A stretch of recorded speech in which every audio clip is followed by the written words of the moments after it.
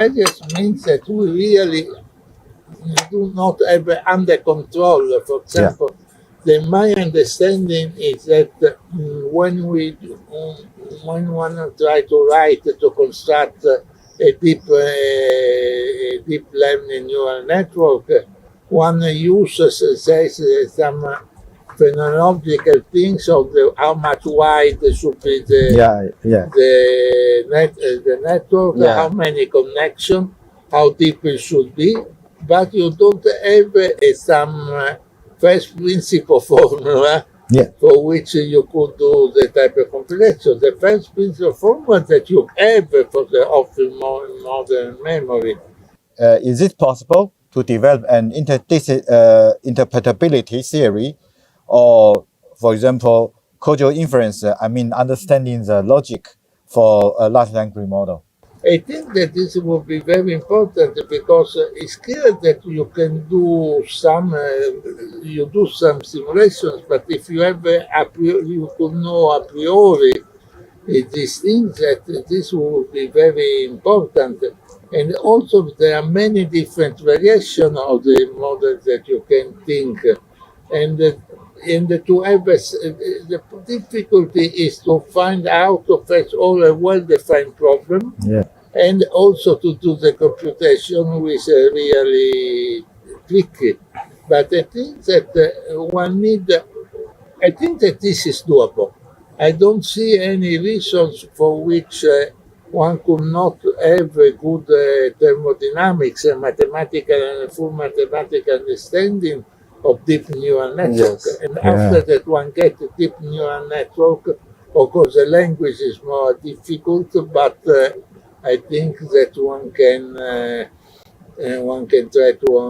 can try to make progresses in that direction. But I think that is something that will come out in one way or another one, because I always have seen that problems that looks very difficult after sometimes some effort are solved. Of course, there's some problems that are not yet solved, but I hope that this will happen in the next future. Yeah, actually, I have a few specific questions related to this one, because I learned from your work and your colleagues' work. You model the neural network, binary neural network is equivalent to some kind of stat problems, and try to use the tools you invented to solve this problem. Because in that work, you consider the deep neural network is different from the transformer. If you think the transformer, can we use the same philosophy to solve to at the first step to solve the binary transformer or something? Yeah, what do you think? Yes, I think that I think that the very important things is just to simplify the model in such a way that it can be analytic studied. For example, the Hoffman model was a very simple model because every spin or every neuron was connected to every other neuron. And the other things that was completely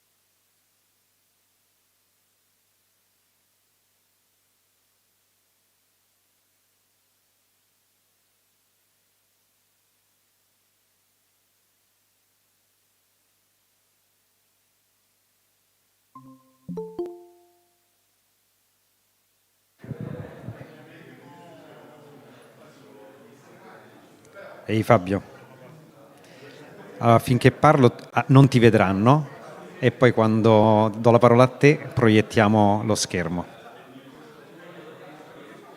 Benissimo.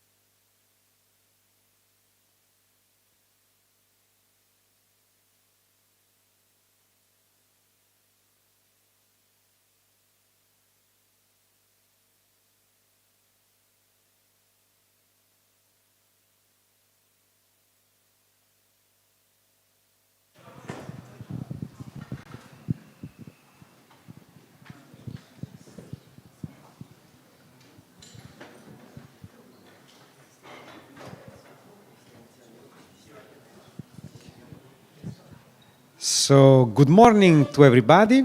It's really a great pleasure to have you all here.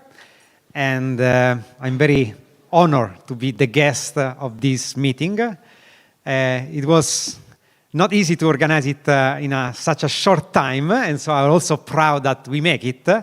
And for this, I want to thank, first of all, the Huawei who allow us to set up this through the funding that we received from Charles Park and the Lagrange Mathematical Center in Paris.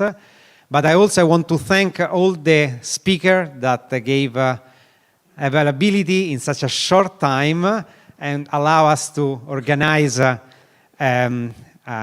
conference on spin glasses and neural networks so quickly. We all knew that the subject is a very interesting one. We all like it. But I think that the connection between the theory of spin glasses and application in machine learning is not such well known in the sense that beyond our community. So I believe that this is a great occasion to let the rest of the world, or at least part of it, who is going to listen to this workshop, what statistical physicists in the field of spin glasses can do for machine learning and neural network application, something that we know very well, but I think this is a nice occasion to let the other know. And so in this sense, I think that Huawei gave us a nice opportunity to show what we have done in the last years and what we plan to do in order to advance our knowledge in this crucial field. This time is really a revolutionary time about machine learning. So I don't want to take more time because the schedule is sharp. We are a lot of very nice talks. I also want to thank the other organizers that together with me, Giorgio Parisi, Adriano Barra, Elena Agliari, Tian Shi, and Ting Hao, for setting up this, and also the staff, the administrative staff that help us, in particular Xia-Yun. And so I just leave the word to Fabio Sciarrino, that is the Deputy Rector of Sapienza for International Research. He was supposed to be here with us, but unfortunately has a problem, cannot join us in person. So he's connected and he will share with us a few words. Welcome to Rome. Please, Fabio. So good morning, Federico. Ladies and gentlemen, esteemed guests and colleagues, it's a great pleasure to welcome you at today's event, as always from spin glasses to neural networks. As said by Federico, my name is Fabio Sciarrino, and I serve as the Deputy Rector for International Research Policies at Sapienza Università di Roma. International collaborations play a key role at Sapienza since they announce our research impact and foster a diverse exchange of ideas. By partnering with institutions worldwide, we not only broaden our academic horizon, but also contribute to the advancement of knowledge and science on a global scale. In today's highly interconnected academic landscape, such partnerships are essential for sharing resources, amplifying the relevance of our research in an increasingly globalized world, and finally, also for attracting funding. Finally, these collaborations not only enrich the educational experience for our students, but also strengthen Sapienza's position in scientific research and technological development.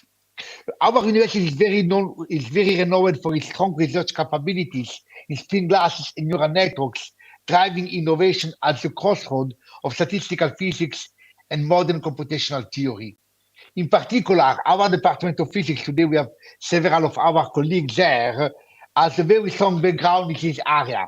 And known for its research and innovation, the department works at the cutting edge of the relationship between statistical mechanics and neural networks. Their unique expertise had made these events like this today possible. Over the next 2 days, we will explore the intersection, as Federico said, of statistical physics, neural networks, and high-dimensional inference. And you are gathering here in Rome leading scientists from all around the world to examine the connection between complex systems in statistical physics and the theory behind modern neural networks. This is a very timely research topic, and I've seen there a very impressive consortium of speakers and entities, and it's very nice to see cooperation between public and private partnership, because this sets the background for a longer range effort in this framework. I'm very short. I would like to thank the organizers, Giorgio Parisi, Federico Ricci-Terzenghi, Adriano Barra, Elena Agliari, Yasser Rudi. I'm sure that this conference will be enriching for all of you, and I wish a really great events with a lot of science and long-term perspective. Thank you. Fabio.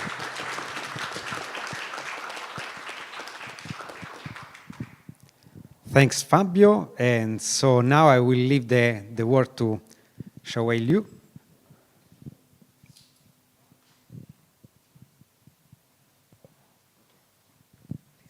Okay, thank you.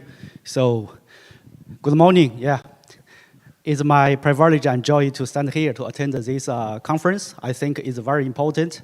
And if we reflect on current AI situations, status, yeah, I think three things are very important. Everyone know. One is infrastructure, yeah, whether we can get maybe a powerful infrastructure to support the AI training or inference. And this is related actually to the soft things like the algorithm, also data. Currently, we use a GPU, TPU, NPU, those kind of processors. But whether it is enough, whether they match the future, AI is a problem. And second is about data. So I can give an example about data. Everyone know autonomous driving system is a very hot area now in the world. In autonomous driving system, now there are three directions or two directions. One is we call it the WA is word action. Second is VLA, vision language action. So what's the difference between these two approaches? For WA, it just gives the data to system. It like human beings driving. So we just training the cerebellum and the muscle memory. Then when you get some outside signal, so you can give some action or give some response. That's the rough idea of WA. The second is VLA. VLA is use a language model between the signal and the action. So this means you need to translate the signal, like the video or outside pictures or other radar signals to language description, then to generate like the action model. This is very different. Of course, the first, WA, now it can respond very quickly, usually less than 100 milliseconds. But VLA, obviously, the response time is longer than WA. And this is a difference. In WA, still has maybe two different approaches. First is send the rough data to the model or to the system directly. Just like the video from outside, use the rough data to train and to get the action from system. Second is to build a digital twin or digital world. It also need to describe the outside signal to it. Currently, WA need a long time, maybe a more investment, more data to train it. Of course, currently the best systems always, are the WA. But VLA is catching up very quickly because when they put the language model in it, it means it can understand the outside data very well, even maybe better than WA. That's a current situation. It means, firstly, of course, the data, how much data can we get is very important. Second is how to describe or express the data in different ways is also maybe a very different approach or different results, or maybe a different efficiency. That's current case, one case from a autonomous driving system. The third one, of course, is algorithm. I think is the most important thing in these three things. Algorithm, currently we know before we use a transformer is one, maybe a model. But according to currently, I know maybe everyone know it, a lot of discussion about it. Like Ilya, recently he gave a speech about it. He and other bodies published the scaling law for the AI. But now he announced scaling law actually is, it doesn't work now because we don't have enough data. Actually, another thing is AI, if compared to human beings, the generalization is much weaker than human beings. We just need maybe a small size data than AI. But we can study, we can generate maybe a new ideas continually. But AI so far is very weak. So the algorithm is another very challenging thing. The most important things so far we couldn't understand how AI system works. I think that's today's topics. Whether can we maybe have some theory to support AI? It's like a light to a dark room. So now we just grouping in the dark side, in the dark room. We don't know which direction is right direction, which direction is the efficient direction. We just explore, by ourselves. That's very dangerous or maybe a low efficiency. So if we can have some theory to get that explore, that maybe a fault, yeah, so that's fantastic. In history, many cases prove we need theory, yeah, in some segment. Maybe in the beginning we made something, but then we need theory. I think that's a very important thing. We will have a meeting today. Span glasses is a very important theory. I think is a very possible theory to support machine learning, because before it supported so many, very complicated system and explain them very good. I just learned it from Professor Parisi's book. Yeah, it's just some very common, knowledge I learned. Yeah, so understand a little bit, but I think it's fantastic for complicated system. So AI system, no doubt, is a complex system. So we need some theory to explain it. So finally, actually, so Huawei each year we invest at least $3 billion to support the base fundamental research, yeah, in different ways. We are cooperating with many universities and academia, maybe institutes together for the future, technology or theory. So we have different approaches. So for some projects, we can give topics, we work together. For some, we build long-term relationships like the innovation lab or joint labs, yeah, really 3 or 5 years, even extend to 10 years. And we also just fund some theory research. We don't need to maybe some like IP or other things, just support it. If this direction is in our scope, I mean Huawei's business scope. Now we have traditional connectivities, we have computing storages, we also have cloud business, we have consumer business, we also have autonomous driving, I mean intelligent automotive solution business. So it's a very wide scope. I hope today I can hear more ideas about these fundamental theories, and I truly believe human beings will get that theory. Yeah. Thank you so much for your attention. Thanks. Okay, so first of all, let me close the... hi, Fabio. I just closed the connection with Fabio Sciarrino. Okay, so let me also... Thanks also Yasser, Rudy, which is among the organizers, and I forgot. So were too many names. I'm trying to remind the Chinese name, which is not easy for us, and I and I forget you.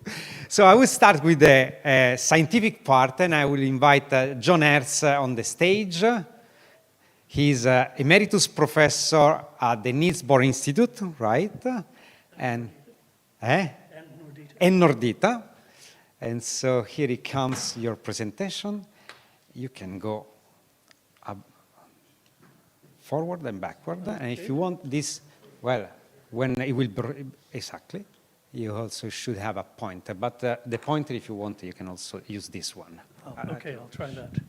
So okay. Well, thank you. And I want to thank all the organizers for giving me the opportunity to come here. I'm kind of overwhelmed by this place we're gathered in. And also, already I've gotten to meet a whole lot of old friends that I haven't seen in a while. And I hope that the rest of us are also going to have good experience here.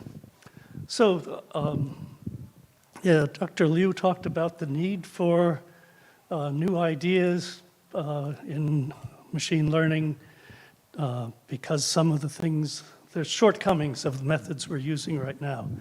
Unfortunately, I don't have a new idea to talk about, but what this talk is about is understanding what's wrong with the old method.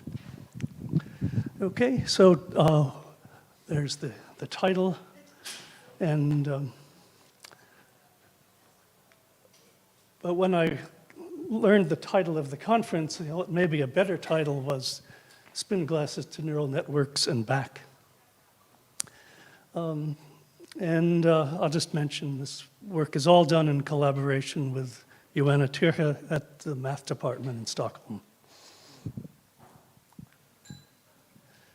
So to give you a kind of initial motivation and background here,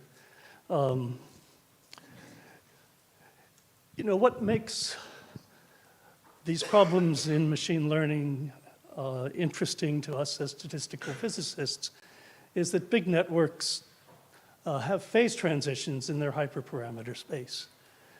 And understanding them really means understanding what the different phases are and the boundaries between the phases, just as we've come to understand physical systems that way. And I'm going to focus on a particular little phase boundary between learnable and unlearnable, or when a network has not got enough units in it to solve a problem correctly, and if you make the network bigger, you reach a threshold beyond which you can get a solution. And so we've studied this transition in simple networks that I'll tell you about, and we discovered things from spin glasses about this transition and about the glassy phase on one side of it. So the first thing we discovered is critical slowing down at the transition. And in the underparameterized phase, it's like a spin glass phase. And we observe aging just like in spherical p-spin models that I used to study 25 years ago. And then there's interesting, maybe seemingly paradoxical behavior above the transition, but we'll talk about that at the end. Now, I guess it was Newton who said, if I've seen farther, it's because I was standing on the shoulders of giants. And that's true for all of us in science. There's some giants. And the giants for us are the group of Jan LeCun at New York University, who studied apparent spin glass-like behavior in learning in some conventional layered networks. Mostly strongly over-parameterized ones, but they did examine by comparison a strongly under-parameterized one. This gave us a starting point to how to think about this problem. Okay, so what we're going to do that they didn't do down here at the bottom is look at the transition from under-parameterized to over-parameterized. And we're going to look at it, unlike them, in recurrent networks. And in a moment, you'll see why we were looking in recurrent networks. But that's something with a more complex dynamics, of course, than a simple feed-forward thing. And we wanted to know whether anything was different then. And they identified something like aging dynamics, but they stopped it. They didn't do more than a sort of superficial description of that. And we wanted to go into a more detailed description, which you'll see later. Okay, so I think it helps if I explain where we came from here in this, because we weren't initially trying to solve this problem. We were trying to train a network to compose music, just because we like music. And so where should we start? And we decided to take the advice of Mozart and Brahms and start with Bach.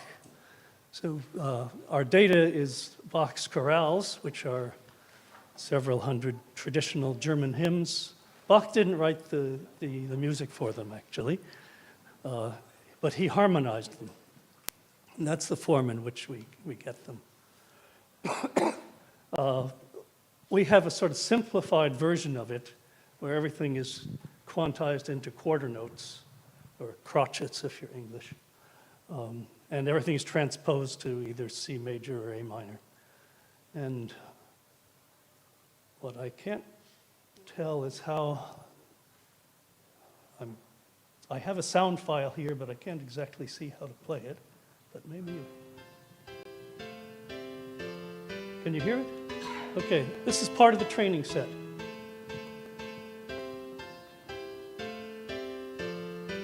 It's probably familiar. Paul Simon used it as a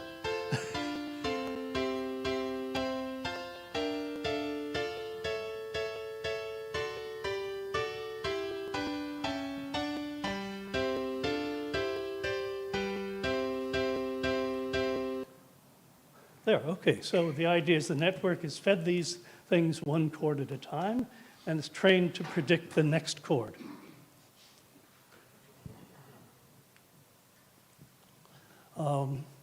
So we used layered networks, and the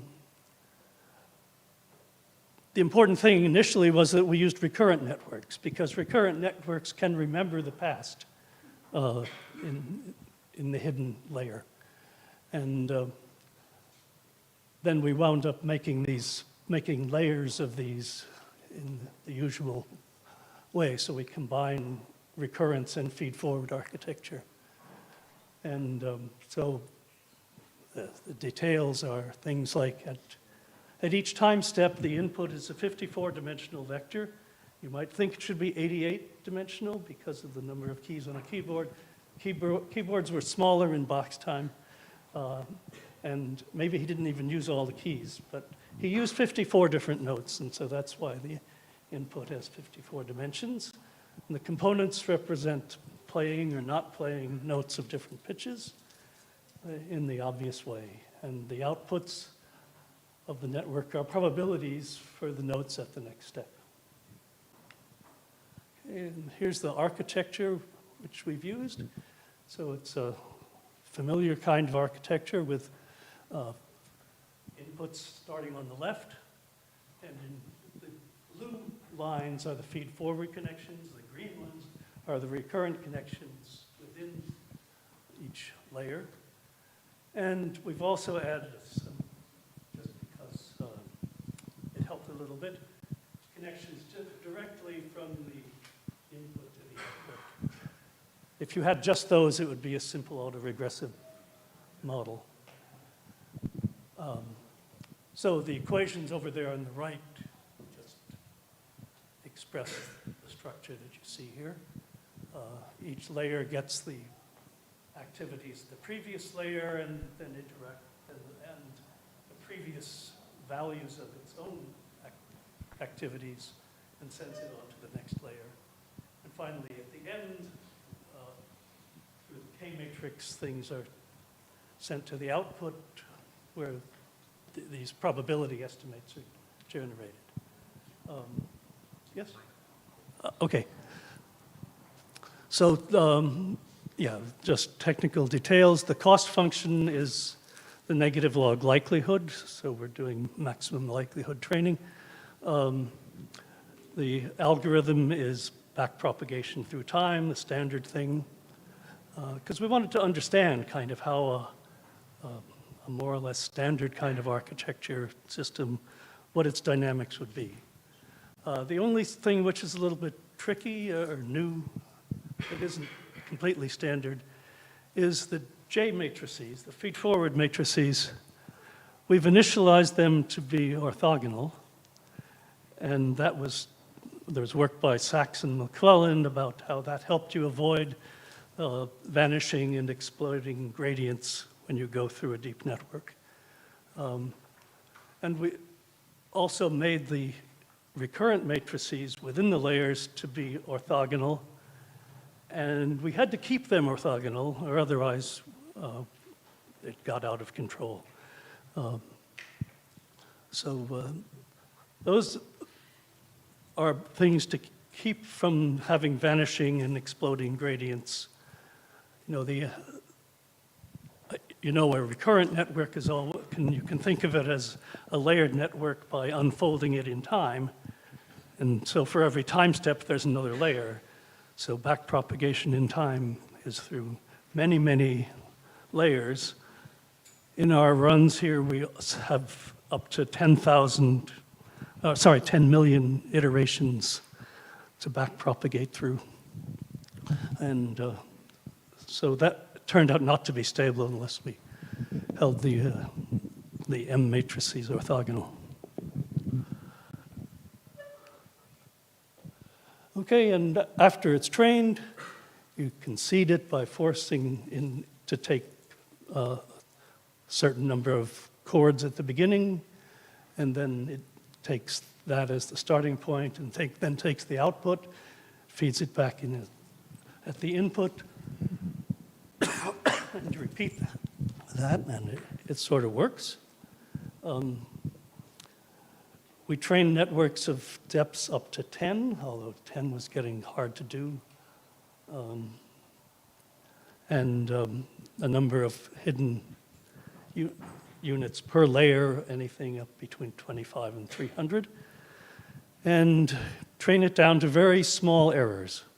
It turns out you need to get down to around 0.02 bits per time step and per output unit to get reasonable results. The typical thing that you think of doing, which is stopping the training when the test error starts to rise, doesn't work here. If you stop then, you don't get a good result at all. But if you train it to death with bad test errors, then you get something that sounds right. And there may be somewhere here an example of the kind of thing that comes out.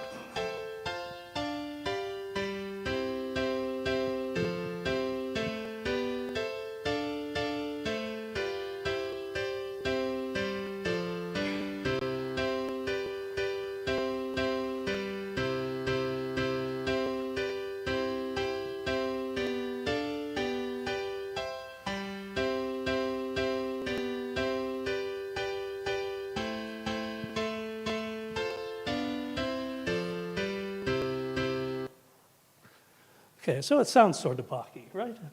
It's not totally satisfactory, but this is where we came from in trying to study this problem. Oops. There. So we've now tried to study the problem more generally of training these kinds of networks and varying for a given depth of network, varying the number of hidden units in the layer, which we call the width. And these are the learning curves. Okay, so the horizontal scale here is logarithmic. And the time unit, tau, that's always in units of the inverse learning time. Okay, so if you look at the blue curves first, then these are an underparameterized network that never can actually learn the task. So the error levels off at a pretty high level in this case. And the green one is something where you have more than enough units, right? And there you can see what looks like here. Well, it's a log scale and it looks like sort of an exponential thing there. And that's actually what we find looking at it in more detail. It's a power law approach to the optimal learning that it can have. And the orange curve is in between. John? Yes? So when you say it doesn't learn in which sense? In the sense that you don't recognize the path, or is there a quantitative to that? No, it's just that the negative log likelihood that you calculate doesn't go down to zero. Okay.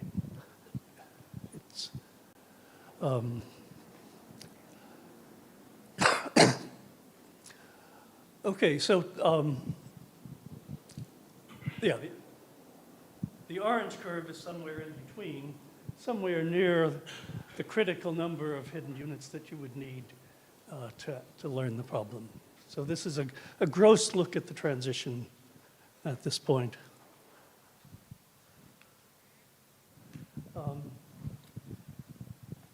But as I said, what we find is that when you learn that, in the cases where you actually do learn it, well, no, in all cases, whatever final error value it's approaching, it's a good power law, at least over the last decade or so. So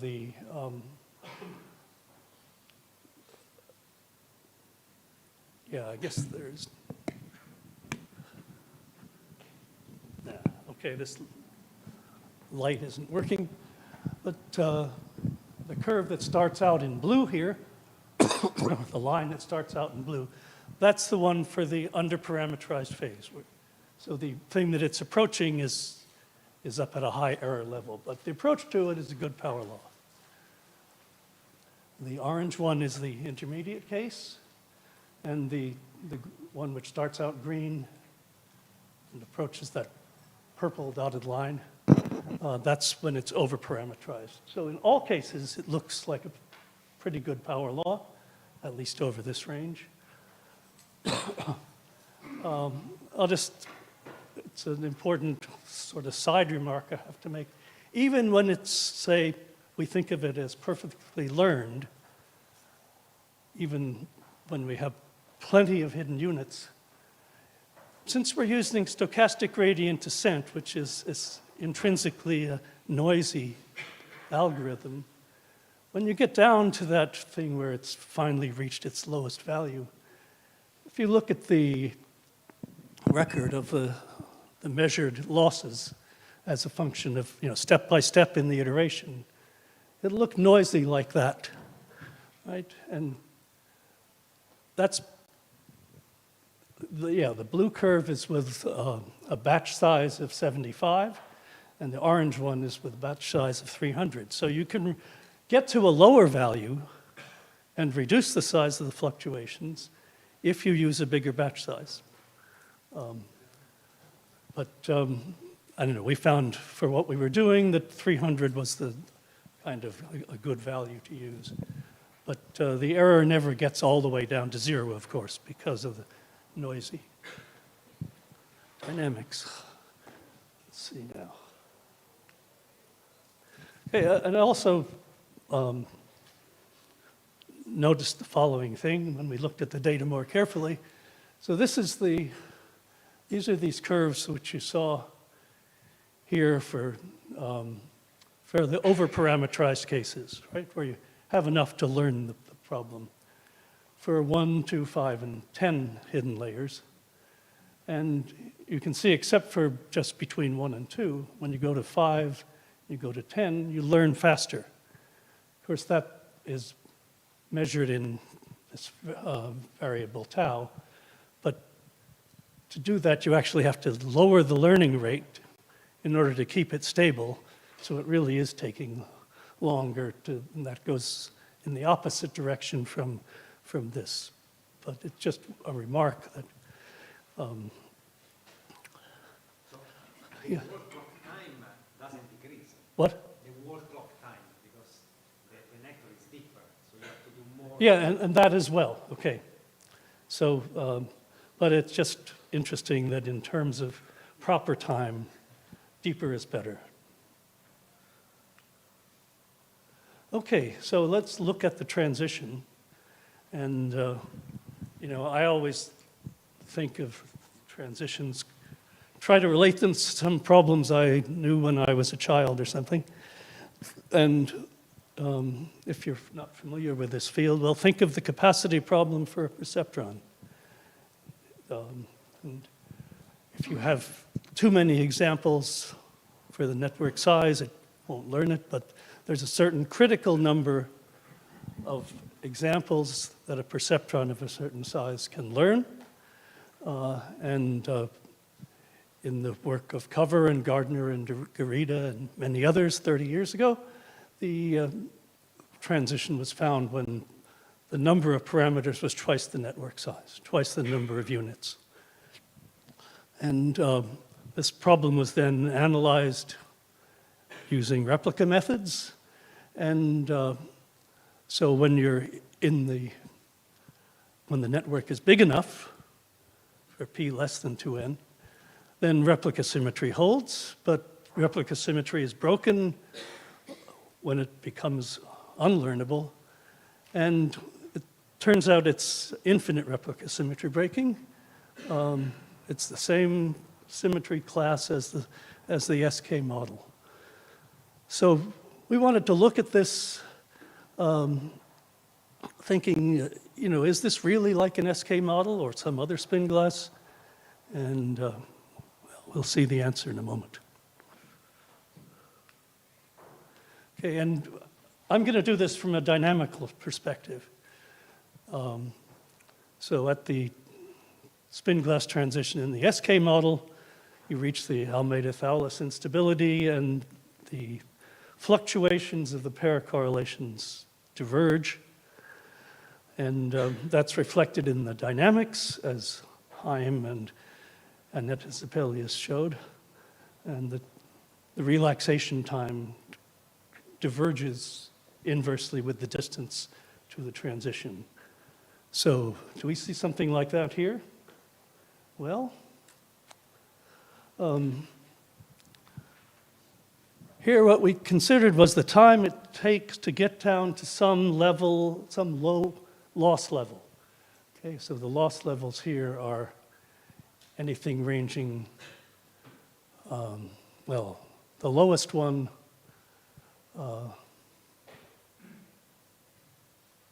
I have this? Yeah, the lowest one is the blue curve. That's to get down to 0.01 bits, all right, 10 millibits per time step and per output unit. And if I'm not quite so demanding, I only want to get down to 0.02. That's the orange curve and so on. But they all look like, as we decrease the number of units in the hidden layers, like it's getting slower and slower. And so we plot the inverse of that, and things look like they're almost on a straight line, although the curves here that I fit them with are quadratic. And it looks like if you go down to even smaller values of the width, like they will go to 0 or the time will diverge. We can never get there because we'd have to run for years on the computer to really reach that. But this certainly looks like critical slowing down. Okay? And the critical slowing down for every value of the loss that you set as a criterion. So it's sort of like an AT line in that way, where that loss value plays the role that the field does in the SK model. Okay. And we get the same structure for these three different values of the depth. Okay. Now what I've done here is I take the places where those lines cross the axis, right?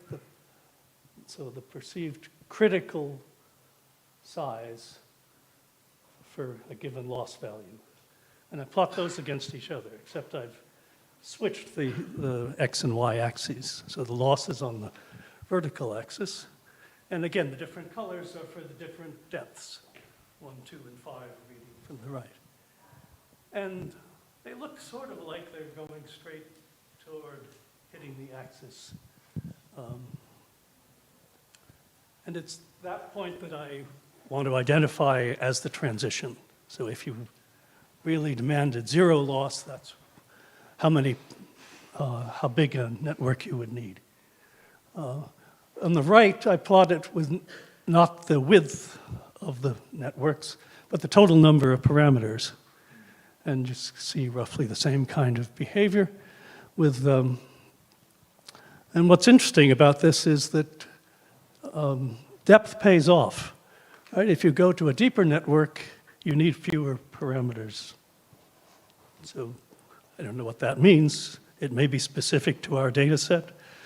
I don't know, but I just put it out there for consideration. Yes, sir?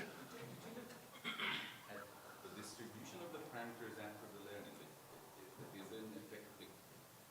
Are there a bunch of them pushed to zero and that there will be some constant number that we will reach the end? Oh, you were talking about the extrapolation? Even not the extrapolation before that.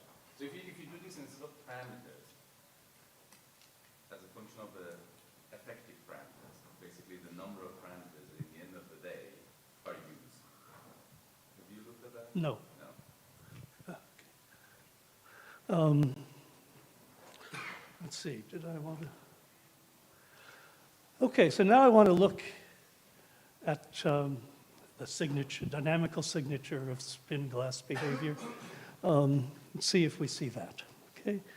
So, and that is aging. That is, if you wait a long time after you quench it, the dynamics are slower. And you measure that by looking at this function d of t and t weighting. It's the mean square value of the change in the weights between t and t plus t weighting.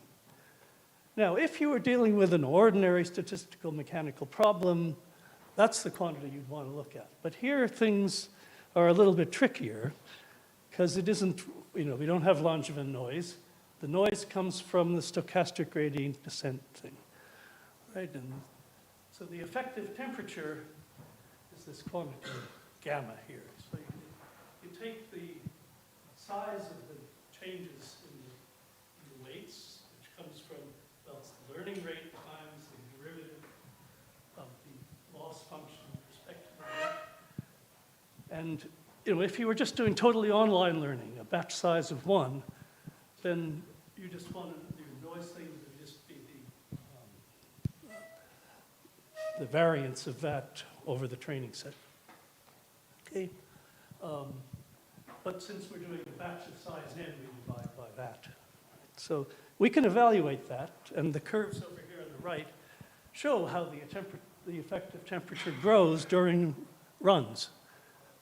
So the blue curve is the one in the underparameterized phase.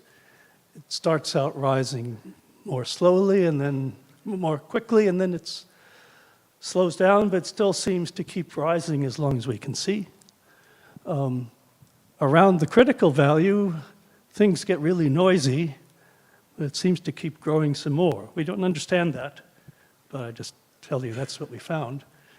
And in the overparameterized case, it seems to grow and then it kind of levels off. Okay, but it's not a constant, so you got to take that into account. Right? So 10 to the minus 9, so what are the natural Aha. limits here? Okay. If you think of this as temperature, this is a really cold system. And the reason is, What would be the scale? Relative, what would be the relative? So the Boltzmann counts. Yeah, what would be is this has units or not?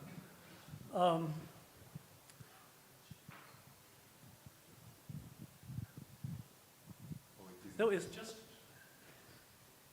this, and I guess it has units of inverse squared.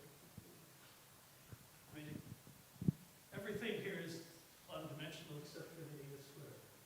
So it's learning rate squared, so it's 1 over time squared.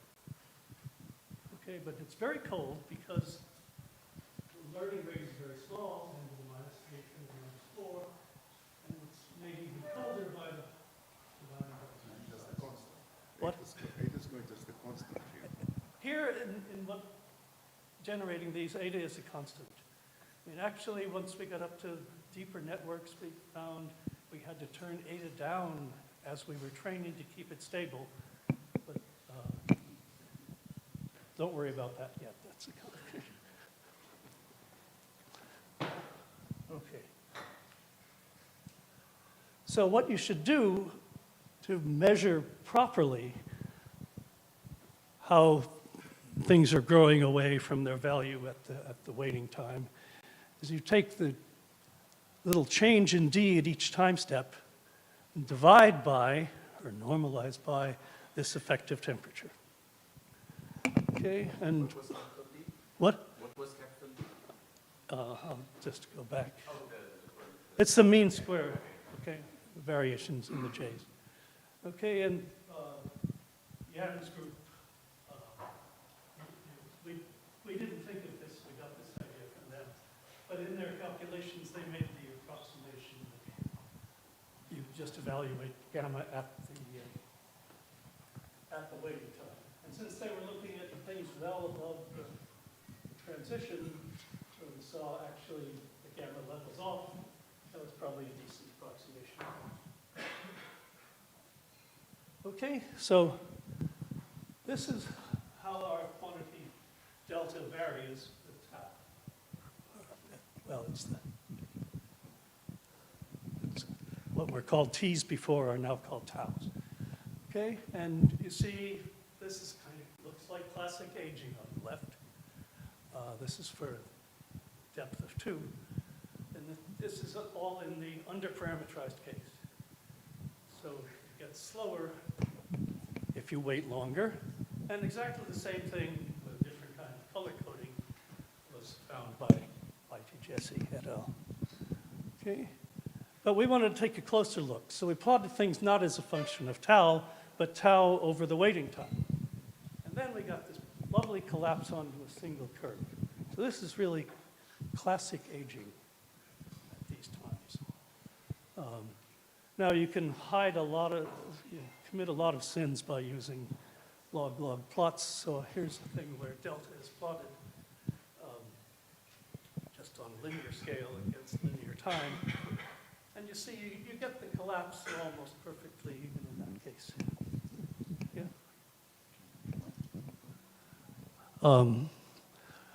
Okay, so the different colors are different waiting times. The blue one is the shortest one, and the purple one, which you can't see, is the longest one.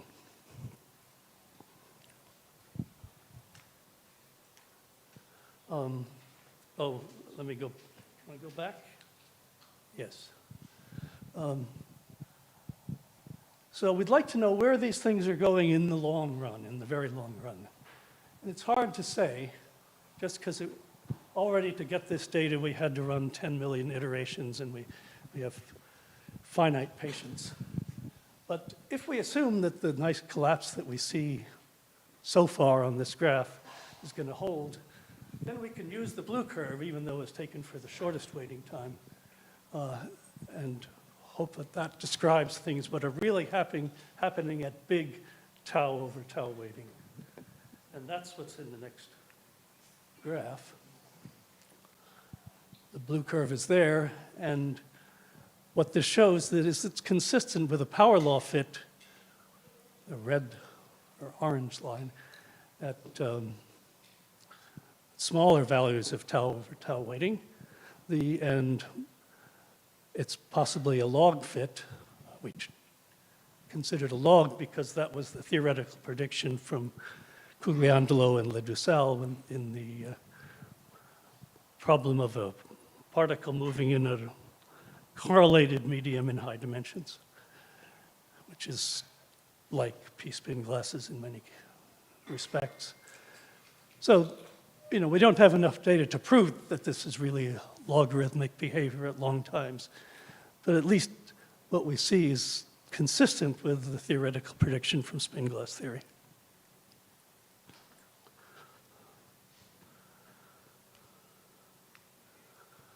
Okay, so moving on, what happens when we raise the temperature, as it were? Well, we raise the number of,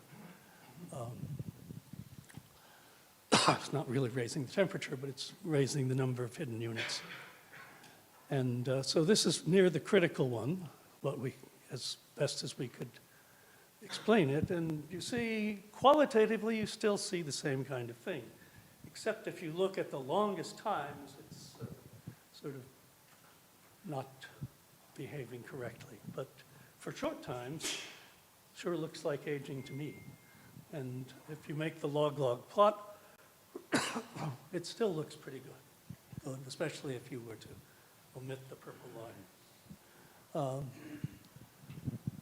If I go on a linear plot, and you can see it's really not quite as good. So something is happening at long times. And if I go to the over-parameterized case where it's really going to learn it well, well, if you just looked at the first graph, you'd say, oh, still looks pretty like aging to me. But again, if you look more closely, especially on the linear plot, you see the breakdown is more severe. So I can say but this or but that in either direction. One is classical scaling that we expect in spin glasses isn't observed, but we can still see something qualitatively like it, especially if we don't wait too long. It's becoming slower, right? Because, yeah. So it can be sub-aging, or we try? We tried various things, but yeah, maybe we can talk about it later. Yeah. But we didn't find anything that worked in a simple way. Okay, so what's happening at long times? You remember this graph. The error is going down to some positive minimum, but there's fluctuations which depend on the batch size. But when you're in this range, there's no more aging, no more learning that's going to happen, and the aging stops at this point. I shouldn't say at this point, but it slows down and goes away at this point. But remembering that up before that point, during the long, slow power law decay, this kind of para-aging we still find it.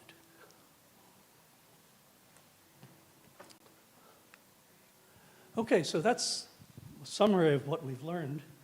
We find critical slowing down when you go to the critical number of, critical width of the network at a given depth.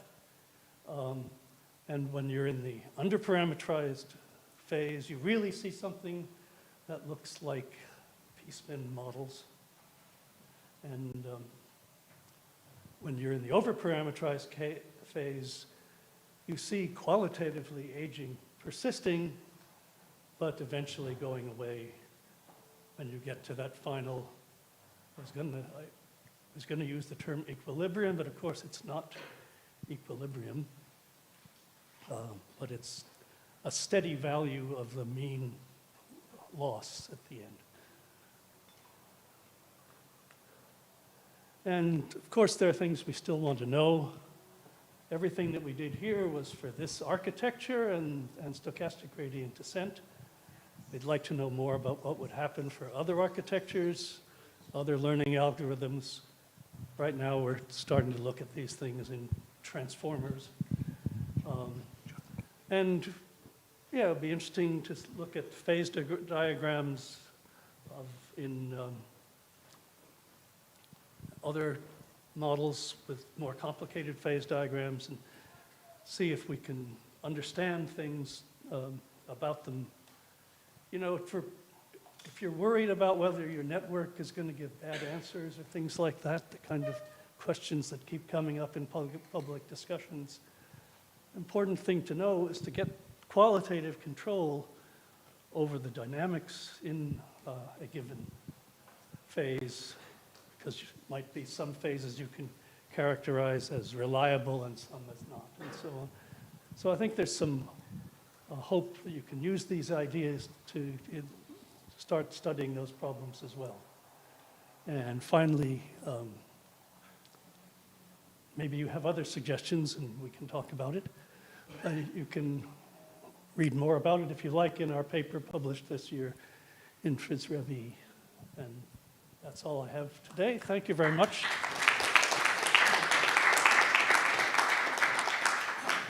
John? questions?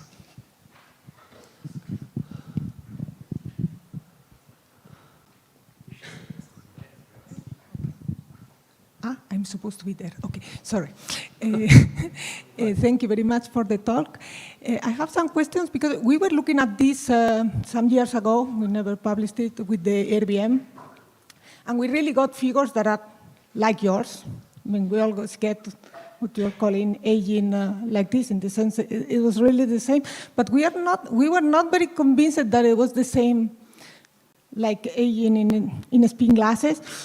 But I have a question. Did you look, when you look to the mean square displacement, Yeah.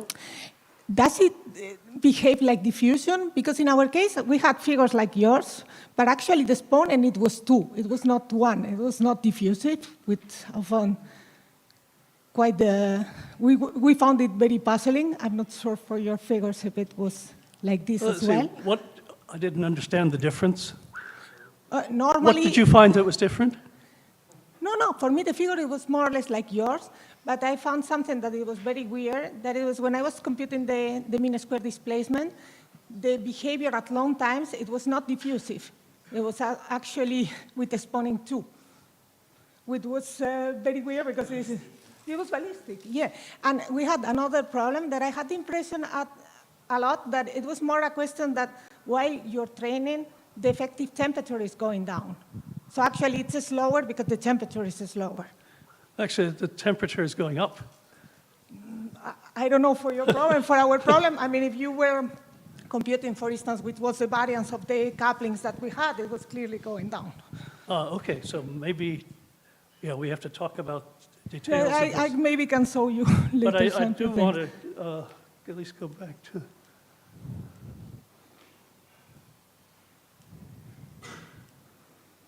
So this curve, which is the last one on the right over there,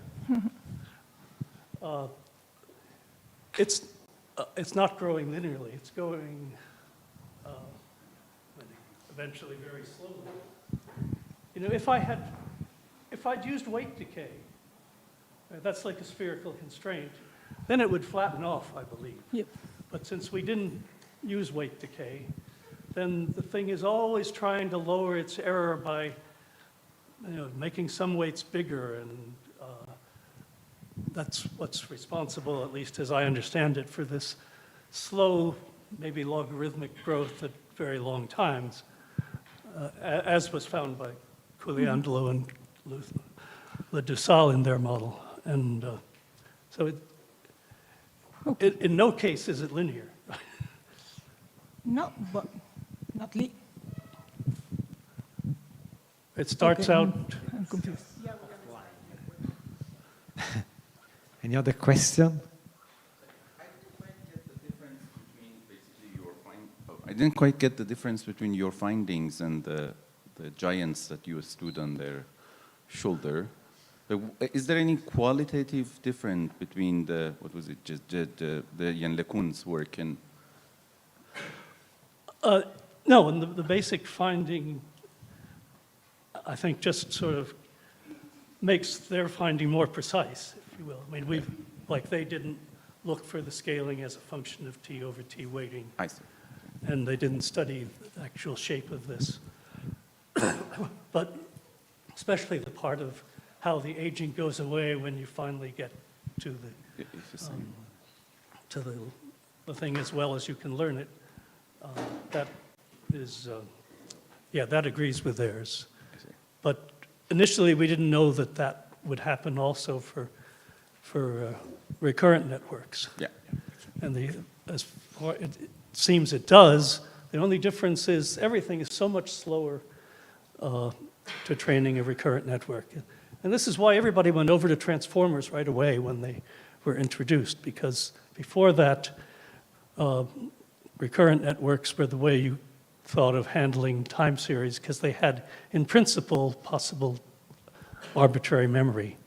But trying to train them was so difficult that people were happy to have an option that didn't require recurrence. Okay, so we thank John again. Thanks. And I call David Gomarnik to the stage. Yeah.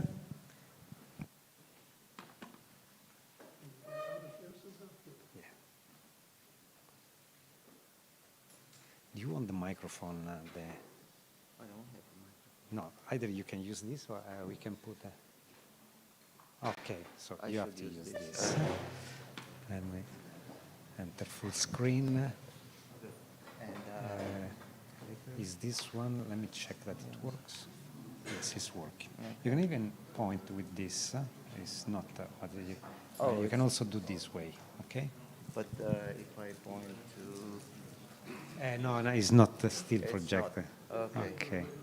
So David Gomarnik from MIT, please. All right, thanks. Thank you very much. And remember, Federico doesn't remember the organizer's name. What do you expect from me? You're gonna watch the time that sort of mark. Okay, good, perfect. So because the special theory of relativity by Einstein says that when you speak, the time goes faster than when you listen. So I should try to not to get carried away. So I need to explain to you the people here. These are not my collaborators. These are Alfred Nobel, Niels Abel, and Alan Turing. So let me explain why I show their faces.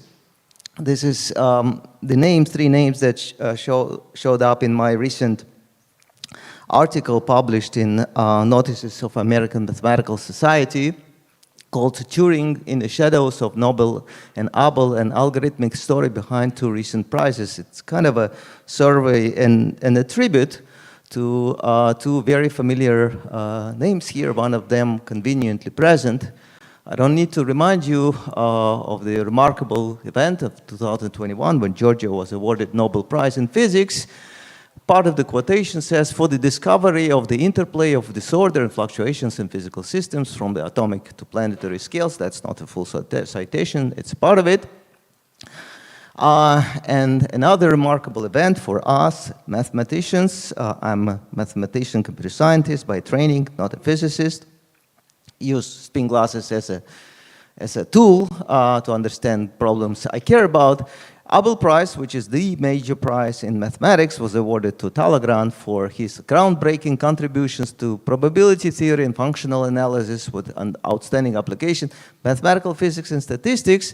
What I found a bit missing in popular description and in the citations of those two prizes is the acknowledgement of an amazing contribution that both Giorgio and Michel have done for the field of algorithms and computations.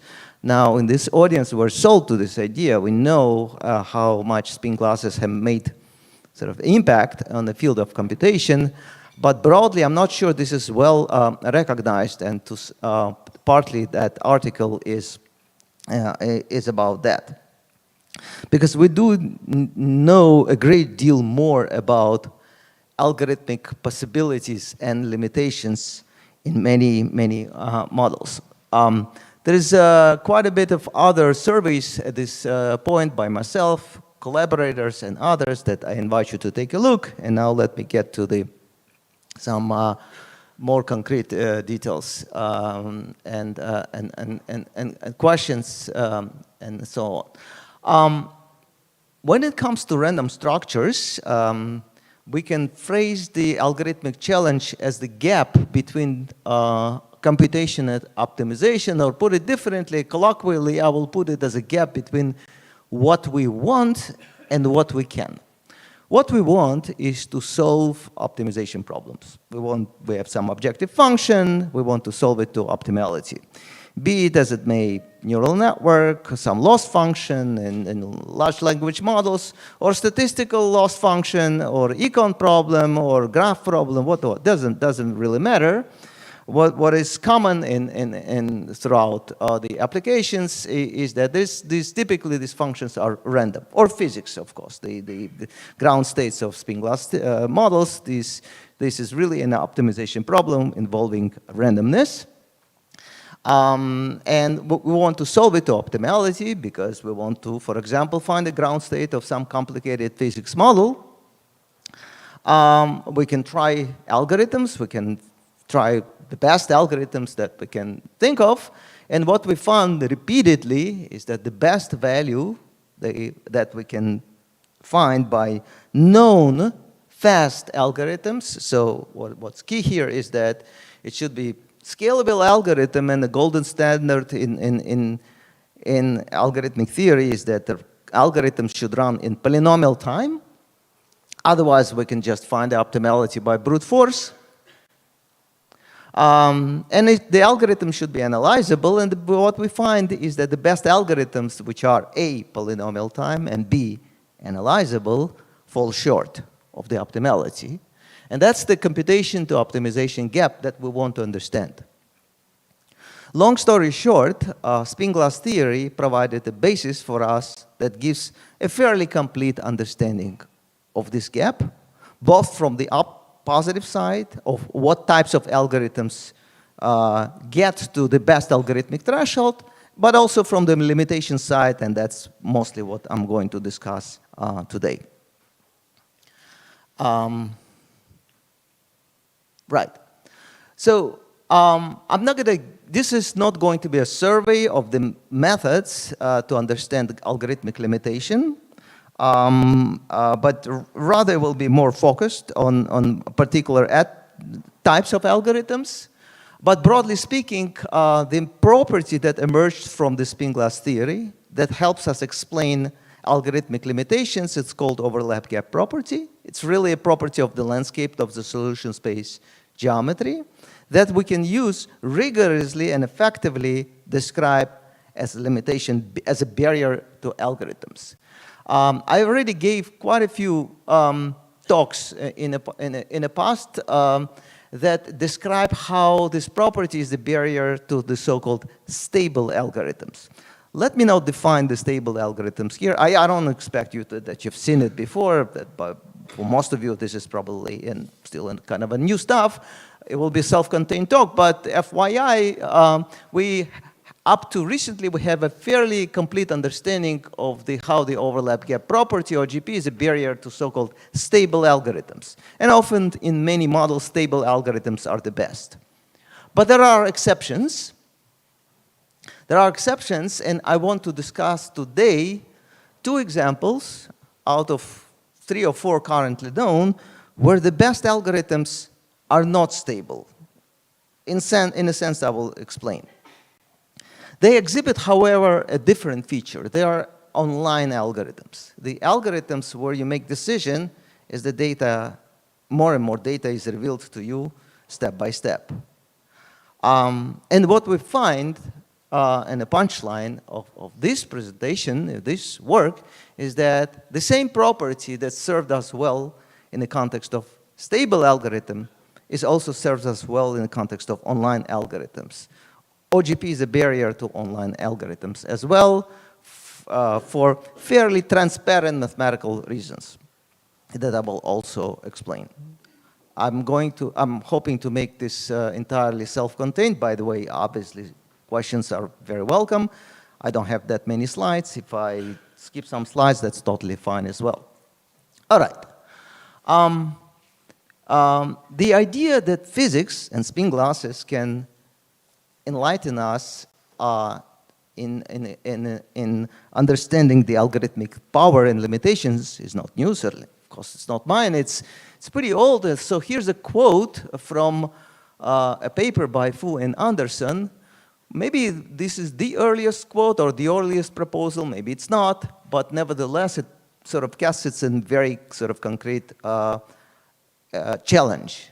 We propose to study general properties of such problems, such as combinatorial optimization, in light of the structured solution space, the existence of the nature of the phase transition. So the anticipation is that phase transition and solution space geometry should be able to explain algorithmic hardness and tractability. So now let me get to my 2 examples where hardness and tractability will be explained through the solution space geometry and OGP specifically. The first example is a perceptron, probably everybody here knows about perceptron. It has a fascinating history.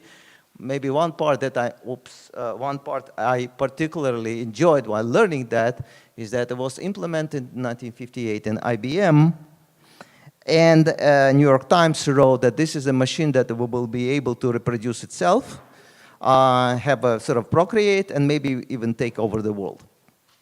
So these ideas are not new, right? Goes back to pretty long time.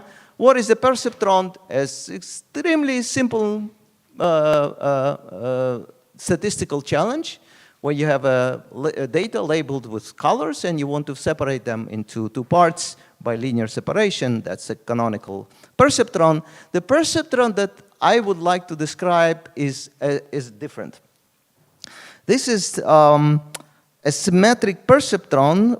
It's one of the many variants of the perceptron, but this is what's called the symmetric perceptron model. This is arguably the model how sort of memorization of neural system, how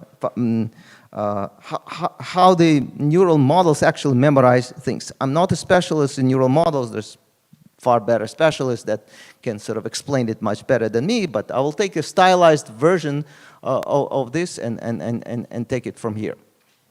So mathematically, the problem is defined as follows. So we have a bunch of vectors in the Euclidean space.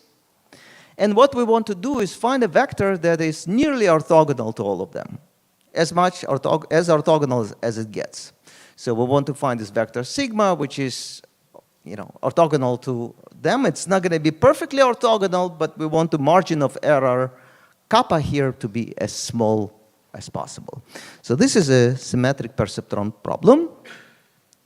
The question is, well, how well can we find such a vector and for what kappa and so on? So let's make it more concrete. Algebraically, so I gave you sort of a picture, but algebraically the problem is rephrased as follows. We've fixed the margin of error kappa. We have a data, m points in n-dimensional Euclidean space.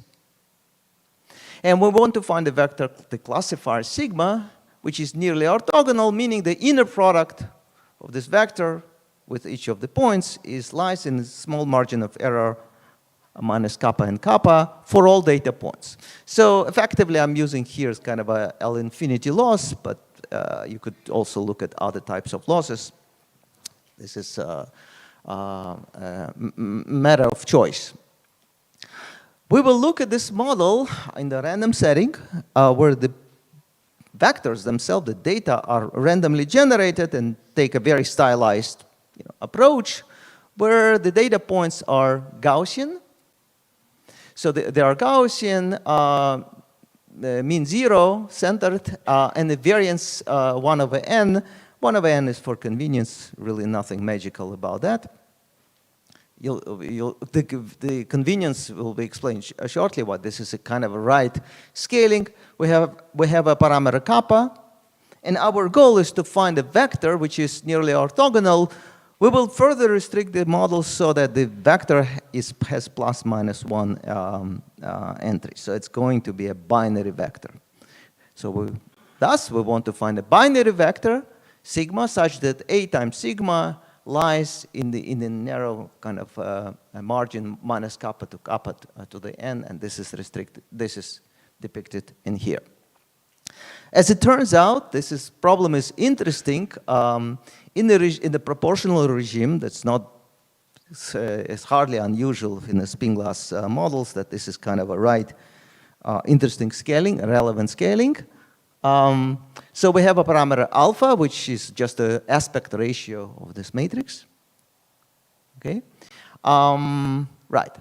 So the following questions arise. There are really two questions. First, when is it the case that the set of such vectors, which are kappa orthogonal to the data, actually exist? So I'm denoting here by sigma the set of such solutions, which could be empty, right? Because it's a random model, with some probability there could be no such thing. So when is it the case that such a vector exists? It's an existential, non-algorithmic question. And the second question is, when it exists, even when it exists, can we actually find it fast by polynomial time algorithms? Right? So here's what we know about this problem. Existential question was answered completely, first in the physics literature and then rigorously in math and computer science literature. And the answer is remarkably simple. For a given margin of error kappa, you just need to make sure that the aspect ratio is smaller than this quantity, log 2 over log. Provided that, and this is also asymptotic as kappa goes to 0. Assured of that, the solutions do exist with overwhelming probability going to 1 as there's only one parameter going to infinity, which is number of columns, because number of rows is proportional to number of columns, so it's really only one quantity going to 0, also kappa going to 0. All right, so we have a very complete understanding when such solutions exist. And also conversely, if alpha is bigger than this threshold, solutions do not exist also with overwhelming probability.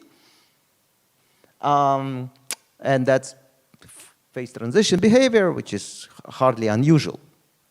Now the question is, when can we find, given that alpha is below this threshold, so we guaranteed with high probability solutions exist, can we actually find it fast? Can we find a classifier algorithmically? And the answer is, well, yes, but the aspect ratio has to be way smaller than 1, for which guarantees the existence of solutions.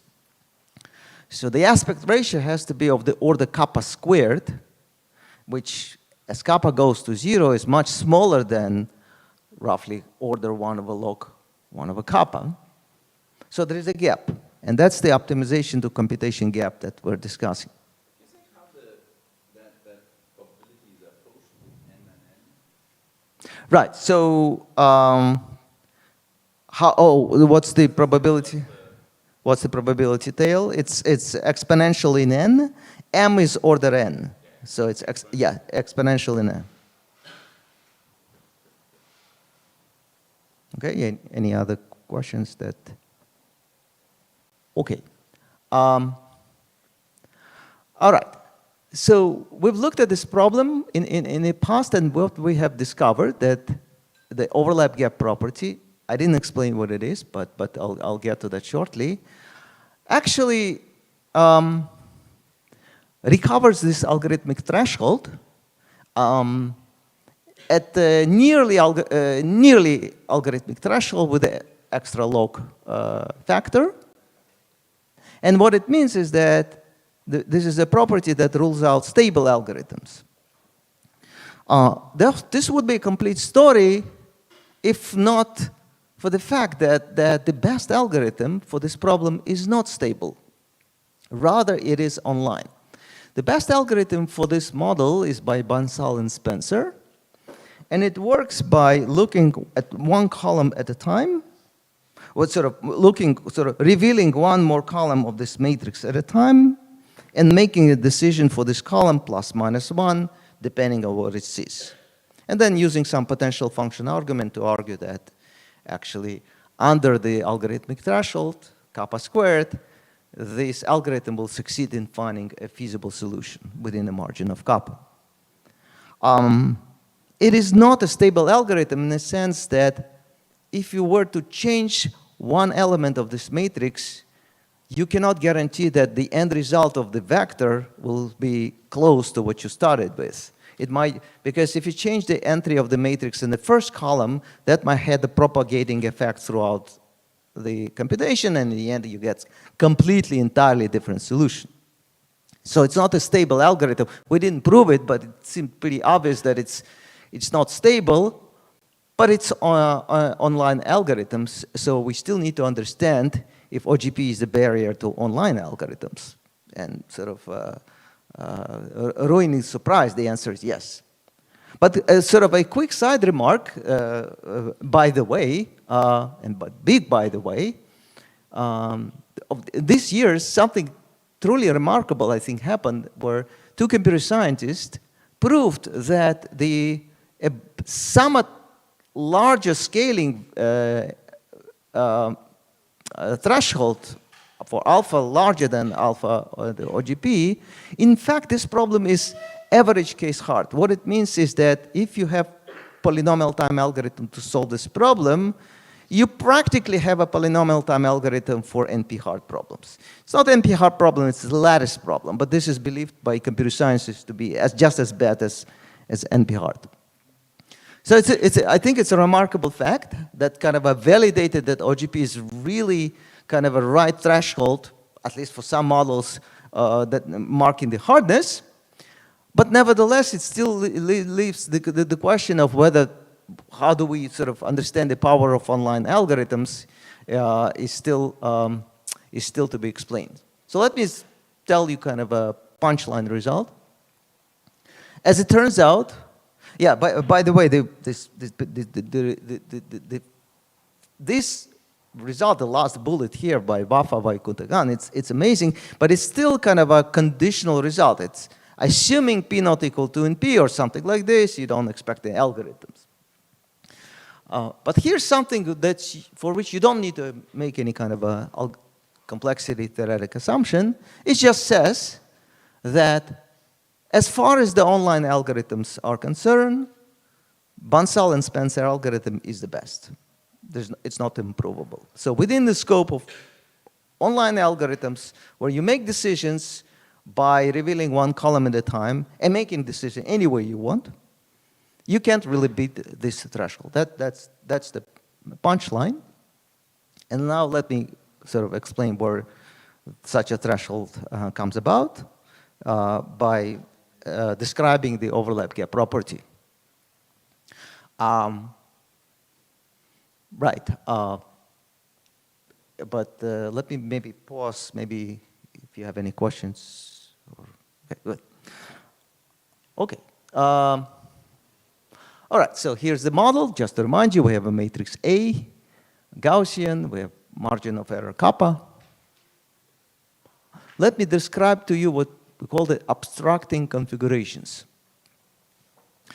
In many applications of the OGP type methods, what we do is create a kind of a manifold of instances. So here I'm introducing a manifold of instances, A1, AM. I apologize for this M. It's not the same M as the number of rows. It's a different, sort of unfortunate collision of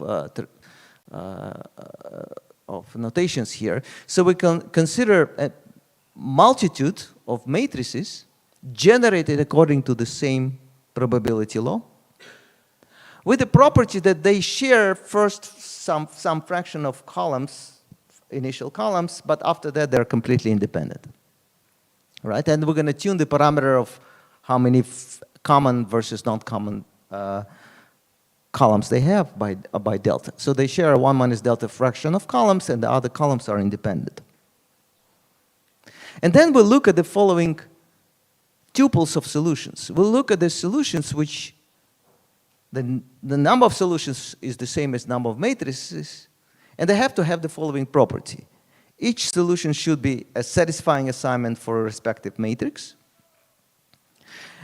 That's number one. And number two, they have to share, they have to have the common part in the initial common part of the matrix. So if the column 1, 2, and 3, and 4 are identical, the solutions should have the same plus minus 1 entries, so 1, 2, 3, and 4. After that, they could be completely different, but each of them individually should be a solution to the perceptron problem. Okay? So these are kind of tuples of solutions. And as it turns out, such solutions do not exist. Tuples of solutions do not exist. In other words, there is a gap in the M tuples overlap of the solutions as long as the aspect ratio is larger than kappa squared, matching the known algorithms up to the constant. Right? And from this property, from this version of the multi-overlap gap property, the failure of aligned algorithms is immediate, because the online algorithms have the property that when they see the same collection of columns, they make the same they make the same decisions. If they see identical column 1, 2, and 3, and 4, they make the same decisions for column 1, 2, and 3, and 4. After that, they can diverge, but initially they're the same. So once you have this property, that's a barrier to algorithms, and that's the full story.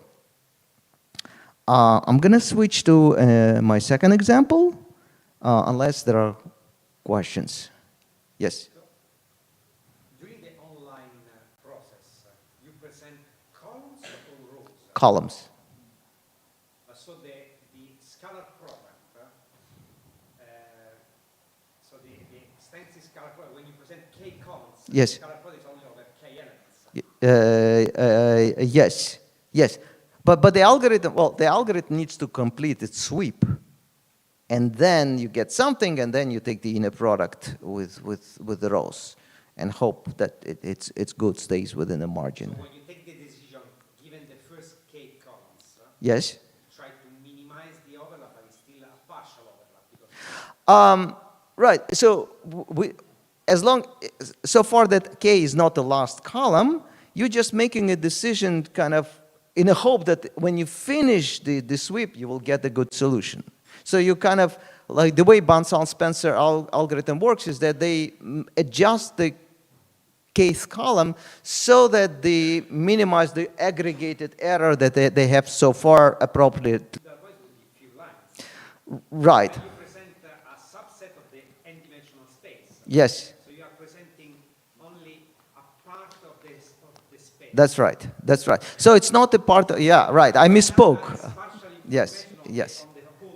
On the whole, good. So when I said that your only partial data is revealed, I made a mistake. That was clearly a mistake on my end. It's not that you make the decision on partial data. You make a decision on full data partially revealed. Exactly. That's a good point. Any other corrections that I should keep in mind in future?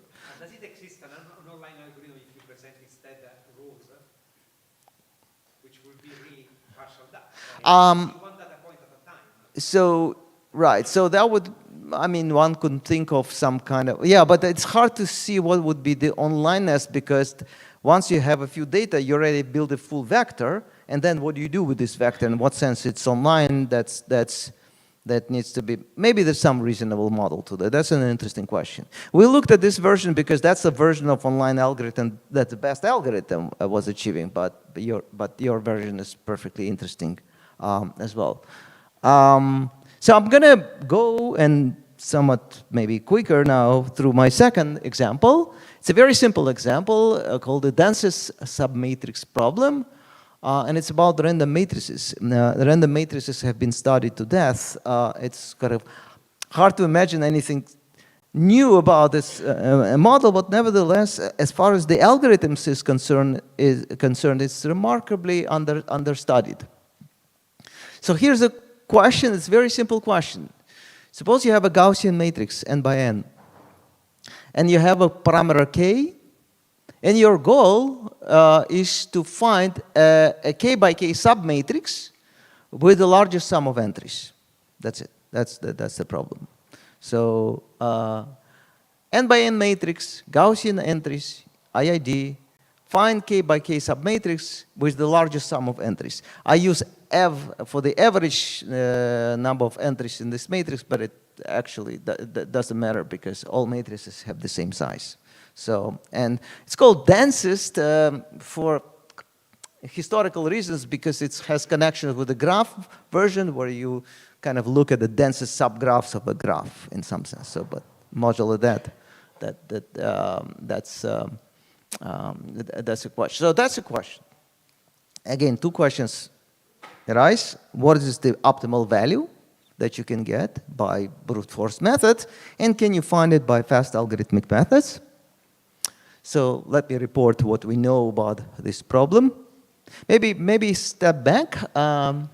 This is a relatively recent, line of research. And in fact, it started from application that was championed by Andrew Nobel, the third author in here. Andrew is interested in biology. He is a biology statistician and probabilist. And he was working with people in genomics, they were trying to understand some genomics array data, where you have genomes and features, and trying to understand kind of what genes, parts of the genes are responsible for the onset of different types of sicknesses. And that actually boils down in some way of finding the densest submatrix of a matrix. They call it the biclustering problem. And what they found empirically, that this problem is hard to solve. So they have actual data, they tried the different algorithms, and they were not succeeding. Different starting point were leading to different solutions. Finding the global optimal was hard, and so on and so forth. So they decided to look at this problem in a stylized way by considering random matrix. And they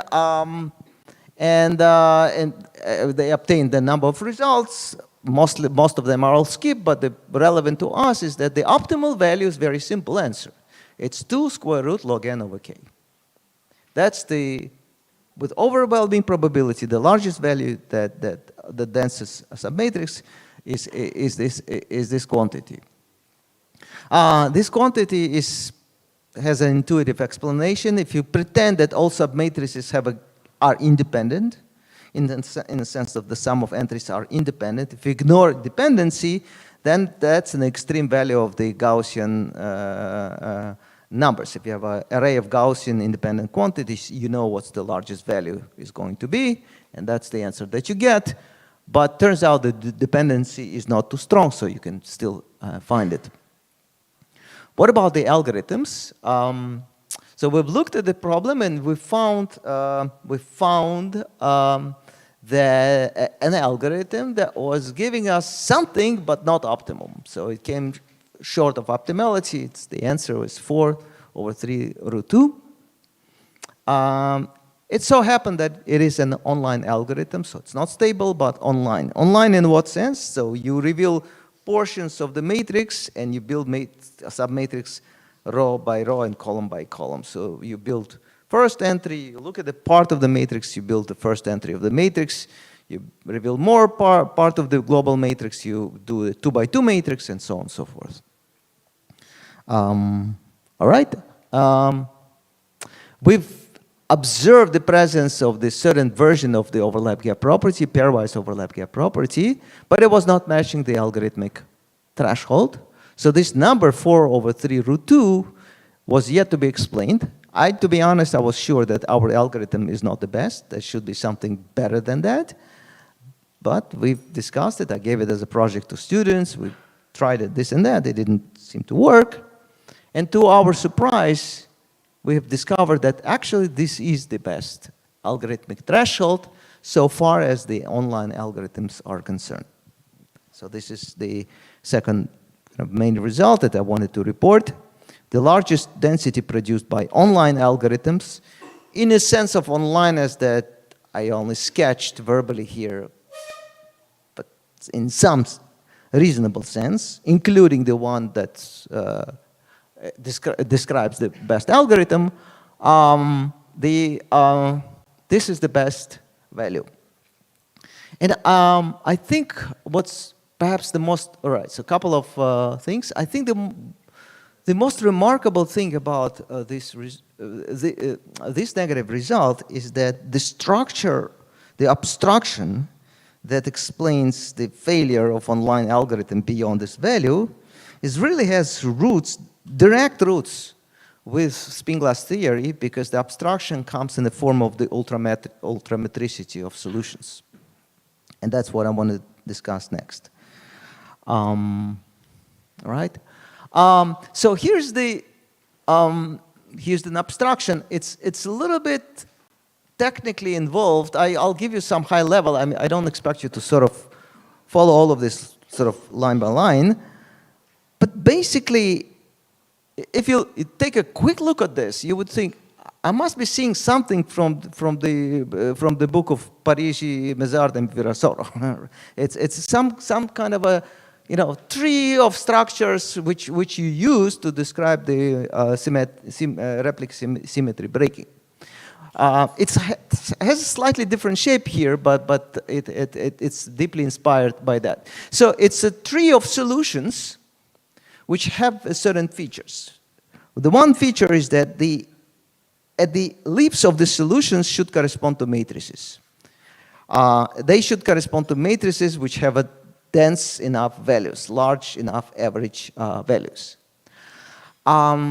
The trees are parameterized as this by these increasing parameters alpha 0, alpha 1, and so alpha m.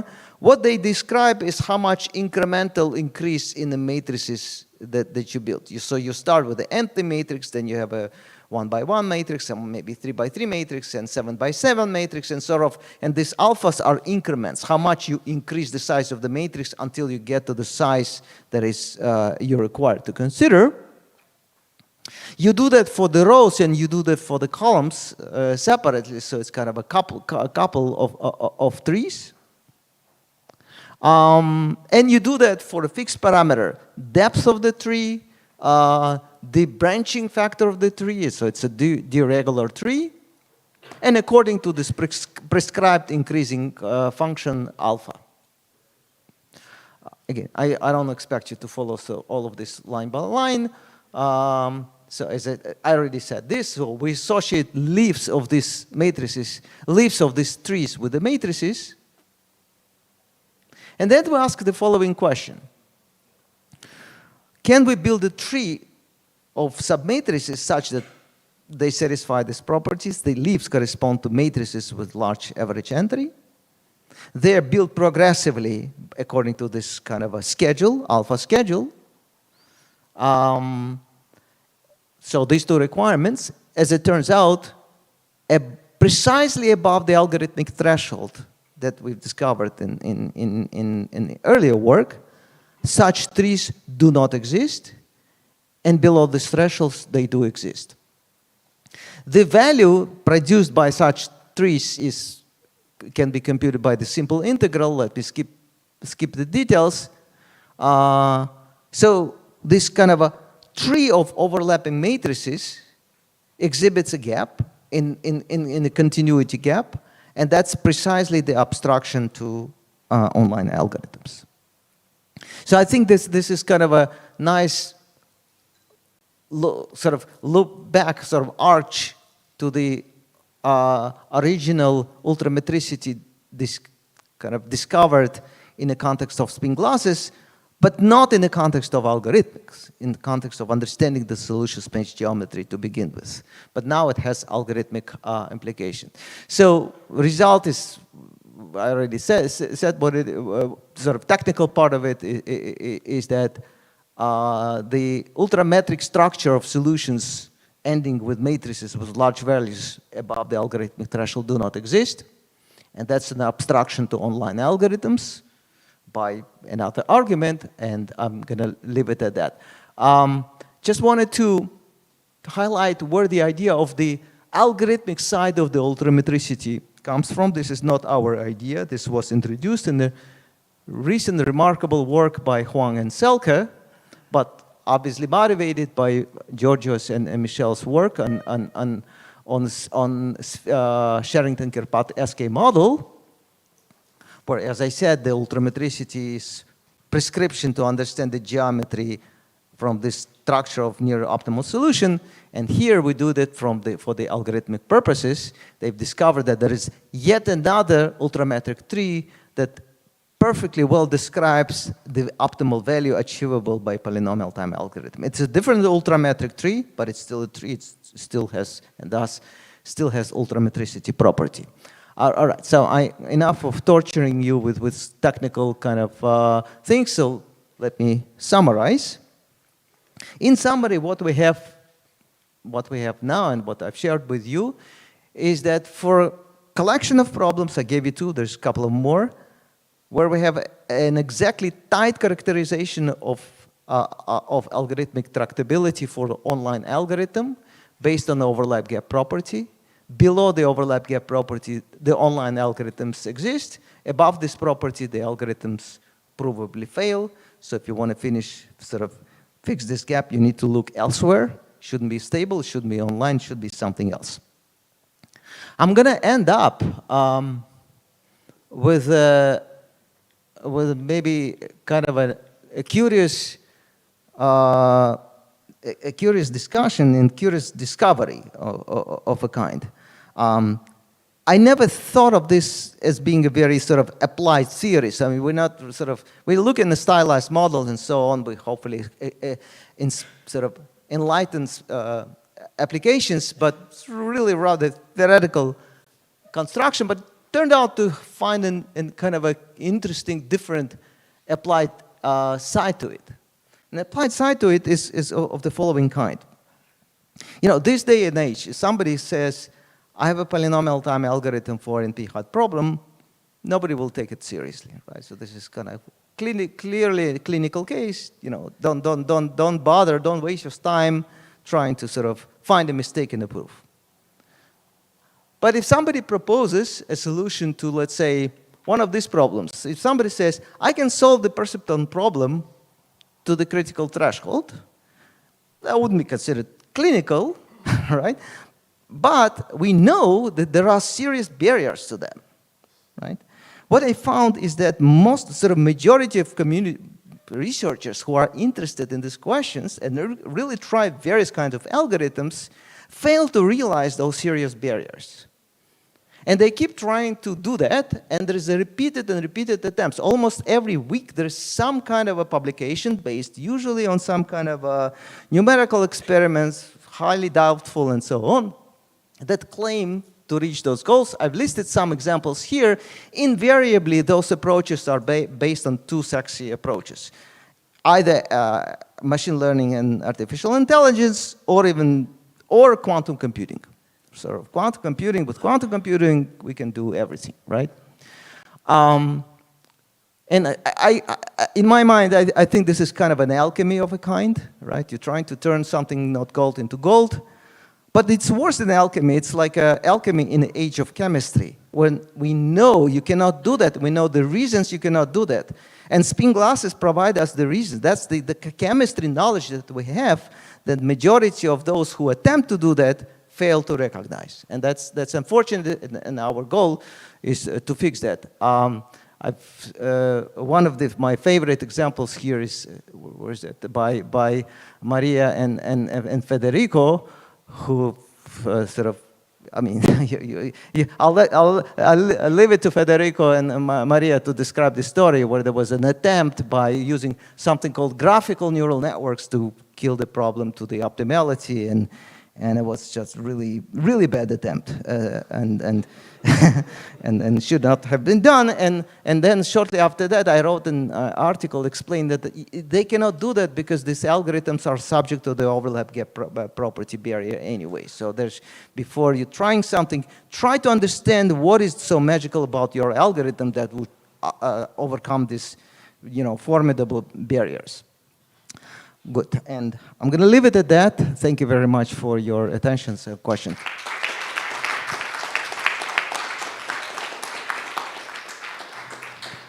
Questions?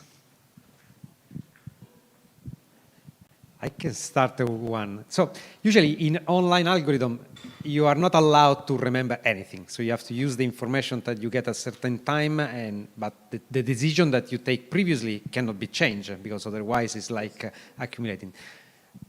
What happens if you keep a finite memory? So I'm allowed to just change slightly in the past. I don't remember anything, but in principle, by changing the depth of the memory, you can move from online algorithm to algorithm that keep track of the entire data set. I see. So I think in these versions of the algorithms, you're allowed to use the entire historical information that you received. So when, like a Bonsall-Spencer algorithm, when they look at column 30, for example, and make a decision for column 30 plus minus 1, they look at all the previous columns as well. So all that information is a fair game.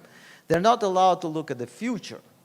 And there is a version of your question, if I may sort of change your question a little bit, there is a version of the question, what if you have a limited lookup? And try to and how much lookup information can help you? So we can partially answer that in the context of the largest click problem in a random graph, where you have a sort of online version where you sort of make a decision based on the revealed information. And you also have a limited budget of lookup, where you see some edges that you have not seen in your algorithm and make a decision, and that still limits your. So if you can change your past decision based on what you receive later, why you say that given the same number of first k column, the solution must be the same? That is true if you are not allowed to make any change in the future. So after I see the first k column, the m copies make the same choice, and you keep the choice until the very end. I'm sorry, I misunderstood your question. That's a perfectly legit question. Then that should matter, and that will be a matter of the budget, because if you can make sort of rearrange your all previous solutions, then you're back to the brute force. If I go all the way to the end, and then I can change all my previous decisions, then it's back to the brute force. So with the limited budget, I think it's a good question. I'm not sure. Because if the result is robust, it should be stable to having a limited budget that allow me to backtrack previous decision. I think as long as you only change order 101 entries, it will survive. That level of stability is there.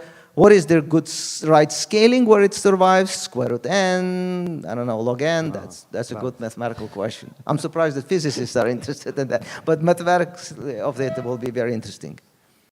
But maybe related, in learning online is the opposite, that you don't store anything from the past. You just have an example or data, and you make some.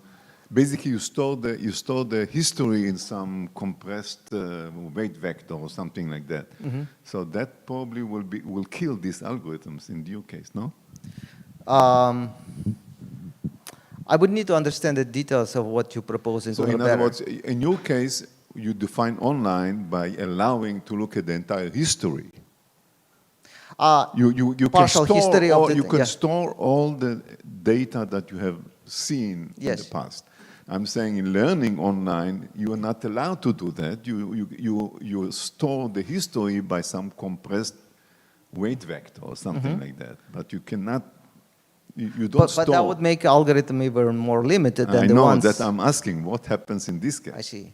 Well, it depends on how much compression there's.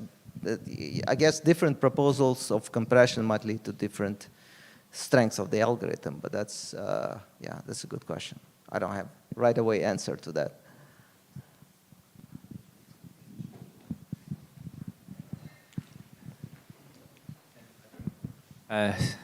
Thank you, David. It's a very nice talk. I would like to ask a very small question that if you are doing some computation optimization process, and what kind, if this kind of process or theories apply to different data, as we say, if one optimization method applied or perform very good in one data, but if we change data to another one, it will be perform more. So if the algorithm is fixed, so I want to know, is there any kind of method can apply to different data and and find the different advantages or the disadvantages of the data and the algorithm or the method? Yeah, that's a good and broad question for which I'm not sure I can give a one-size-fits-all answers, but there is a version of your question which has been explored in the physics, in the context, and the physics jargon that would be called universality. In the math jargon is, distributional stability, so to speak. One thing we know, for example, if you change the distributional assumption of your data, I always said Gaussian here. Two examples were both Gaussian. But if you switch from Gaussian to non-Gaussian, then hardly anything changes. The same story goes through. This is maybe not surprising because, changing Gaussian to uniform, you shouldn't expect anything surprising. I think what's surprising and applicable from this is that even if you make this matrices very sparse, but not too sparse. Sparse enough, but not too sparse in some sense. Surprisingly, even then, universality extends. And that's very applicable, for example, to the neural networks, where you sparsify and do what's sometimes called the optimal brain damage. You're trying to sparsify the network so that its loss performance is the same as the original performance. That you can prove that works up to a certain kind of sparsification parameters. So in that sense, changing the data, I'm not really changing the data, I'm changing the distribution, so I'm not answering your question, but at least to the sort of, that's kind of a version that is reasonably well explored. And maybe offline I can share more. Okay, if there are no more questions, we thank David again. And we take a coffee break and reconvene in 25 minutes, okay? Thanks. Sorry for not understanding your first question. It's a good question. It's crucial to understand how much you can change of the past.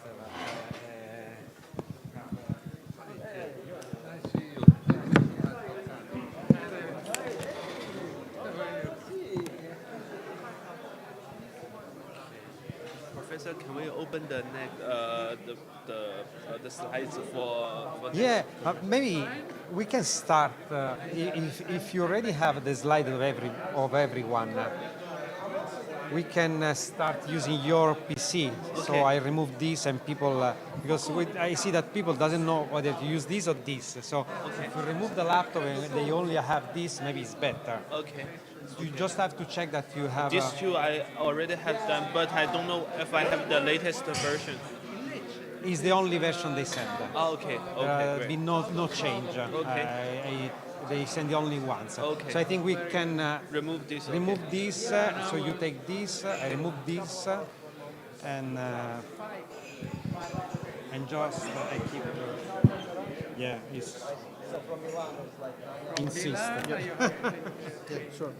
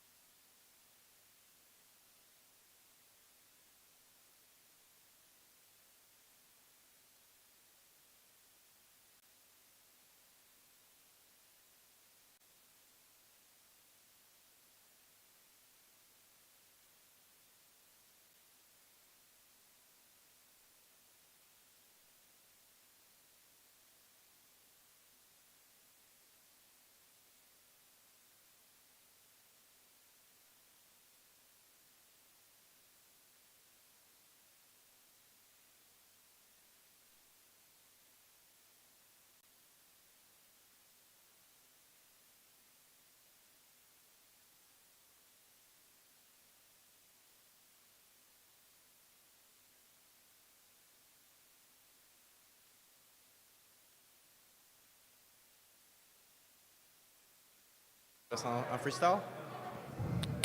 Yes.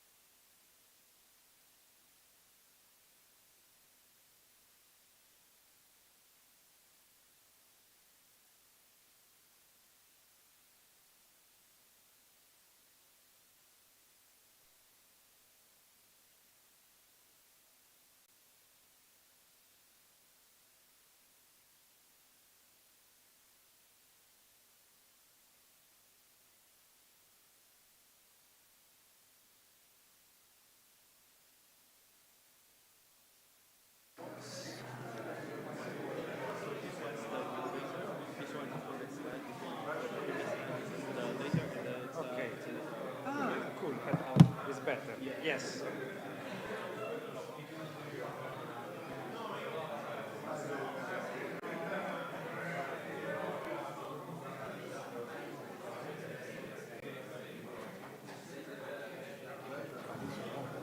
Please take seat. We start the session again.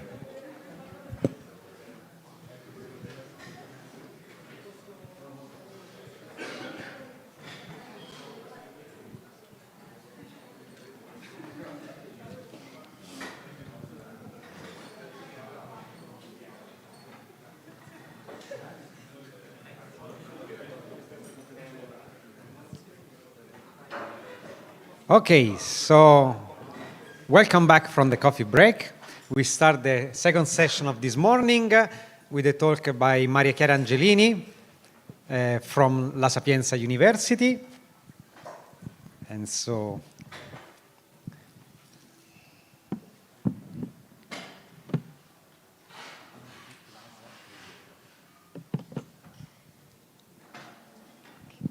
please, Maria Chiara.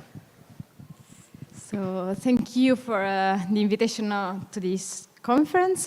Today I will talk about benchmarking classical and graph neural network algorithms in solving hard constraint satisfaction problems. So the subject was already spoiled by David, and I will explain to you. Okay, so I just asked Wikipedia and not ChatGPT what machine learning can do, and this is what it said. So in particular here, it says that machine learning can do optimization. So I will focus on optimization, and in particular on hard optimization, so the difficult optimization. Okay, so we identify two hard optimization problems that are k-sat and q-coloring. So the k-sat problem, I suppose you know it, but just to fix the notation. So you have n Boolean variables, and then you have m constraints on them. The constraints are in this form.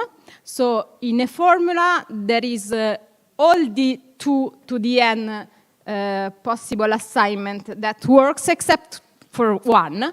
So in this case, the assignment 0, 1, 0 does not satisfy this formula. All the others satisfy the formula. So it seems an easy problem. But then you have m of these clauses, and you want to satisfy all the m clauses together. And so, okay. And so you can identify a control parameter if the formula are extracted randomly. And the control parameter is the number of clauses divided by the number of variables that you have. And in principle, if alpha grows, the problem becomes more difficult. And this problem is NP-complete in the worst case for the k that is equal to 3. K is the number of variables that enter in one clause. Okay, so this was the first hard problem. The second hard problem that we look at is the q-coloring problem. So we have a graph, and then we have q possible colors. So in this case, we have 3 colors, and we want to color each node of the graph. And there is just one requirement that one edge, the nodes at the end of one edge should not have the same color. So in this graph, you won't find an edge that connects 2 pink nodes, for example. Okay, so given a graph, you want to assign a color with this only requirement. And here, if you extract the graph in a random way, C, that is the connectivity of each node, is the control parameter. So if C is large, the problem is more difficult. If C is small, the problem is easier. Okay, and then you can reduce this problem to the k-sat problem. Okay, so the first attempt of a neural network to solve the SAT problem was this neurosat in 2019. So they say neurosat is a message passing neural network that learns to solve SAT problems, and they state that it's not competitive with state-of-the-art SAT solvers because they can run only on small random graph. So these are the authors that state this, they are honest.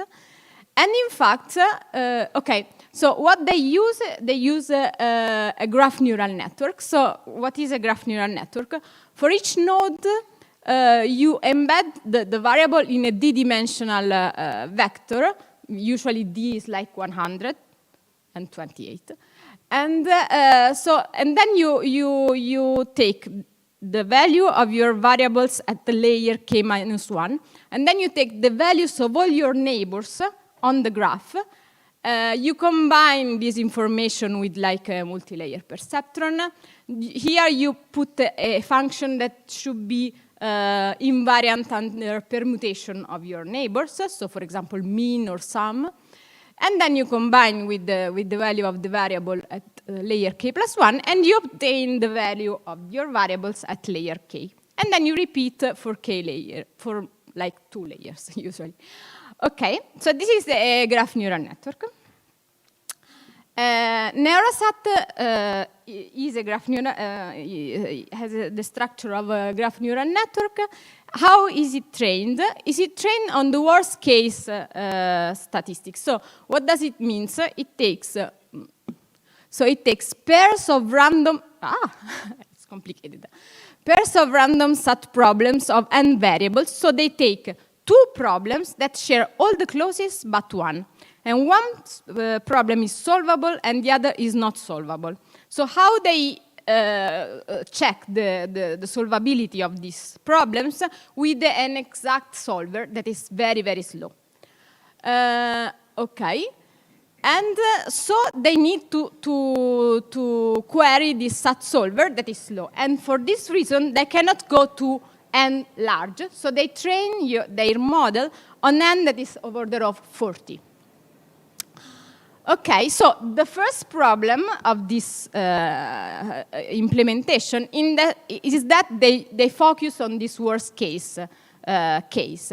And because of this, they are limited to they use supervised learning, and they are limited to small sizes. These are the problems, the main problems of this approach. Okay, these are the performances. So this is the number of satisfiable problems that the graph neural network can really solve as a function of the number of iterations of the network. And this is for n equal 40, 80, and the larger one is 200. So you can see that if for 40 nodes you can almost solve all the satisfiable instances, for 200 you cannot solve almost anything. Okay, so the performances deteriorates rapidly.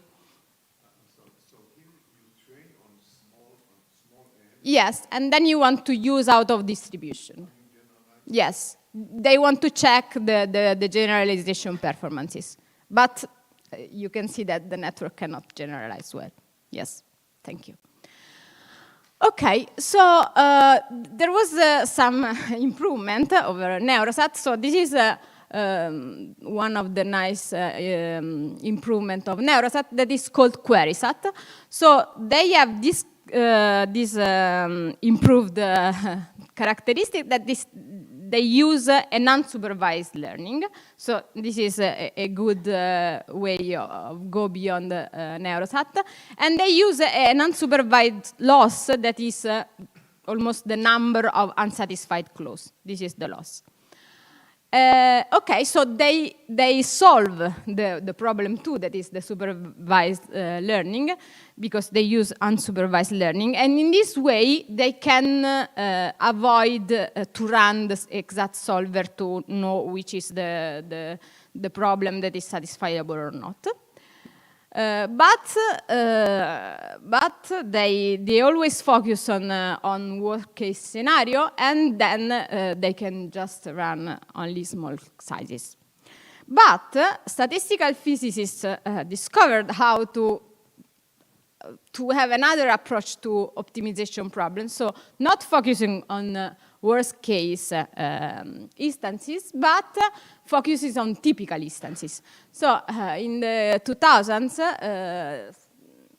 some people in the audience discovered that you can have these nice transitions in the space of solutions as a function of the control parameter of this problem.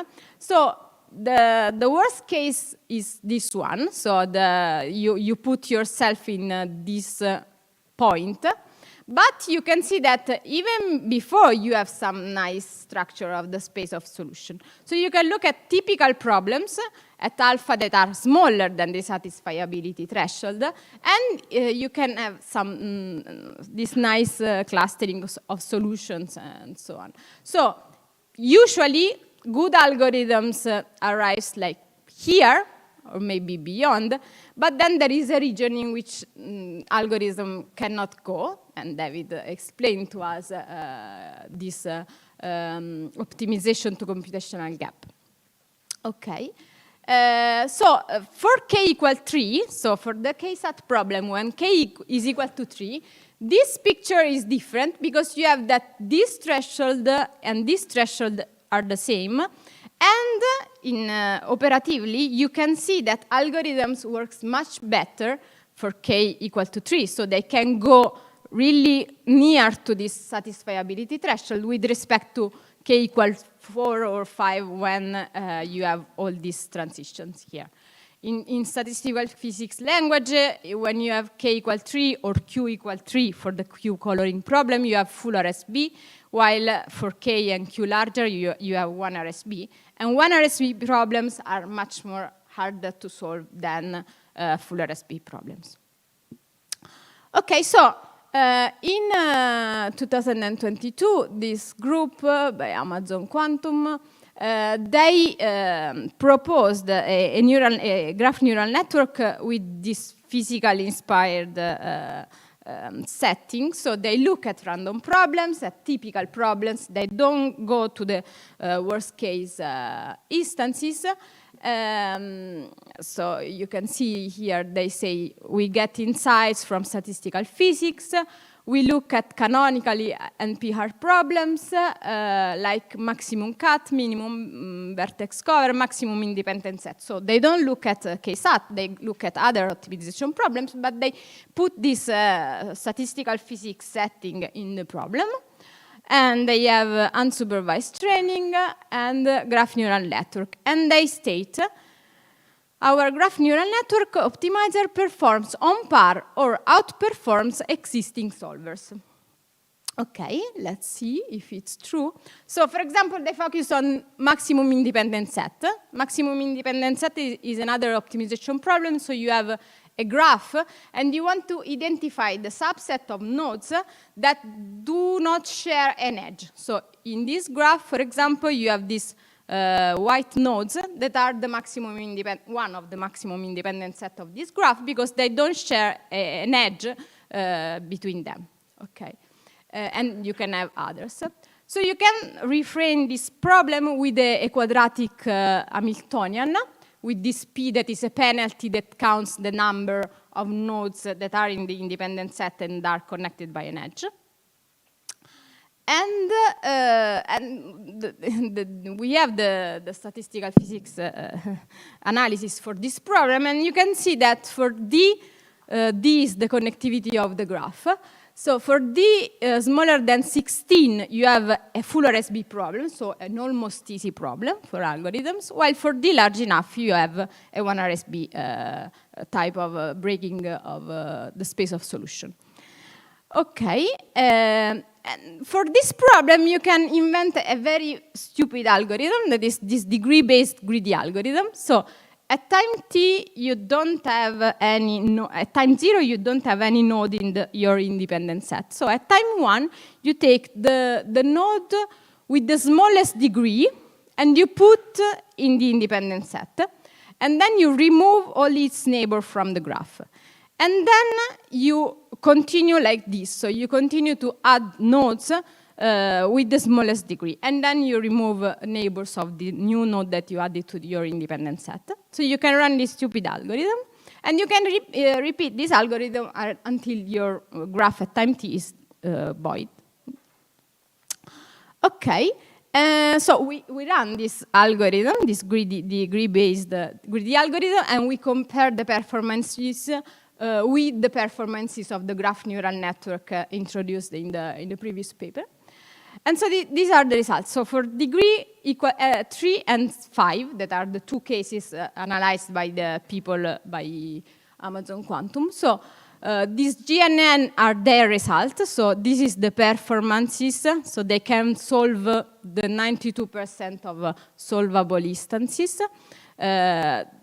The nice thing is that the performances do not degrade with n, so it's good. They can generalize well. And this is for d equal 5. But the degree-based greedy algorithm can do this. So this is d equal 5 for the greedy algorithm. This is d equal 5 for the graph neural network. This is d equal 3 for greedy algorithm, and this is d equal 3 for graph neural network. You can see that the greedy algorithm outperformed the graph neural network.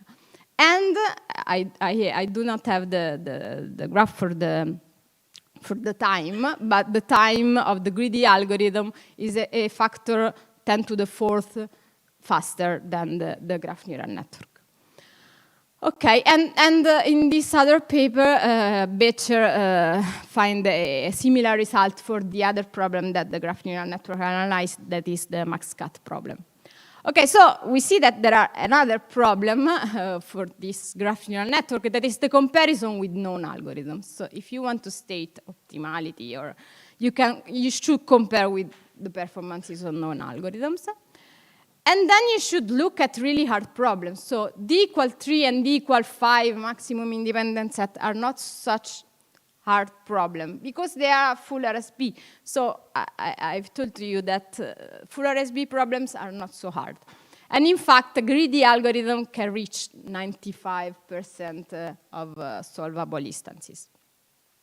If you go to higher D, you can see here, performances are less good for all the algorithms. Okay, so the same graph neural network of before was also applied to the case of graph coloring. And again, the training is unsupervised. And again, they say our optimization approach performs on par or outperform existing solvers. But what's the problem? That they use their graph neural network on this time not on random problems, but just on problems taken from this data set. So this data set have a lot of problems, like thousands of problems. They pick up like 10, maybe 15, and they say, okay, we can do good things, but you should test this not on 15 samples, no? So the other problem that I see in this application of graph neural network to optimization problem, it's a common problem, and not just of this paper, is that usually problems are cherry-picked. And the other problem specific of this network is that they do a different training for each sample. So it's not that you do a training once and then you can use your model trained.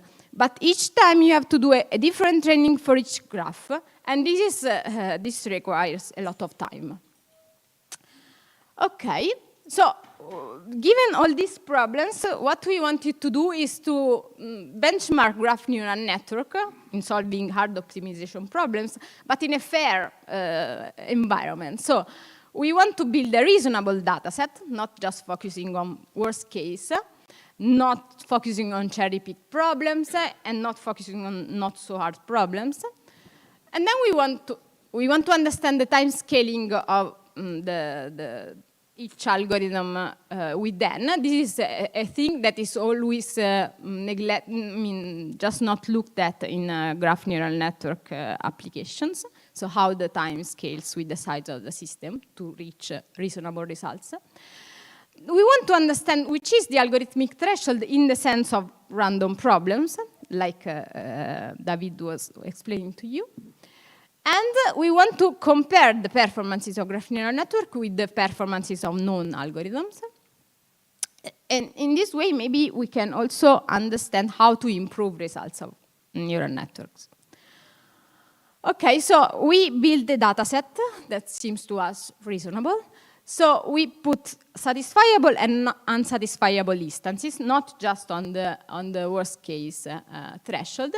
So we build a training and a testing set with sizes that are the ones that usually are used for the neural network training, but we also put an out-of-distribution testing set because classical algorithms can go much beyond these sizes, and so we want to put them.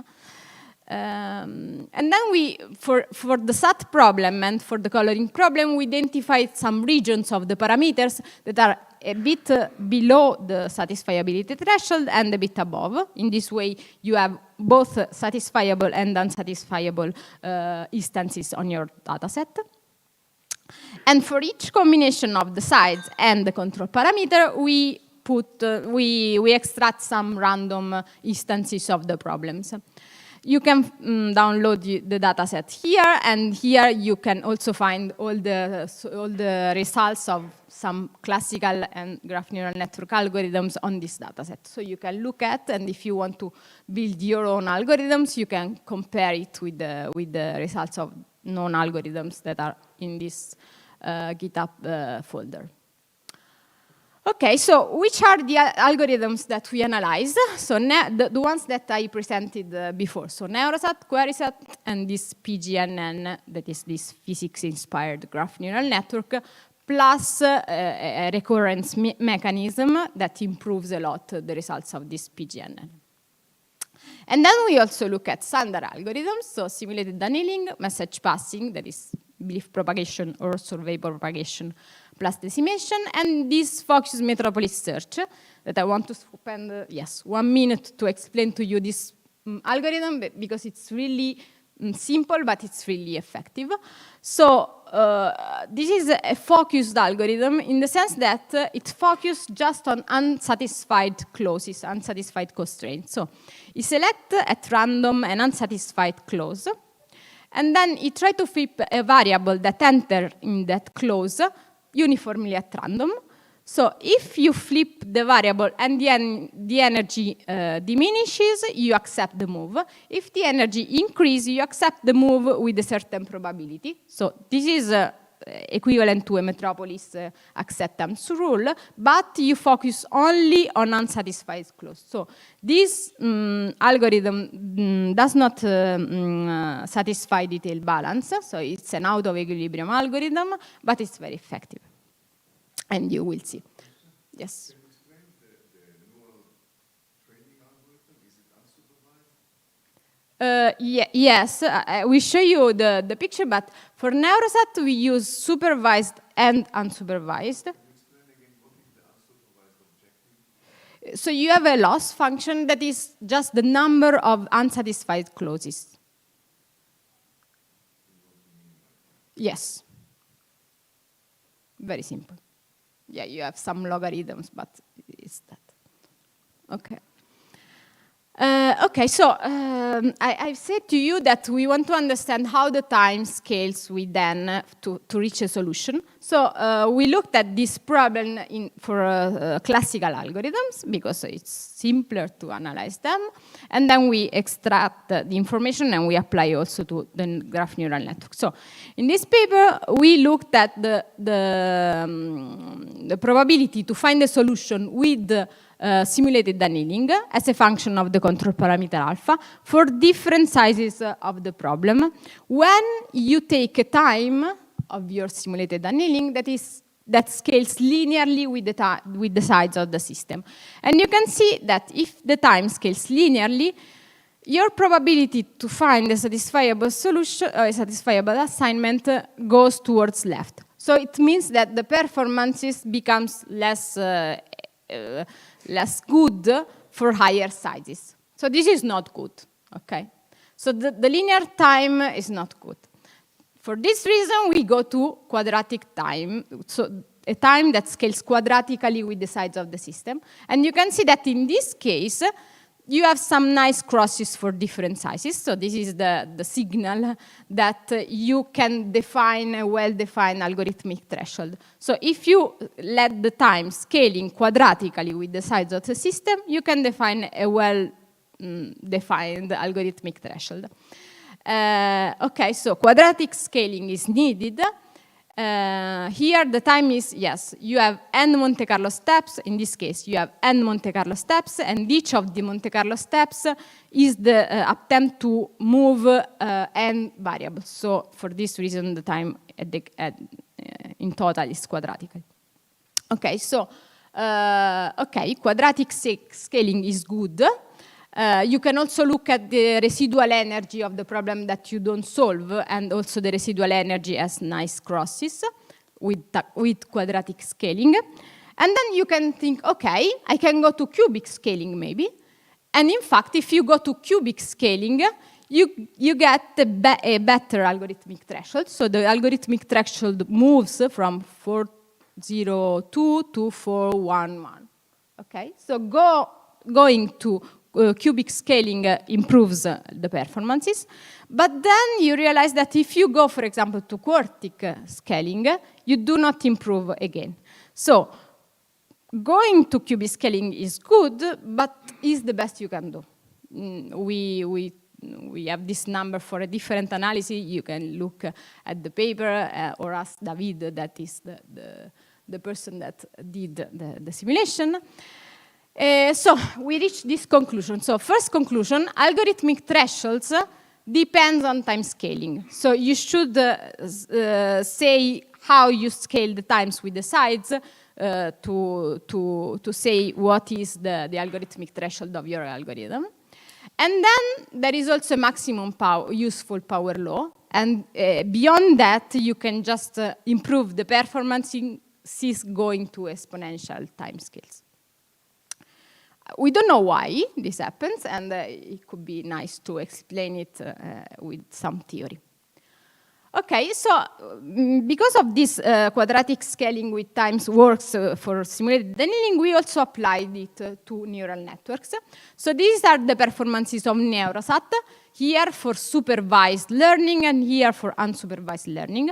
So this is test time. So we train our model for a fixed number of epochs, and then we test our model with the time that scales with n, in particular. So we test our model for a small number of iterations, and these are the performances. Then we test our model with a large number of iterations, and these are the performances. And then we test our model with a number of iterations that scales with n. And you can see that this one and this one are almost equal. So it means that, again, the quadratic scaling is the best that you can have. It's 2n here, n is 16, 2056. So 512 is 2n of the largest size. So here we use a number of iterations that is smaller than here, but you don't have better performance. So it means that this scaling is the best that you can do, okay? And it's much better than a number of iterations that is small.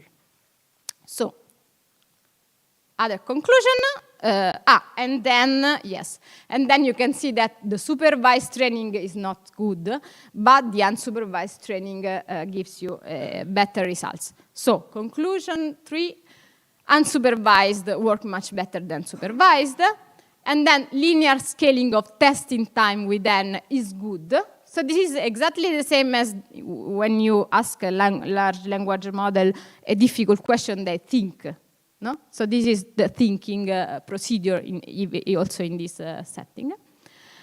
And then you don't need the training set that is a worst case. So we train these networks with our data set that is not focused on worst case, and it's good. The performances are good. I mean, they are better than their worst case training set. So you don't need worst case training set. A random data set is good. Okay, so performances here. We focus on 3SAT at small sizes and large sizes. You can see the probability of finding a satisfiable instance as a function of the control parameter for all the algorithms that we looked at. And you can see that FMS, that was this focused metropolis search, is the best that you can do in all these cases.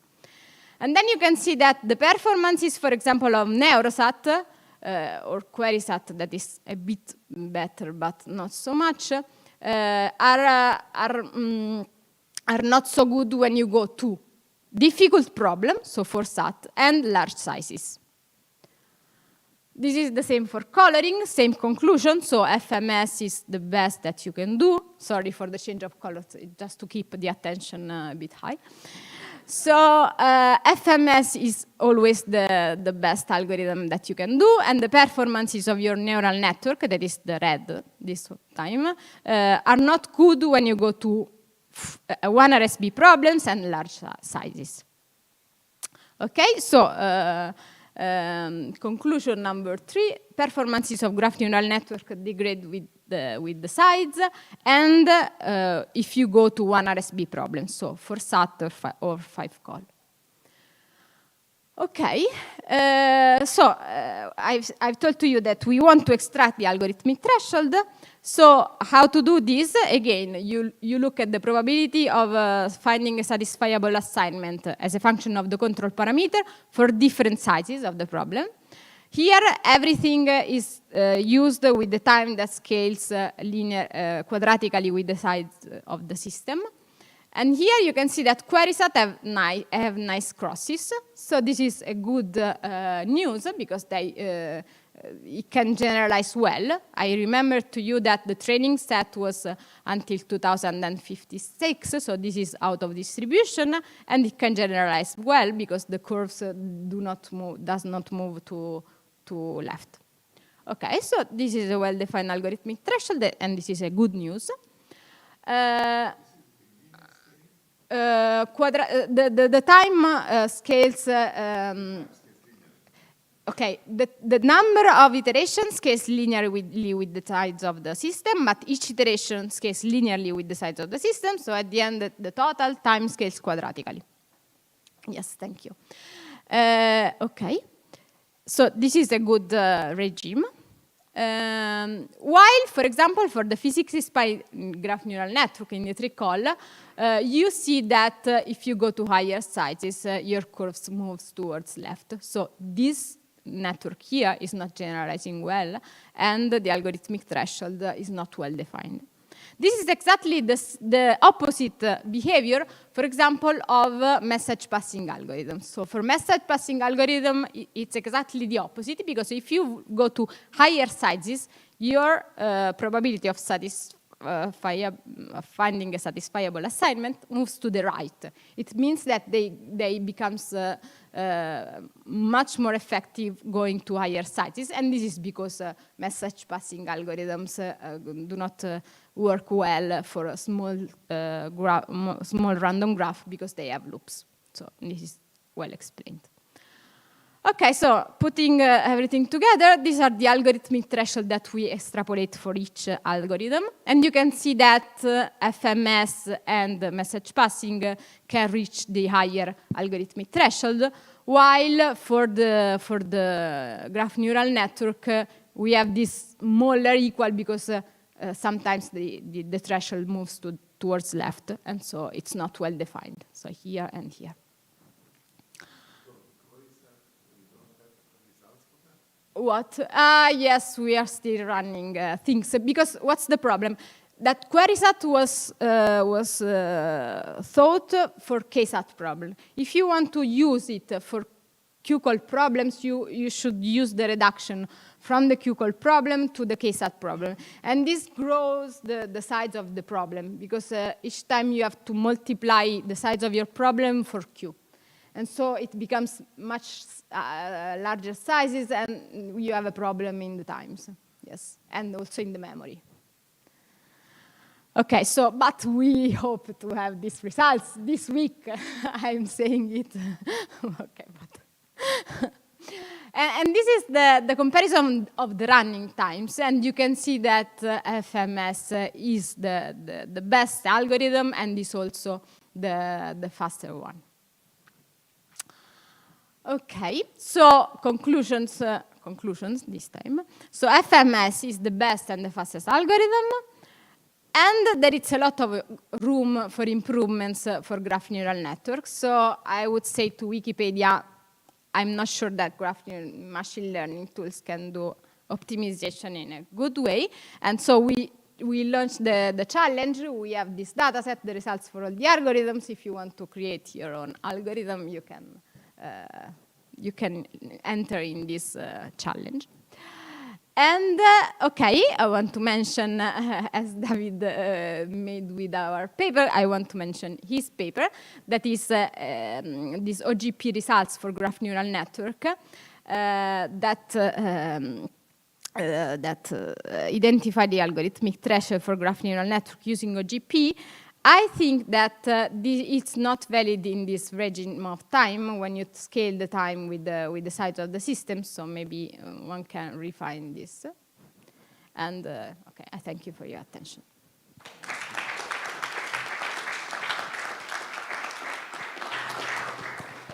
Okay, we have time for questions.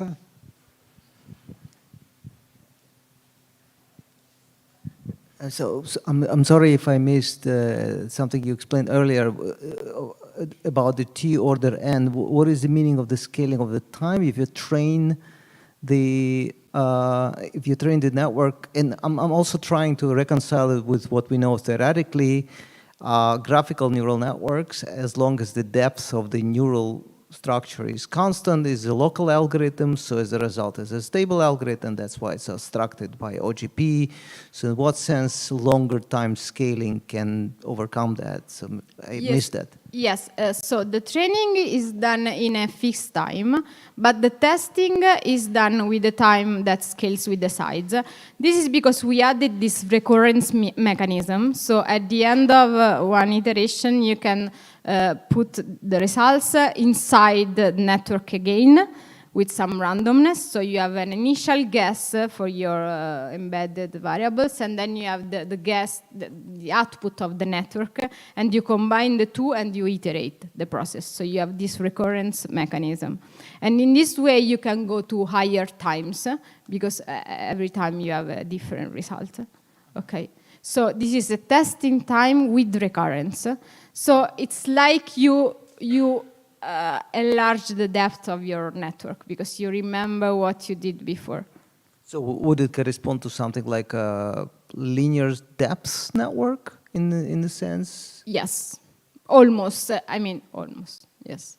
And in terms of how would it scale with the neighborhood size? Would it also mean that you look at the deeper neighborhood of this or not? In principle, yes, because each time you look at your neighbors. But if you go to if you iterate this procedure, you look at the neighbors of your neighbors because that information enters in you. Yes. Okay.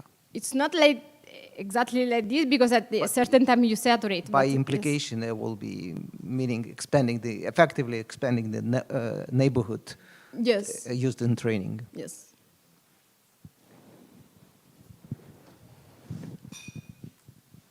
Any other question? Okay, if not, we can thank Maria Chiara.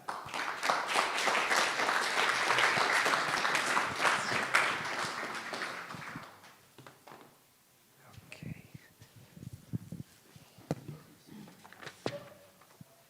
Switch. Okay, so next speaker, Qian Sun from Ottawa. University of Toronto. University of Toronto. Here it is. Speaking about making algorithm robust to structured noise and beyond. Do you want to connect that, or otherwise you can use this one? Yeah, let's use this one. If I okay. have over there, right? Yes. Okay, that's great. Check that is switch on. Switch on. Okay. Hello, hello. Okay, great. Perfect. Thanks. Okay, so today I'm going to talk about making algorithms robust to structured noise and beyond. So a little bit about me. I'm currently an associate professor at University of Toronto, and also I have currently have a split appointment at BZI. So this is like the very first University of AI, founded by Eric Xing and his colleagues. Okay, so now apparently this talk has two parts. The first part is about structure noise. The second part is beyond structure noise, what we can do to make the algorithm generalize better, like under different conditions. Okay, so what is structure noise? So by structure noise, I mean any sort of noise that is not like a completely white noise. For example, in biological studies or in single cell studies, we have this batch effect. And in image classification problems, we really want to classify the images according to their foreground, but we always have these background features, which the neural networks are very easily to overfit it to. Okay, so for example, you can also consider taking a photo, but different, during different time of the day, so you have very different lightning conditions. And in financial trading, in our algorithmic trading, we know we always want to capture for example, the pattern of the return of a single security, but oftentimes we also have these market risks or market betas. So when you want to construct portfolio, you want your portfolio perform well under different market conditions, right? You really want to perform well, for example, during the bear or bull market. So that you can continue to profit. Okay, so we will use these background features as an illustrating example because it's sort of more intuitive. Okay, so this is probably a very example used by a lot of machine learners in different talks. For example, we're going to classify. Let's say we're going to classify camels versus cows, but in our data set, you probably have these camels. In a lot of these images, you have camels appearing in a sandy background. But for the cows, you will have, for example, the cows mostly appear in a grassy background. So then you train your neural networks on this data set, and going to evaluate or do inference on, for example, different instances. Maybe you have this, for example, cows on a sandy background. Then sometimes it's very likely that the neural network or the model gives you the wrong answer. Okay, so here is because in our training data set, this grass background is spuriously correlated with the presence of cows. But what is most important is actually you really want your model to learn the features of cows. And you want, for example, the feature repetition, which really contribute to the to the label prediction, should really focus on the features cows instead of background, whether it's grassy background or it's sandy background. Okay, so now one way to do this is actually something called contrastive learning. So for example, I see this contrastive learning a way to remove these background effects. So what is contrastive learning? The goal of it is that it tries to learn embedding space or the feature representations in which the similar or positive sample pairs stay close to each other, while the dissimilar or negative ones are far apart. So in this example, for example, we can construct positive pairs in the following sense, right? So I'm going to construct, for example, a call in a sandy background and also calls in the grass background as positive pairs. And they should be embedded to very similar points in the embedding space here. Okay, so if we can do so, we basically remove the model reliance on whether it's a sandy background or it's grass background. Of course, in your training data set, you should always have something else. For example, you should have cat or dogs. These are very different from the calls here. So they should be sort of far apart from these positive pairs. Usually it's supervised learning, yes. This is supervised, yes, this is supervised. Now you can also do contrast learning in an unsupervised way. Yeah, but this example is really supervised, yeah. Okay, so actually in the practice of contrast learning, people actually found that you really need a lot of negative samples in order to make contrast learning work better and also generalize better. So this actually creates sort of like a computation issue because you need a lot more like negative samples in which in each batch, and this requires a large batch size. In turn, it really needs more compute, and you need parallel computing and stuff like that. So basically, there's a serious work studying this, how to overcome this sort of like larger. For example, can we reduce the number of negative samples and things like that? Can we alleviate the computing burden here? Okay, so for example, the very famous work by Kai-Ming and in Meta, now it's in MIT. This is called MoCo V2. This is probably very familiar to the machine learning community. Now here, so the question is that why do we need a lot of negative samples? This is probably not very clear until we have later works by Isola Wang. So basically what they observe is that you really need these negative samples sort of to spread evenly or uniformly on this embedding sphere.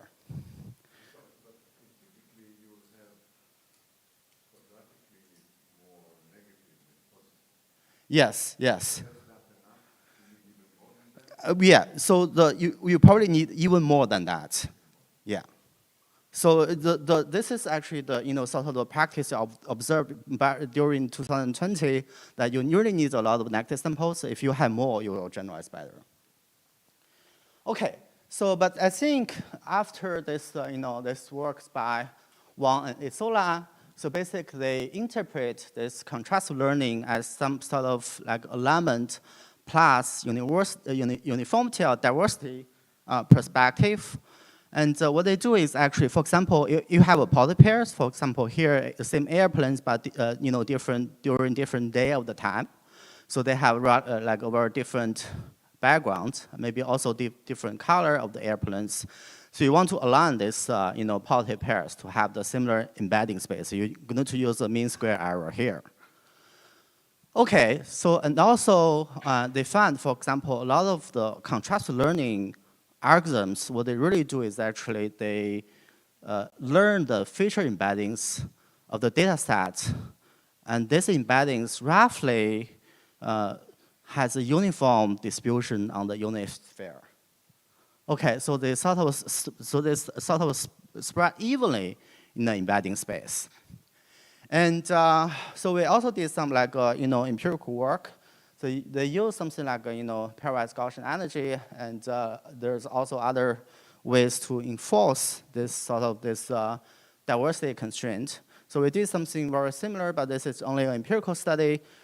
So for example, we just use the statistical distance. What distribution is really like uniform on the unit sphere is actually uniform distribution on the unit sphere. So I'm going to encourage, for example, embedding features to be very close to a uniform distribution. Okay, and so we did a lot of studies here and empirical studies, but I just want to highlight one particular empirical study. So this is we use dataset CFR10 and ResNet 18 architecture. In the training environment, we also do label corruption. So we randomly corrupt training labels at different levels, and we're going to evaluate the classification on unsynthesized dataset. Okay, so this is also a supervised learning tasks. Now, without the diversity constraint, you can see, for example, under different label corruption ratios, right? So we increase the ratios, then the generalization performance actually goes down very quickly. But with the diversity constraint, under different correction labels, the generalization performance actually stays relatively stable. So the conclusion is actually this uniformity constraint or this diversity constraint really brings some sort of robustness. But back then, we don't really understand like what kind of robustness we are really talking about. And there's also a paper, but probably from a very different perspective by Ima's group, talking about, for example, learning diverse and discriminate features, while the principle of maximum coding rate reduction, so they're using very different notion for encouraging the diversity representation learning. So their observation is similar, right? So for example, they observed that if you have this maximum coding rate reduction sort of penalty, then you also gain robustness. So this is like the sentence they put in their paper, not because it's MCR squared by design encourages richer representations that preserves intrinsic structures from the data X. So it relies less on the training labels. The labels has noise. Okay, so we really want to understand this like statistically or theoretically. And we're going to look at look at our problem.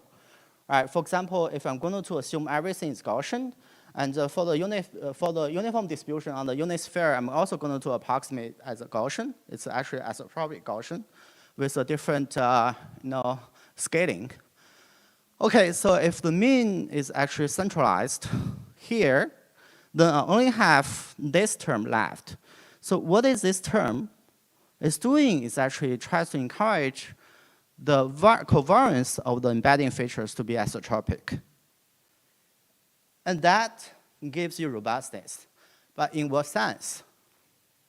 Okay, so this is a very recent paper we did, and it's going to appear in new reps like 2 days later or 1 day later, tomorrow, maybe. So, okay, so we're going to have a very simple model to study this sort of uniformity constraint, the effect uniformity constraint.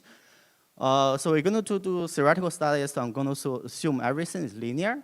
Okay, so in this, so I have a contrastive factor model. So basically, the xi and xi plus, they are positive pairs. Okay, but they share the same signals AWI, but they have different background, BHI and HI prime. So HI and HI prime, they're independent. Of course, we're going to have some random noise here. Okay, so you can see, for example, oftentimes you can see this positive sample are obtained through some sort of data augmentation techniques. Okay, so for this model, if we just, then our goal is, of course, we want to recover the signal space. Now, if we just put everything together, if we run, for example, the naive sample covariance matrix, and we do PCA on the naive sample covariance matrix, this, of course, fails, right? Because for the sample covariance matrix, I have AA transpose and plus BB transpose. So the background is also here. And if the background is strong, then there's no way I can recover the signal space, which is spanned by the columns of A here. Okay, so what we can do is, of course, we can construct this sort of, this cross-view covariance matrix, right? So this, remember, this is my original data set. This is actually, the positive pairs. Okay, so it can be obtained by data augmentation. Okay, so I just compute this cross-view covariance and make it symmetric. And for this cross covariance, because it's unbiased estimator of the of the signal space or the signal covariance, so so at least there is hope you can recover the signal space, even if the background is very strong. Here we're going to focus on this one signal wide background case where you only have one signal factor and also one background factor here. Okay, so we're going to focus on this proportional asymptotic regime.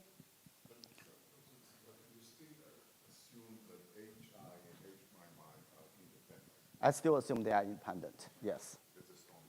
Yeah, that's the stone.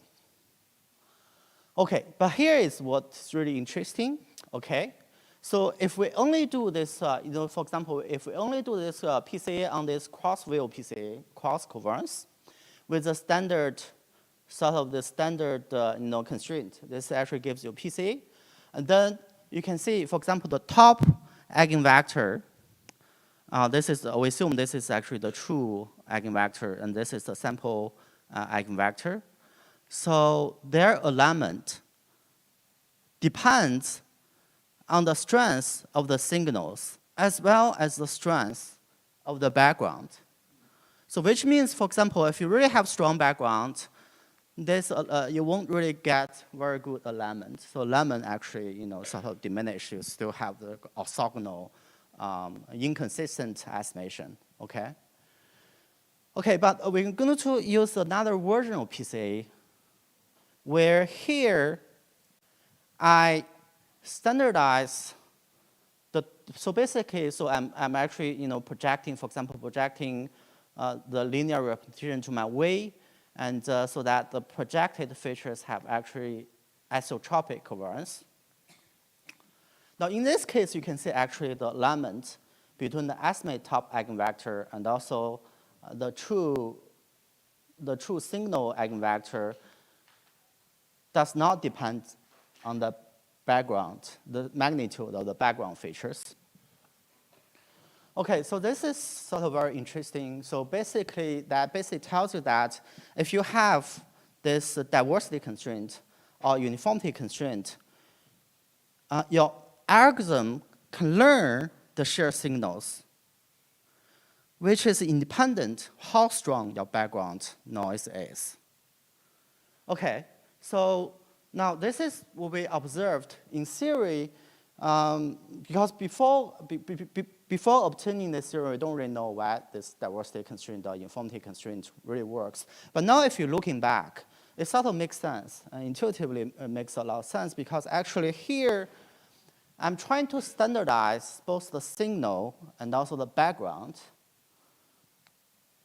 so that no matter how my background, like how strong my background noise is sort of standardized to unit scale. So this is perhaps why it works intuitively. And now, of course, when you have this theorem, you can always try to do numerical studies. Or you can even do real, for example, real data experiments. So this is what you get. So my x-axis is the relative strength, right? And my y-axis is actually the subspace estimation error. And now, of course, PCA always fails, right? Which is actually the green line here. Now PCA plus, which is without the diversity constraint, it works really well when the relative strength, signal strength versus the square root of the background strength is actually sort of strong. But when you increase the background noise strength, it starts to break down until it reaches 1. Okay. And then the PCA plus plus, which is the PCA, running PCA on the cross-veil covariance, but with the uniformity or the diversity constraint, and the performance is always very stable. Okay, so this is perhaps another reason when you do like a neural network training, you always want to do some sort of standardization or normalization. So it prevents model overfitting to the background noise. Okay, now we can, of course, go one more step to study, invariant learning. Okay, so that's basically, for example, you are going from 2-view models to multiple-view models. Now here, you have the shared signal, but you have very different background. Okay, so let's look at this is actually the invariant risk minimization type of procedure, and this is actually the common empirical risk minimization procedure, right? Now here, I'm just, for example, adding this, per veil covariance, and then here I'm not really doing cross covariance. I'm not doing diversity constraints. I just want to see, for example, how the empirical risk minimization works versus invariant risk minimization type of procedures. So here, I'm just averaging this. Now you can see this empirical risk, this ERM type of procedure still works because here I assume this random background noise. When you add them together, sort of the background noise averages out. So ERM still works. S is actually covariance of xi per view. Yeah.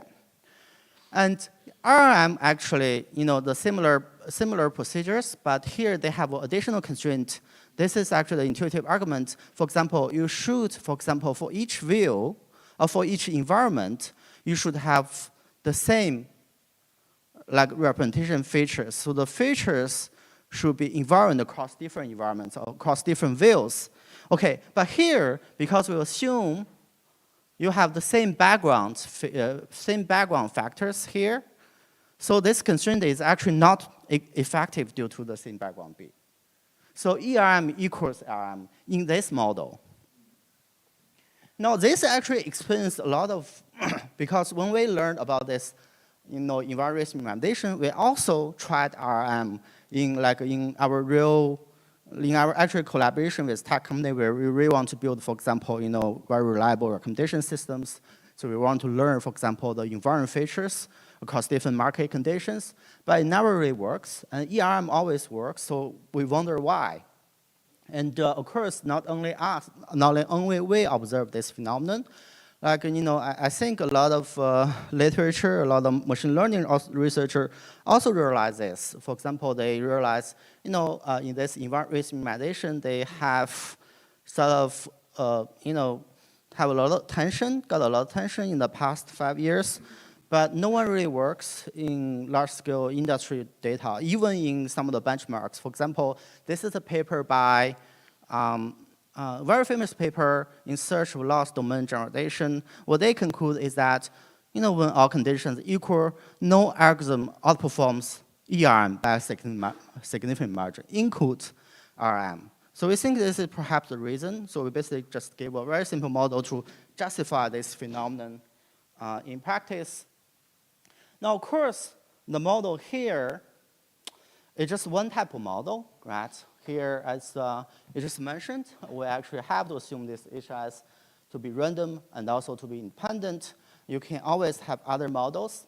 And here, when we read this model, we have very practical scenarios in hand. For example, when you do image classification, you want to do random cropping, one very popular method for data augmentation. When you do cropping, you sort of want to keep the foreground relatively intact. But since you are doing a cropping, right, so it's a random cropping, so it's actually randomly. At the same time, you are actually sharing the same background, but you are just, sort of sampling from the same background. Now, of course, this is just only one type of, data augmentation you can consider. There's, various other ways of augmentation you can do. Like we said, for example, you can take in the same pictures of photos, during different time of the day.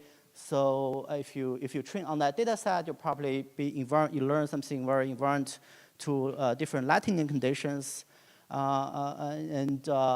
can do, for example, recess rotating. For rotating, probably the model here does not really apply. You need, you need to read something else. But what is more sort of more interesting to us is the last three augmentation techniques. Okay, so the first one is mix-up. Okay, we have been studying this problem for quite 1 year or maybe 2 years, but I haven't really figured out. So basically, what is mix-up is doing is basically, for example, if you have your original data set xn, xj, yj, right? You're just doing linear, like a convex linear combination of xn and y's. This gives you the new data set. So this new data set can be seen as sort of the augment data set of the original data set. Okay, so our idea is quite simple. So for example, why mix-up is really working is actually because when you fit this nonlinearities to the data, if the data is sort of very sparse or scarce, you're overfitting the training data set, okay? But if you sort of construct these convex linear conditions which can lie everywhere on the convex hull of the training data set, you are smoothing, you have some sort of smoothing effect that really can give you prevent the model to learn, for example, overfit to the noise in the training data set. It should work, but we have some technical difficulties. I think we were about to get the final answer yet, but it's still not there yet. Okay, so the other thing is about synthetic data, which I'll talk about very quickly. But the one thing I really want to ask is really about mass diffusion models. Now you can learn, for example, diffusion models from the optimal transport. You can understand it from the optimal transport perspective or even probability flow perspective. But what we think diffusion model is so remarkable is that we think it has this sort of this multi-skill learning abilities, meaning that it can learn low-frequency signals very well. This is what neural networks do. But surprisingly, diffusion models can also learn high-frequency signals, like very well. High-frequency signals are something sort of very close to white noise. Why can neural networks even learn white noise? That doesn't really make any sense. So we think for when you do diffusion models, for example, when you run the forward diffusion process, you're actually doing some sort of augmentation. You augment the original data set with infinite copies at each time point, where this infinite copies actually gives you sort of like a learning environment or training environment with very different signal-to-noise ratios. You are actually training with very different signal-to-noise ratios that makes your algorithm performs like generalize very well under different signal-to-noise ratio settings. So that prevents overfitting to the noise. But we only have this intuition. We don't really have the proper model yet. I don't really know how to do that. Maybe the audience can help us. And of course, what you really do, why do you need augmentation is that because you really need to augment the data with diverse structure, for example, with different conditions, for example, here with diverse structure noise, so you can learn the model to be invariant to this different structure noise. Now, is data augmentation the only way to go? Of course not. You can also, for example, augment the problem. For example, augment the model with diverse conditions that you really want to be invariant to. So I'll be talking about something like ensemble in this space. How much time do I have? Okay, great. Okay, so let's look at this synthetic data. Okay, so why do we need synthetic data? We need synthetic data. It's actually people believe, for example, we have already probably tried sort of scratched all of the data from the internet. And also high quality training data is actually very important for training current AI models. But it's very hard to obtain high quality training data set. For example, if you want to do label of the data set, for example, human captioning of data set, for example, in like game videos, it really costs you a lot and it's really expensive. And so one idea is actually, can we fine-tune the model, right, on its own generated output so that can make the model better? And there's also another reason for this. It's called weak to strong generalization, because eventually we want to achieve AI that is beyond human intelligence, right? So we want to achieve superhuman intelligence. But current models are actually all with human supervision, like by, for example, human annotated labels and things like that.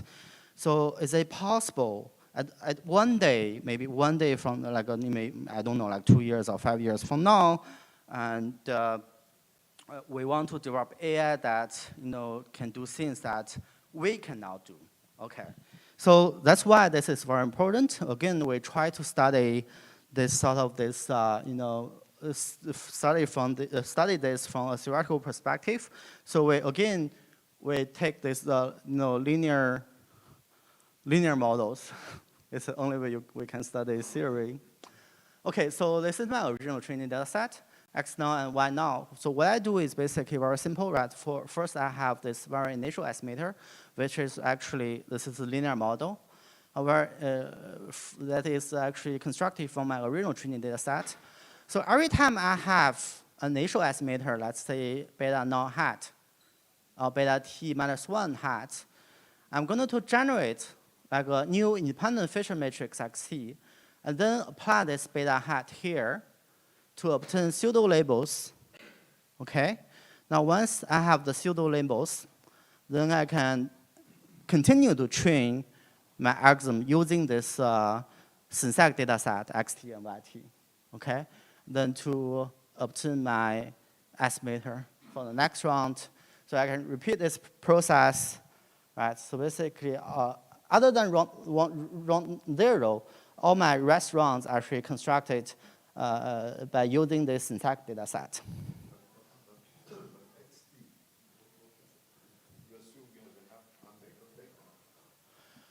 Yeah, so here xt, I'm assuming I have, okay, so this is a very good question. So here I'm only actually looking at the effect of the pseudo labels. So I assume that actually I know the, for example, the distribution of x now. Then I'm just generate new independent data sets from the distribution of x now. So yeah. So you can see, for example, this could be, for example, data sets which is unlabeled. For example, we have a lot of when we do like, for example, vision text learning. We have a lot of images we can script from the internet, but we don't have, for example, human to carefully label them or caption them. Okay, so this is it. Of course, we have some very beautiful theory, basically, studying the dynamics of this iterative self-training by using this synthetic data set. So the only thing is actually you have the pseudo labels. Pseudo labels is not human annotated. Okay, so here are two observations for the variance part, stochastic error part. The stochastic error seems always decrease along the number of iterations you train. But the bias sort of goes up along the number of iterations, and this actually gives you some sort of U-shaped curve in terms of the overall generalization error, where you can actually find some optimal number of iterations where the algorithm generalizes the best. Now here, this is actually a very simple study. We don't really consider. We actually think, for example, this xt synthetic data has the same distribution as the initial data like x now. We don't really consider, for example, distribution shift in this very simple study. And okay, so this is just the demonstration. So next thing I really want to talk about is actually the previous all about data augmentation. Here is really about how to augment the models, but not the datas. Okay, so we're just studying ensemble learning. There's two ways of ensemble learning. The first way is ensemble learning is called bootstrap ensemble, or you can call it bagging. So bootstrap aggregation. So bagging works really if you do subsampling of the original data set with different subsamples, but you keep the feature intact, so feature dimension intact. And the second is actually you do feature subsampling ensemble, where basically you keep the sample size unchanged. And every time you're actually sampling from the feature space or the feature you have. Now, so we have been working a lot with this ensemble learning, actually, with hedge fund firms, and it really works well. That's why we want to study this type of algorithms. But what we found is actually, for example, for this bagging, it works really well for very simple models like linear models or parametric models.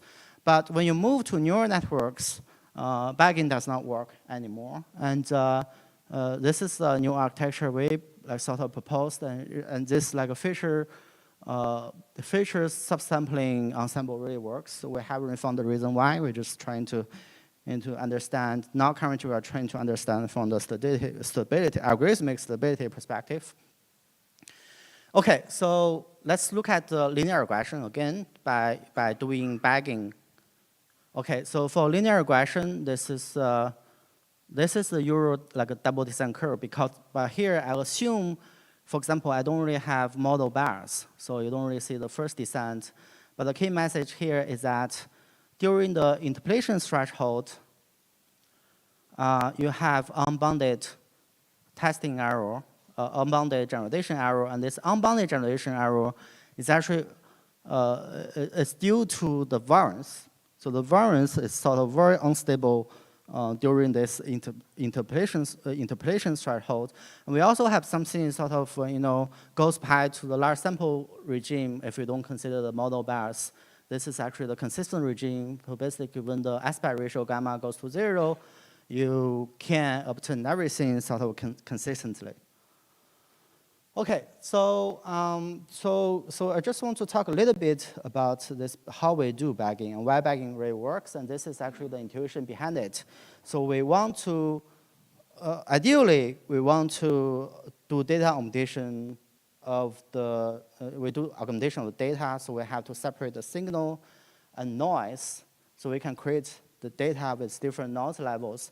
But we couldn't do that because we don't have access to the noise. Noise is sort of unobserved, inaccessible.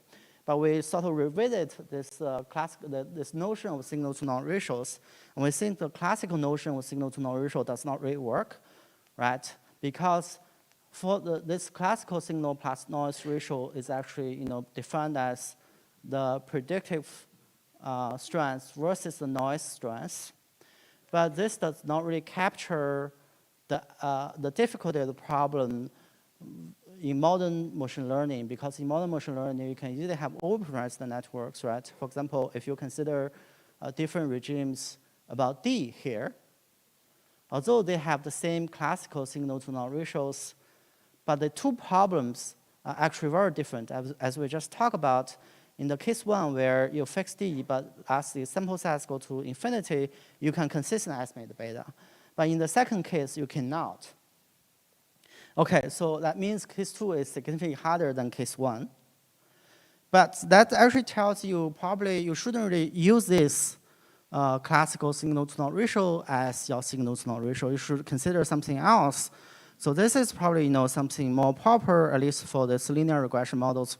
We should really take the sample size and also the dimensionality into account into the signal-to-noise ratios.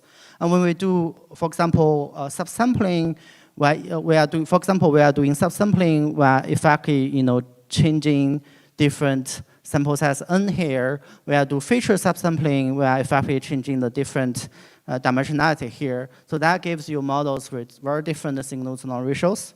And I think that's one of the reasons why it really works. You basically augment the model with different signal-to-noise ratios and try to aggregate them together. And this is basically the result, right? For example, this yellow curve, you have seen this is actually the individual ordinary squares. But if you do like a bagging, and it sort of it works much better, right? For example, around the interpolation threshold, the test error now is bounded, and you don't really lose anything here. And of course, in the classical regime, in the consistent regime, bagging in terms of, for example, generalization error bagging is exactly equal to the individual ordinary square estimators. But in this inconsistent regime, the bagging is much better than the individual estimators. Okay, so this is why bagging works. But again, bagging does not really work for deep ensembles. We have a conjecture about this. So we think this is because you have too much randomization. When you do averaging in the last step, your averaging step cannot really guarantee to average out the randomization, because in neural networks, you always randomly initialize the neural networks. This gives you already some randomization. If you do bootstrap again, that gives you another layer of randomization. And averaging, by doing simple average afterward, it's not really effective. And so a lot of works is actually, if you look at it carefully, a lot of these works are doing some sort of a constraint. For example, model merging is something very similar to bagging, to deep ensemble, but simply average the sum models fine-tuned from the same pre-trained model. So which means sort of effectively control the randomization to some extent. And we did actually some study, and this is actually a collaboration with a tech company, BadDance, and we found that, for example, if we do this feature subsample ensemble networks, really works really really well. So the idea is actually you have, like, for example, embedding layer here, trying to learn the embedded features, but each base learner here only takes a fraction of the features. Base learner 2 also going to take only a random fraction of the features, and then you train them together, and you can get this. This is the basic idea of this feature subset ensemble networks. And in practice, of course, these base learners you can use very different architectures. And in practice, this works like a charm in the sense that, for example, compared to the standard baseline, improve often a huge improvement. Like for this one, is 200% improvement. For this one, it's like a 20%, like 121 improvement. Okay, so we also push it on, for online for production, right? And it works really well. So it has been in production for various groups at ByteDance as well. Currently, we are trying to study its generalization performance, but it's very difficult. So we started from the algorithmic stability perspective and from stability to generalization. And we think there's a route to do that. And so this is a take-home message. So I'm really talking about augmentation, right? So you want to, first, when you study a real problem, you really want to identify different problem conditions. You really want to be environment to, for example, if it's financial trading, we all know, for example, the market is super noisy and returns are highly non-stationary. So this is 2 key points you really want to look at. For structure noise, we can either do uniformity constraint or diversity constraint. We can also do data augmentation. So data augmentation works as some sort of feature removal process. And for different noises, we are looking at we're looking at the model augmentations here. So looking at the feature bagging or instance bagging. Now, currently, we're also thinking about, because some of the projects are actually motivated with for example, collaborations with hedge fund companies. So also looking at, for example, how to make your algorithm sort of environment to non-stationary market conditions to effectively remove the beta, market betas from the individual characterization of the security return patterns, and also how to give a proper model for these different models. You can actually explain why different models can learn high frequency signals. Lastly, I only have 1 minute, so. So I came here with a task, actually, because we are funding this new department of statistical data science at MPUZI. And MPUZI, as I told you, this is the world's first AI university. So our goal is to sort of build the Stanford of Middle East. This is this is the expectation. I don't think we are currently at Stanford yet. So we have this new stats department, statistical data science. So our goal, as I understand, is try to, for example, provide foundations for AI, and also, collaborate with different departments and to work work on problem-driven research. And we currently have unlimited positions for open rec faculties. And we're also recruiting our first cohort of PhD students next year, and deadline December the 15th. That's all. Thank you.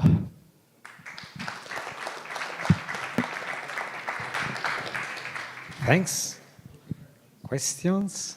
Comments? I have a question regarding, so when you add constraints in order to extract a better signal, I have 2 questions. One regards then computation, whether adding these extra constraints make the optimization problem of computing the Rmax harder, and eventually how much harder. And the second question is that given that you have a hypothesis, say, you're assuming that components are independent, Gaussian, and so when these hypotheses are broken, they are not perfectly correct. If you optimize a simple function, say PCA, maybe the result is still robust, and I'm questioning whether adding extra constraints make the whole process less robust to breaking of the underlying hypothesis. So I just want to know whether you check this aspect and what is the answer. Yes, actually that's 2 questions. So the first question is actually about computation burden. I totally agree with you. So here we are talking about data augmentation, Can right? you go back? Now, if you if you consider like the data augmentation perspective, you always incur like additional burdens. Now, for example, in the contrastive learning, when people do this, when people use negative samples, so I think negative sample is a way of regression. And so you really need a lot of negative samples so that your embedding features can sort of spread evenly in the embedding space. That's the reason you need a lot of embedding space, embedding like negative samples. But if you have like, for example, a model perspective, the model is really captures what happens behind the thing. For example, there's alignment plus uniformity perspective. If you use this perspective, you find that you don't really need a lot of the negative samples here because you can directly target the uniformity distribution on the unit sphere. Here we actually don't really need a lot of negative samples here. Okay, so this is one thing. If you have a clever model that can characterize what happens behind the scene, you can always release, for example, you don't really need a lot of data augmentations, and you release, for example, the computation burdens. And but I would argue data augmentation is really like the universal sort of technique that can always help improve the performance or generation performance when you train neural networks. Second is actually here I assume Gaussian. That's really why, because we actually consider everything is like we consider this contrastive linear factor models, where eventually we are actually solving a generalized eigenvalue system.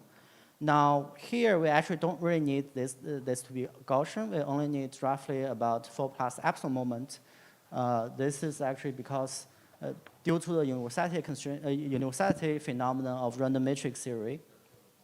Okay, for more complex models, I think you're right. But in practice, what we often observe is that when you run this for example, neural networks in the embedding space, because we do all sorts of this standardization or normalization, in the embedding space, it always performs very similar to Gaussian. It's actually because you do all kinds of normalization. So we haven't really, for example, encountered a practical problem where we really need to address, let's say, heavy tiltness in practice. If we have that problem, I think I'll definitely have students work on that, and I myself will work on that. Yeah. Thanks. There, yes.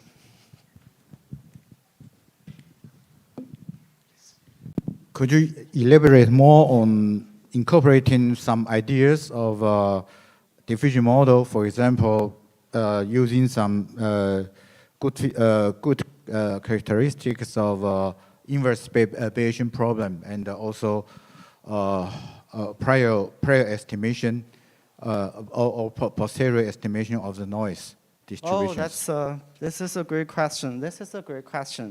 I personally don't really work on Bayesian inverse problem, but I should highlight, work we did here. For example, so why do we currently believe, for example, different models really works very well when you have, in the setting where your signal-to-noise ratio actually declines very slowly. So that actually, we actually have a 2023 NeurosCience paper studying this.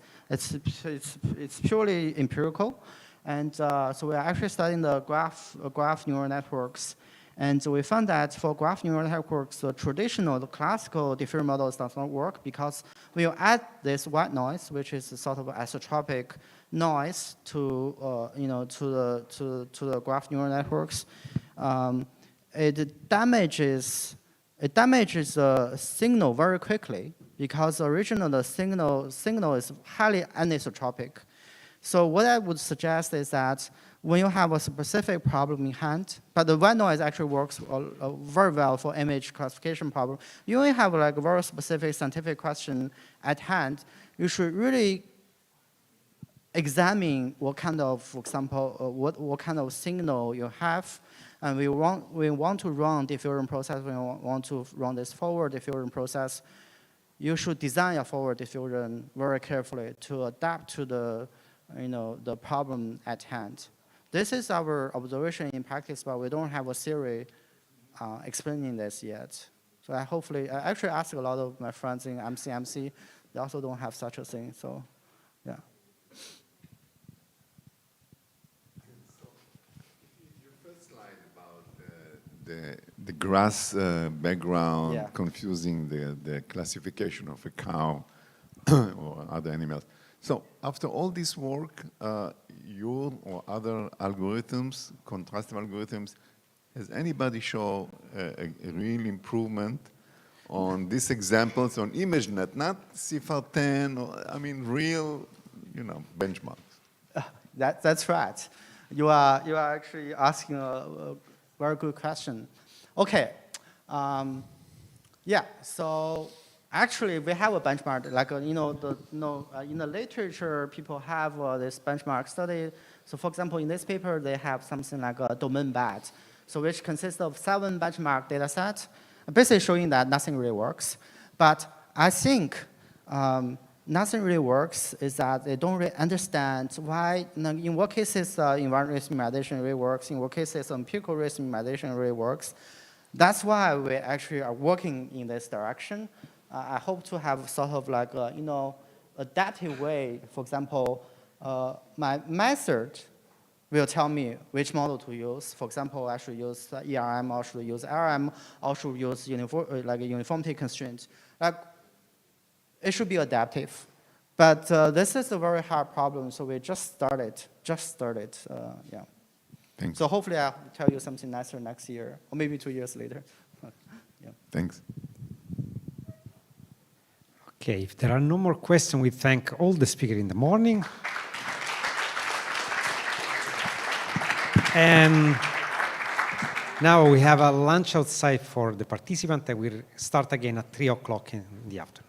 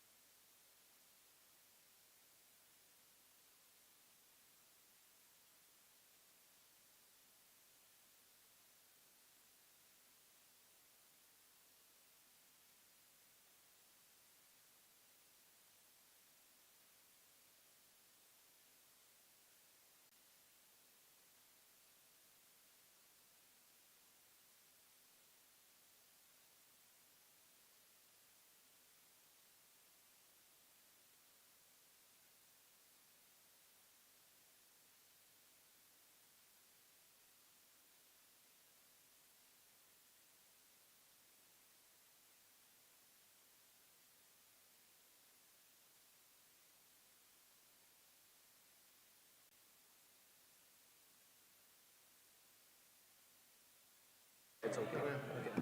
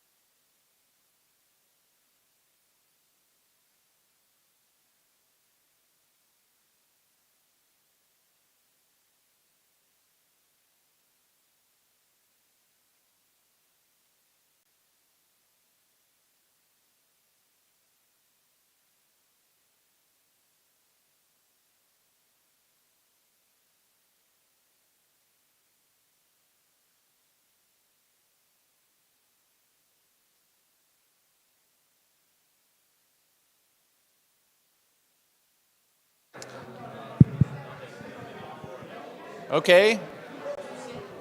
Let's start the 3 o'clock session.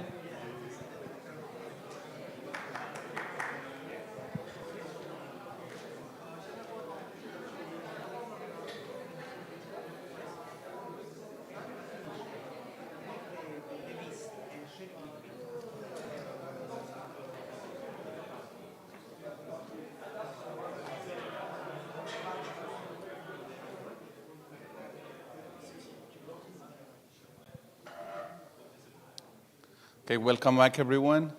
I hope you enjoyed the nice view of these paintings with a good lunch. So we're going to start now with the afternoon session, or 3 o'clock afternoon session.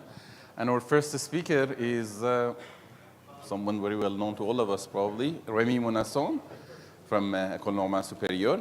And do you have, can you put the slides up?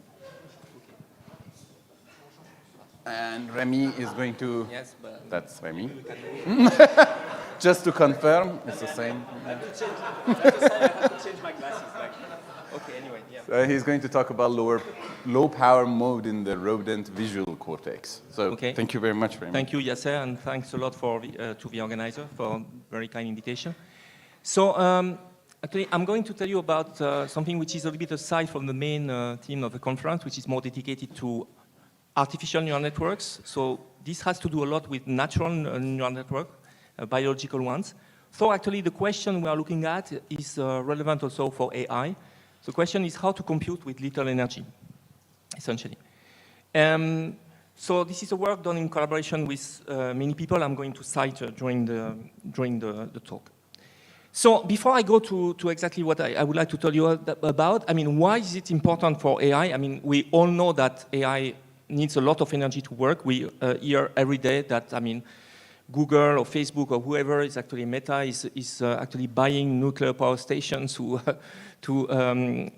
power their data centers or their AI systems. And I just wanted to show this graph, which is a graph that actually is interesting because it shows here the training compute on the vertical axis in log scale and the years, and each dot here corresponds to one particular algorithm. And the perceptron algorithm David mentioned this morning is here. That's one of the first one, 1957, by Rosenblatt. And that's a training compute measured in flop here. And you see there are actually orders of magnitude, almost 20 orders of magnitude with the most recent algorithm, which are here. And it's nice because we see the slope here, which tells us something about the exponential increase of a training compute with time.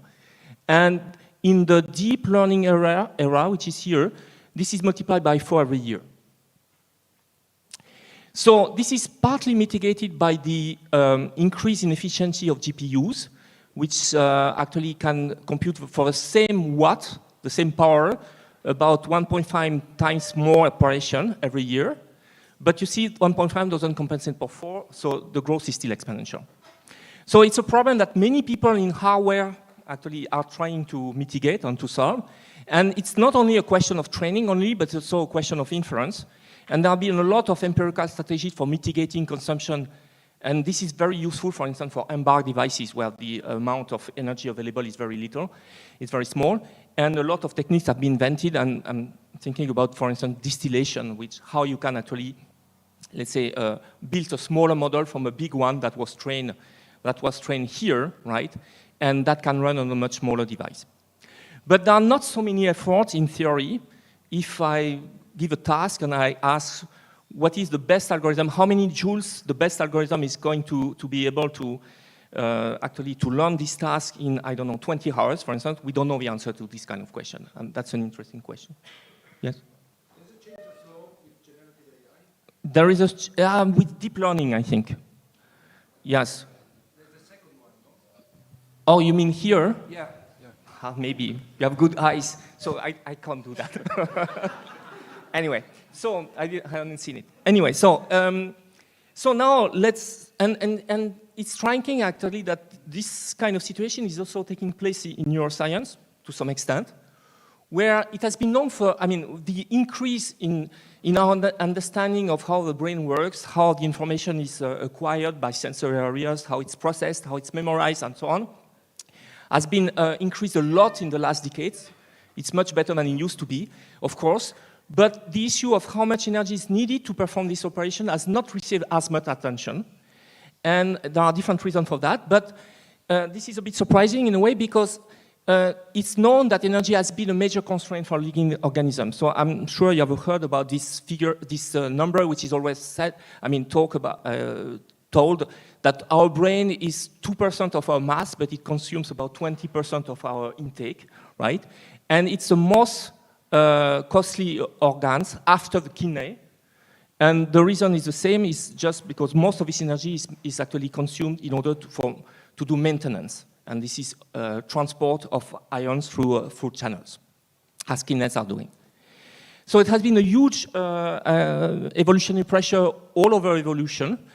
And so organisms need to be able to perform basic tasks and computational tasks with at least two constraints. The average consumption should be low, and they have to be resilient to be able to perform a lot of very important tasks, even if the resources are very, very depleted. And yet, there is very limited body of work on this computation at the system level, and most of what is done in neuroscience, in metabolism, to the extent I understand, is more at the molecular or even the cellular level, but not so much at the level of systems. So, the question we have been interested in... Sorry? Yeah, I agree. At the sensory level, yes, I agree. I mean, there have been things done, I agree. I mean, I'm not saying nothing has been done, but it's limited. So, but I mean, I want just to give you two examples of that, the fact that energy is very important, right? Or let's say limitations in terms of energy is very important for computation. The first one is a paper that was published 25 years ago, which is here. And this paper measured the level of the amount of glucose in the hippocampus, so extracellular concentration. And when an animal is doing nothing, is idle, and this is essentially some control samples here, trials, 1 to 4, during the accomplishment of the task and after, during the recovery phase. And one task is the animal is actually had to decide where to go in 3 arms of this Y-shaped maze here to get some reward. And this is the same task in the 4 arms, and you see that the level of concentration is actually lower. So it seems actually there is a net depletion, which is just due to the fact that the task is harder. And I want to show you another example in a completely different organisms, in flies, and that was an example that's a study that was done by the Placé and Péa group in Paris. And if you take a Drosophila, which is well-fed in normal condition, this animal is able to do long-term association. So for instance, between an odorant and an electric shock to avoid the same odorant at later times, right, at later presentations. But if you starve the animal, I mean, if the animal has not received glucose for some hours, then long-term association of memory is not possible. But you can actually fake the presence of resources of glucose by introducing a marker which is actually telling the organism the level of metabolic of resources. Usually it's a marker whose concentration is very high. I'm going to show you examples later in mice. But then even if glucose is not present, you can just inject this marker. So that tells the brain that actually resources are available and long-term memorization is possible. But if you do that, the animal is going to learn the association, but then its survival expectation, its life expectation is actually much lower, and it decreases expectation. You see the number of hours that the animal will survive here by 1/3.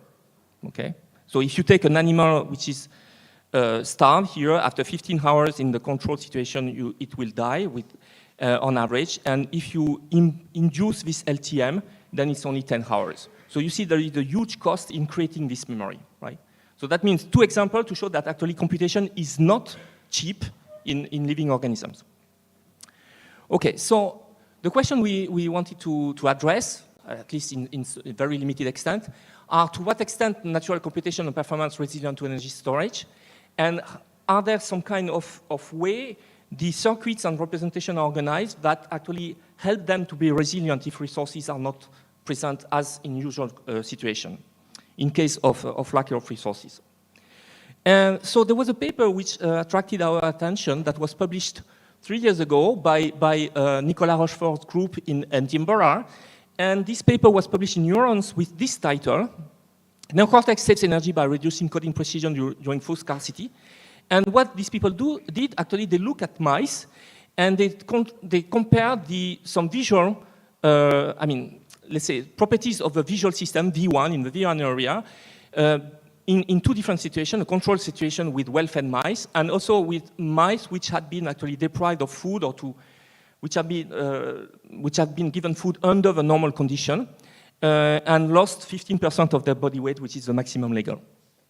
So I want to show you briefly the behavioral experiment that they have done, and then also they have done experiments in terms of recordings of the activity with electrophysiology techniques and also calcium imaging, and that's important.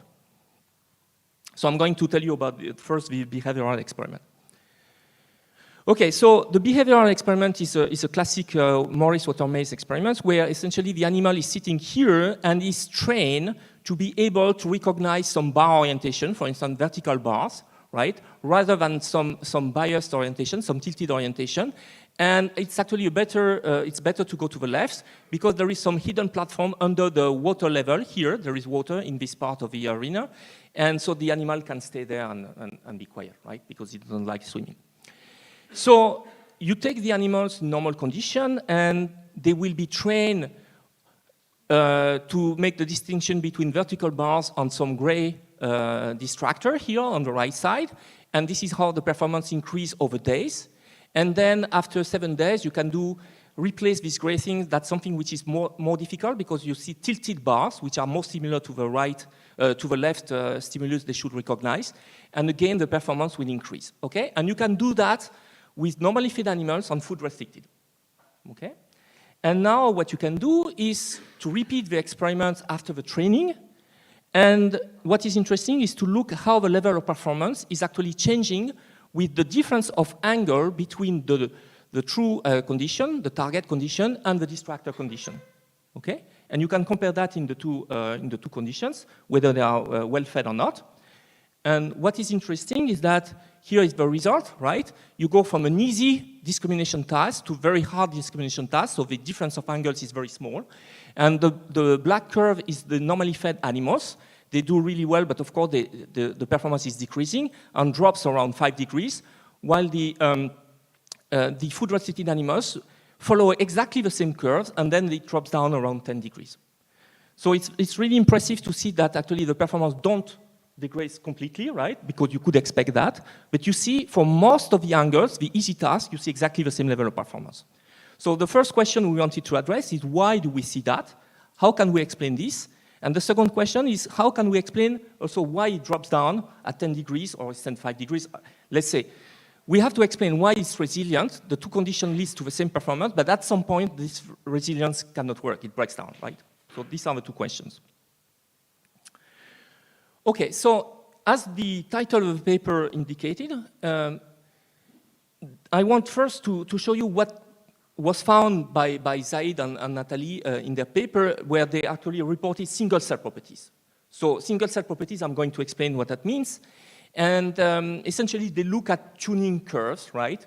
So receptive fields of the different neurons in V1, how they actually recognize they react to the different angles of bar presentations. And then I will show you in two different parts of the presentation. One is how to explain resilience here, and how to explain the breakdown here. And I need a little bit of modeling, which is going to be simple based on mean field theory and also some simulations that you will show. So that's a work which was done by Sebastian Castedo, who is a PhD in the lab, also with Simona. Okay, so what about single-cell properties? I mean, the thing which has been known for a very long time, from the 50s, is that if you take neurons in the visual cortex, they will respond to orientation of bars, right, that you present on the retina. And that means each neuron will have a preferred, most of the neurons will have a preferred orientation, and you can measure how the activity depends on the difference of angle between the preferred orientation and the other orientation, right? And if you do that with a normally fed animal, you get this black curve here. And if you do that with the food-restricted ones, you see some examples of activity. Here, it looks like more noisy, so that means the width is increasing, okay? So it seems worse, and it is worse. So in food-restricted animals, the first result is that tuning curves are wider, the activity is less correlated with the bar angle.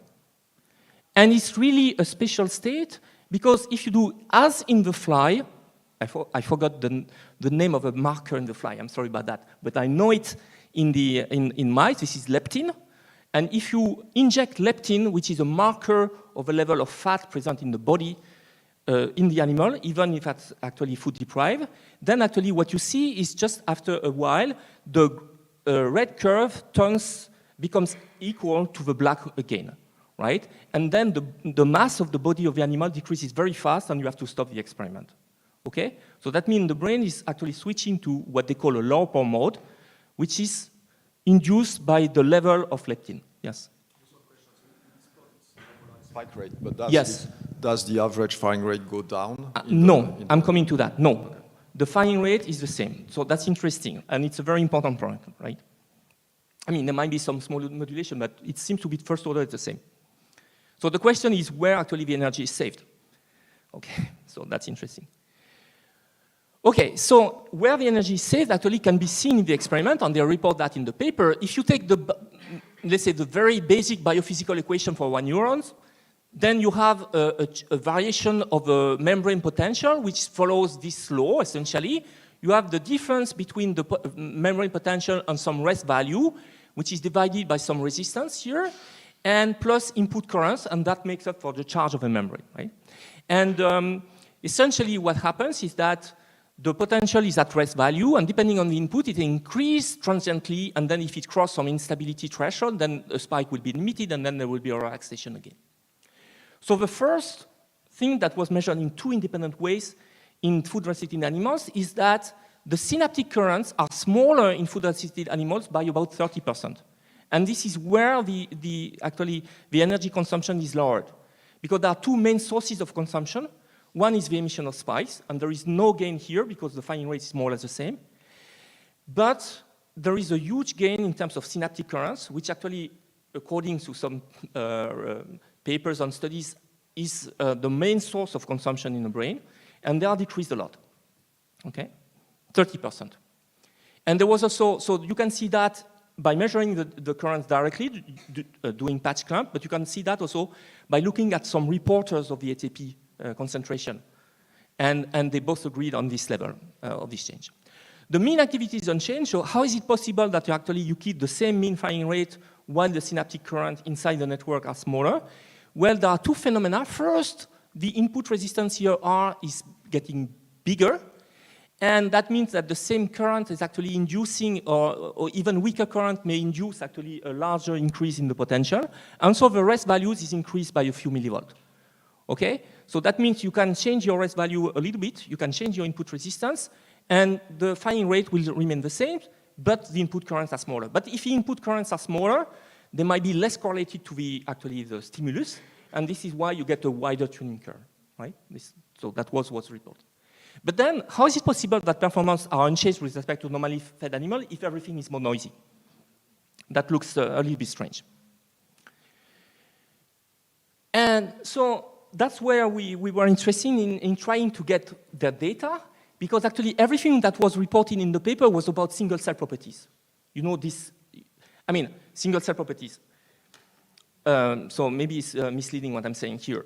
When you show a tuning curve, it's obviously an effect of a network, and it's a very complicated, but it's a property that you measure if you look at the activity of a single cell. That's what I'm saying. Okay, but they had also some calcium imaging data, so that means they have activity, simultaneous activity of many different neurons that could be looked at, right? So we looked at the correlation, and how do you get the correlation? You just look at the raster plot, you compute the pairwise correlation, and we had about 120 or 30 neurons depending on the different trials. And from that, you can compute the intensity of the correlations in normally fed animals and in control animals. And what you see is that actually the correlations are bigger in the food-restricted animals, which was a bit surprising in the beginning. It's surprising because you would expect that correlations are bad for encoding of information, right? Or decoding of information, how you want to take it. I mean, it's a very complex issue. There'll be the huge debates over decades about how correlation actually favor or disfavor decoding and so on. But they are usually bad. And the reason is, I mean, it's a very simple argument, is that if you have more correlation between the neurons, you actually decrease the number of effective independent units in a way, right? So if the effects is in one over square root of a number of neurons, effective neurons, then you get a worse decoding, so worse encoding of the information also. And in fact, we can see that very easily in the data. If we actually, I'm going to that, if we train, if we take our data and we reshuffle the data and kill the correlation, so we have different trials, so we can kill the correlation and we do independent permutation between the trials for the different units, then we see that the performance in decoding the angle from the activity is much bigger. So correlations are damaging. That is normal. What is not normal is what is on the left here. If you don't kill the correlation, you just take the data as they are, you see that the performance in decoding the bar orientation from the food-assisted activity, recording activity, and from the control activity is the same. So how is it possible that you get higher correlation and the performance is the same in terms of decoding? And we try different decoders, it never changed. Okay, so the fact is that the intensity of the correlation is important, but also the geometry, because we are talking about high-dimensional geometry here. So so that's a thing that I took from a review paper. There are many review papers, which is not cited, that's very bad. But anyway, so here is a very simple example of two neurons and two stimuli. So the two neurons means that we have one neuron along one axis here, that's the firing rate. The other one is the second neuron, that's the firing rate here. And two stimuli means that you have two centers on two circles. And what you see here, I'm not sure I want to pair the headphones, but okay. I don't know how to dismiss that. Okay, so and what you see here is a pictorial view of the distribution of responses of the activity of the two neurons when you present stimulus 1. So this is the mean activity of the first neuron and the second neuron, and you have some dispersion here because the response is stochastic. And if you present stimulus 2, you will get a displacement in the mean activity, and you will get another cloud of responses here, okay, here. And you see that the relative displacement here, which I will call the signal vector, this green vector, and the shape of the clouds here matter a lot. Because I may be in a situation where actually the large noise modes are orthogonal to the displacement, so there are huge fluctuations that are orthogonal to what I would like to decode, so that doesn't matter so much. But they can be aligned, and that's really bad, right? So the relative orientation is very important. So what we want to understand is not only how big are these vectors, these node modes, and that corresponds to the eigenvalues of the correlation matrix. And I just told you that there are more correlations. So I expect bigger eigenvalues, but also the orientation of the modes compared to the signal vector. Okay, so here is a plot. I show you when you compute the correlation matrix, you can compute the eigenvalues, and you can compute also the dot product squared between the corresponding eigenvector on this signal, this green vector, for two different orientations, which are separated by 30 degrees here on this plot. But of course, that will depend on the difference of angles, right? So here it's just one difference of angles. And you see that, so this is food elasticity, this is control. You see that if you look at the abscissa of the points, they are bigger here. So this is the increase of the noise I was telling you, the eigenvalues increase. But very nicely, what you see is that the dot product decreases. So that means you get worse situation in the sense that these modes are bigger, these noise modes, but they are less aligned along the signal vector, which is good. Okay? So how can we understand that? One thing I want to say also, if you feed the animal after 2 weeks of deprivation, again, after 1 week, you see that this, we have a recovery data, you see that this red curve is back to the blue curve level. So the animal recovers. Yes? So this is for positively signal correlated neurons? No, I mean, we just do eigenvectors here.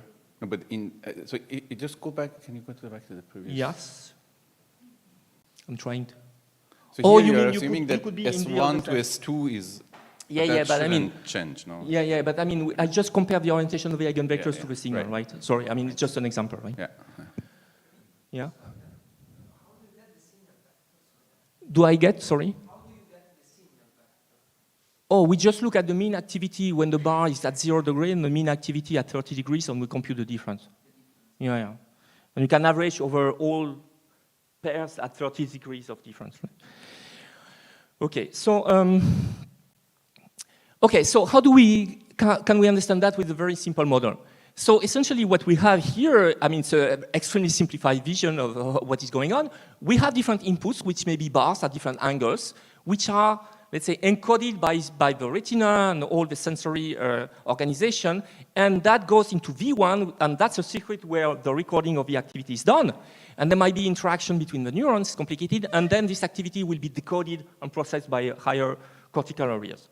So there are different sources of noise here, and one source of noise is what people call intrinsic noise, which is the neurons inside V1 are intrinsically noisy, right? They have stochastic activities. And there is another source of noise, which is extrinsic noise, which means that even if we fix the stimulus to 1 bar at 0 degree, then actually the inputs that these neurons will receive here from the sensory area will fluctuate. That's possible also, right? So what I'm going to do first, is to look only at the first source here, extrinsic, and then I'll talk about intrinsic. So let's do a little bit of modeling. What we do is just mean field theory. It's very simple. We take that and we say, okay, if we have a very fast dynamics, essentially the firing rate of neuron I will be a function of its potential, and the potential will be given by V rest, just the solution of the second on the right hand side equal to 0, so it's V rest plus V input. I'm assuming that the input is slowly varying over time. So the total current here is due to partly to the recurrent connection, and I call W the interaction matrix here. There is a factor, a scale factor S I'm going to mention, plus some stimulus which depends on the angle theta, and plus some extrinsic noise here, which I assume to be Gaussian, with some variance, and 0 mean. Now, what Nathalie and Zaid saw in their paper is that when you go from control to food-assisted animals, you have two changes. One is the input resistance that is increasing. I told you about that, and this is going to appear. But also, they have a relative change of the synaptic current compared to the rest of the inputs, which is the scale factor S, which is actually decreasing. So that's interesting because it's from a purely mean field statistical mechanics point of view. It's not that you go from control to food-assisted, it's a change of temperature, but it's a different change of the part due to the couplings and the part due to the inputs, to the fields. So they change in a different way. So if you do linear response theory to see how the response is defined from this theory, you get a very simple expression which depends on R and which depends also on S, these two factors here, and also on D, which is the diagonal matrix of the derivative of the activation function here that depends on the rows, but I assume, as people see in the experiment, that the rows are more or less constant between the two conditions. Okay? So that means D does not change, and the only change between control and food-assisted are in these two coefficients R and S. And I assume that the synaptic matrix has not changed, of course. Oh, sorry? Yes, I am assuming that. Yeah, so I'm assuming, no, sorry, the row I are not all the same. I'm assuming that the row I is the same in food-assisted for the same neuron I and in control. I know, but I'm asking, is this constraining the way the parameters are changed between control and food-assisted? Well, I mean, it's complicated because you have an excitation is changing and also the inhibition to balance and remain at the same level of activity. This is what they see in the experiments. I haven't tried to model that in exactly in the equation, but it could be done. Okay, so now what about the correlation matrix? So if we have only extrinsic noise, then the correlation matrix, you will see change in the activity due to the fluctuation in the inputs here through this response here. So that means the correlation matrix will be essentially the square of the susceptibility matrix of a response matrix, right? So the eigenvalues of a correlation matrix will be, of a noise correlation matrix, will be the square of the eigenvalues of a response matrix, right? And that allows us, since we know how these things here change from this equation with the change in R and S, that allows us to compare the eigenvalues that we expect in the two conditions, food-assisted and control, And we do expect that there will be some change of the eigenvalues, and that this expression seems to be in good agreement with what we see in the experiments. So we have, on average, bigger eigenvalues in food restricted compared to control, but this change, this multiplication is not uniform. So that means that actually the small eigenvalues grow more than the large eigenvalues, right? So that means the support is getting narrow, more narrow for food restricted. So the effective dimensionality, for instance, of the network increases. Okay, so now you can look at what happens if you change, for instance, the bar orientation from theta to theta plus delta theta, and if you do again linear response theory to have a simple prediction, then you would expect that the dot product between the ith eigenvector of a correlation matrix and the signal vector is going to be given by that. And that's, because it depends on the same matrix, response matrix here. And that explains the linear relationship I showed you before, that the dot product was linear in the eigenvalue, and that was also seen by other people in other works, not related to food restriction. And now it's nice because now if you look at the signal-to-noise ratio, which is the ratio between the dot product between the signal vector and the ith eigenvector over the eigenvalue, you see the lambda I cancel and it's a constant. Okay? So that explains why the two slopes are the same in food restricted and also in control. Okay, so that's nice, but then it explains full resilience, and it's a bit too much. It's a bit too nice because that should be completely independent on I here. So that means all the modes will contribute in the same way to the signal-to-noise ratio. So we get an infinite, essentially, signal-to-noise ratio. If you have a very large population, that doesn't make sense, right? There should be some cutoff. At some point, they should not contribute anymore. And the fact is that we have completely neglected intrinsic noise. And so in order to have some kind of effective model where we can compute the intrinsic noise, I will do something very simple. I will take the work that Chaim did a long time ago about V1, and we just model V1 as a continuous attractor. And we just do binary neurons, 0, 1, because we like that. And then there are stochastic neurons, right? So you have a well-defined noise model, and you can compute everything. So you can compute the intrinsic correlation matrix. So this is just a continuous attractor, if you have never heard about it. So that's actually very similar to models that were introduced a long time ago in statistical mechanics for the lattice gas transition by Lebowitz and Penrose. And essentially what we have is that if we are at equilibrium in this very simple model, then you know that the correlation matrix due to this intrinsic noise is simply the response function, average of the eta, which is the fluctuation in the extrinsic stimulus, and it's going to be a complicated function I'm not showing here, of the response without the extrinsic noise and the variance of this extrinsic noise. So the total correlation matrix is the sum of the piece I've shown before, plus this thing here. And the nice thing is that if you have very little extrinsic noise, f of chi is simply chi. It's linear. It's not quadratic anymore. So you see at very low chi, actually the chi-squared effect here is very small compared to this term. So at the denominator of the signal-to-noise ratio, you have a cutoff immediately. That means the signal-to-noise ratio for the large I, that corresponds to the small chi I, the small eigenvalues, it will be dominated by chi I linear here, so it will drop down to 0. So you have a finite number of modes that contribute.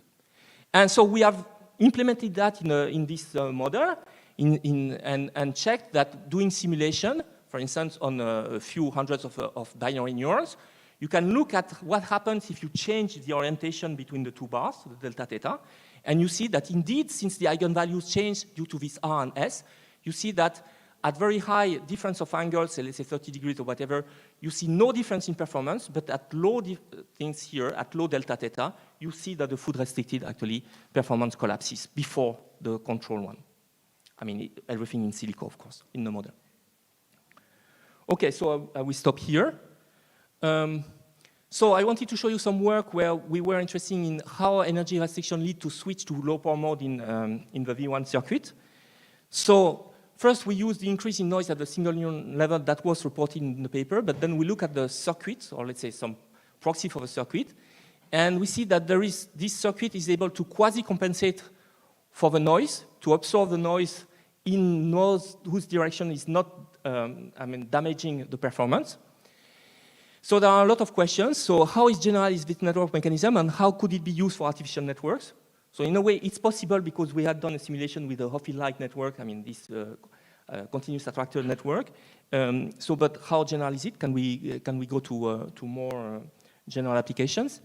And I just wanted also to mention that the case of energy limited computation is very interesting, but there is also the other case, which is more common, where we'd like just to see the energetic cost of computation in animals which have plenty of resources. That's also very interesting to look at. And I've looked at, for instance, using, again, the continuous attractor model to see how we could correlate some measurements that were done using functional ultrasound imaging in the hippocampus of subiculum of free foraging rodents, and compared to what you would predict from past integration models. And you see some kind of very qualitative agreement also, I want to mention. Okay, I will stop here.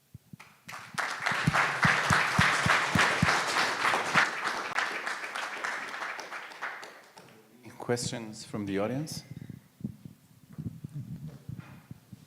So I have a question about the effect of the food restriction on synaptic strength. So if I understand correctly, you just reduce the strength of the recurrent synapses and not the external ones. And I was wondering what's the rationale for this, because external inputs also come through synapses, right? So what? Yes, I agree. So we did actually, because there were measurements about this synaptic currents, right? Which I agree would be a mixture of both. I don't have a very good justification for that, right? But it's a simple hypothesis that seems to match with the data, right? I don't have more convincing explanation. I must be honest on this. Yeah. So I'm still concerned about the firing rate. Yes. Why the firing rate should be the same?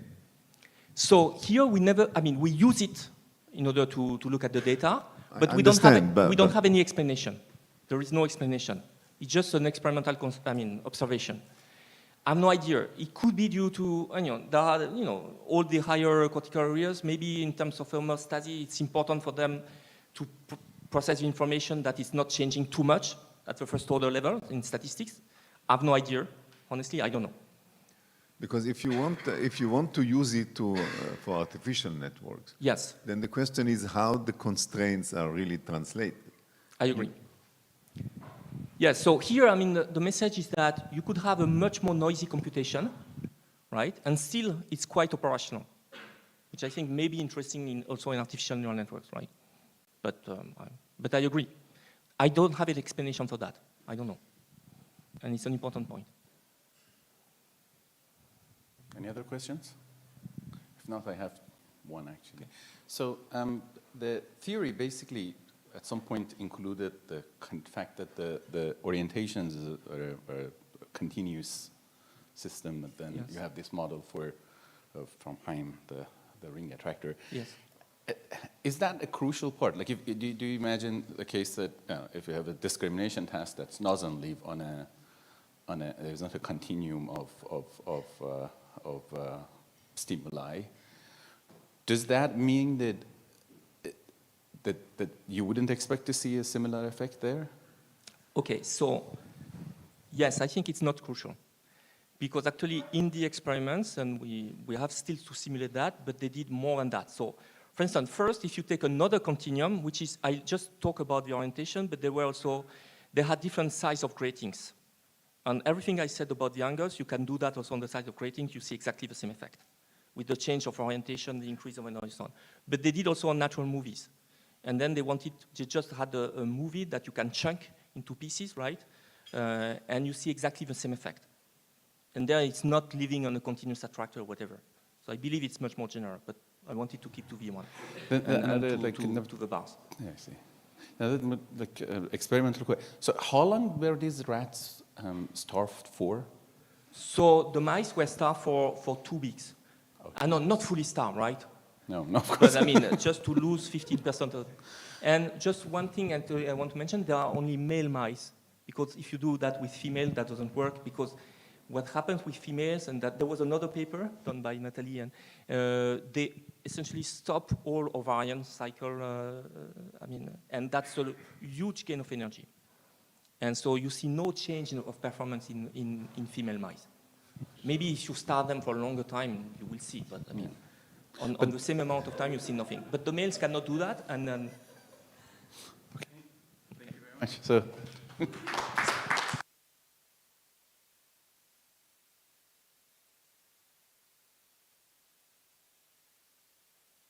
So, after this field theory of starvation, we can go to the next speaker, who is Nicolas Brunel, and I can confirm that it's the same picture.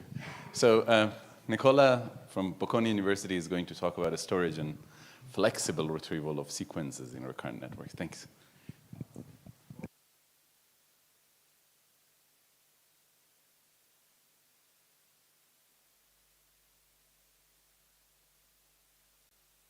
Yeah, sorry about that. All right, so I'd like to thank all the organizers of the meeting for putting this wonderful group of people together.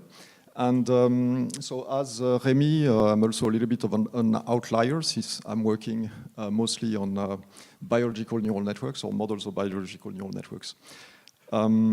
So let me start with a major landmark in the journey, since this meeting is about the journey from spin glasses to neural networks. I think a major landmark was the publication of the Hopfield model in 1982 and its subsequent analytical solution using statistical physics methods by Amit Gutfreund and Sompolinsky. In fact, this morning there was somebody mentioned, Nobel Prize and the Abel Prize, so I think it's another Nobel Prize that was awarded recently on similar topics. So in the Hopfield model, you have basically a neural network that has a symmetric connectivity matrix and that stores memories in that matrix using a Hebbian synaptic plasticity rule. So these are the patterns that are embedded in the connectivity matrix. The fact that it's symmetric also allows you to define an energy function, and that's what allows you to apply these methods from statistical physics. And in this model, you have this beautiful idea of doing computations using dynamics. So in this particular case, the computations are basically convergence to fixed point attractors that are the representations of stored memories in the network. And so this network has associative memory or pattern completion properties. So at the time of the publication of this paper, we knew relatively little about synaptic plasticity, right? So to what extent does synaptic plasticity obey this particular rule? And in the 4 decades since that paper, we have obtained much more information about the rules that govern plasticity at real synapses.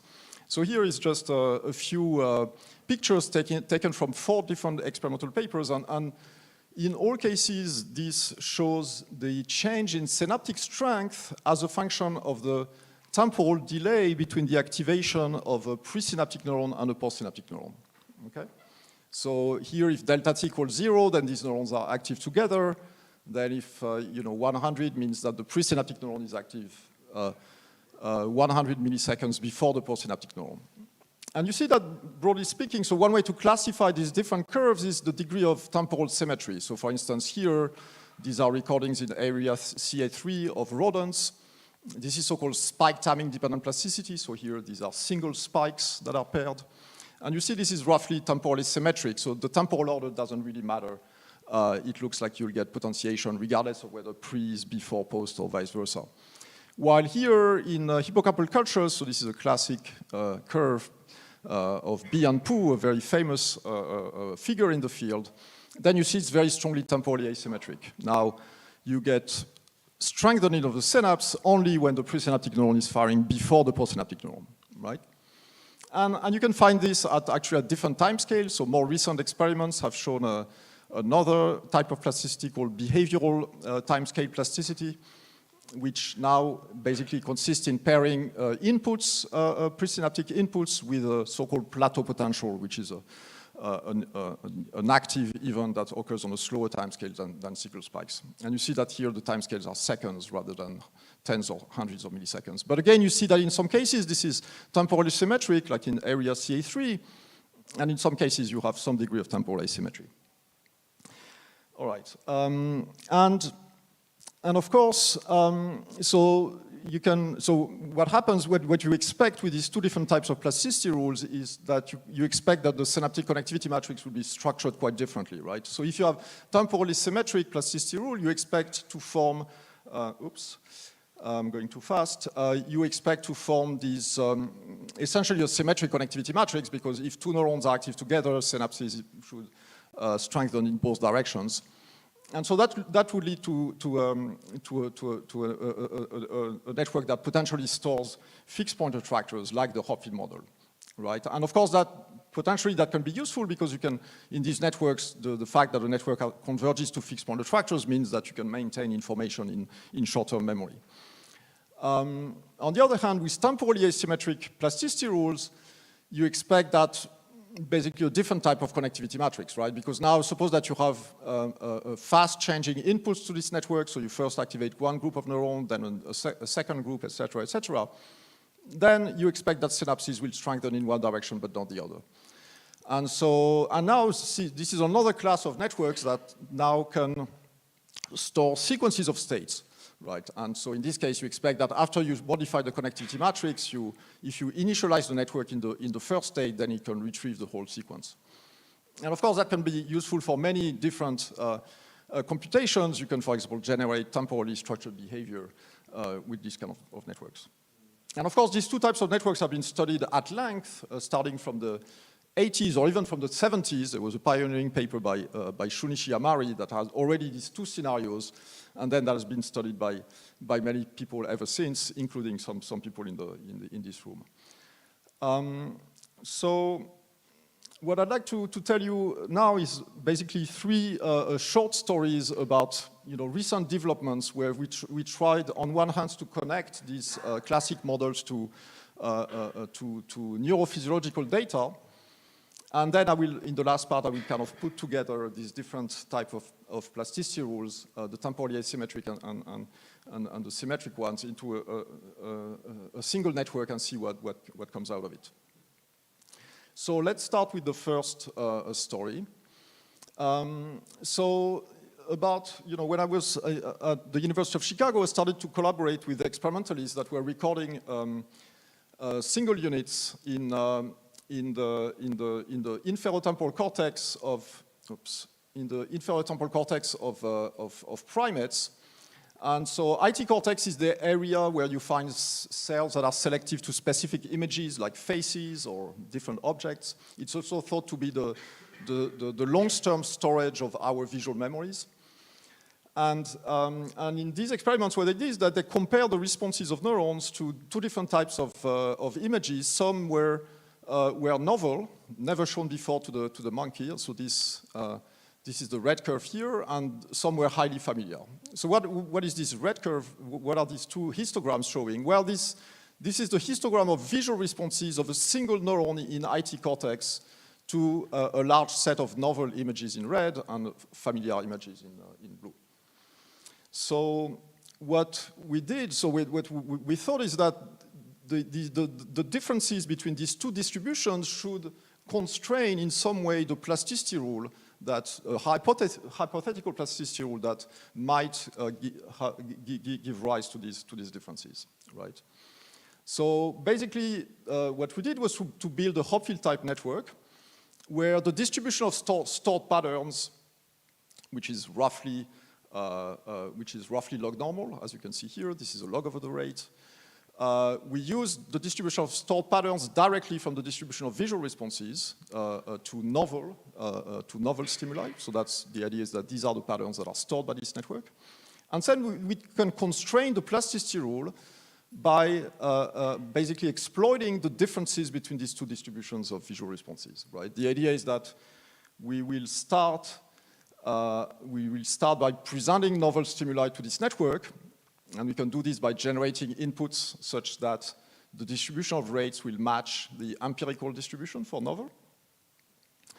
And then we apply an unsupervised plasticity rule to the recurrent connections. And basically, we can use, for simplicity, a separable rule that depends on the rates of the postsynaptic neuron, f over I times the rates of the presynaptic neuron, g over j.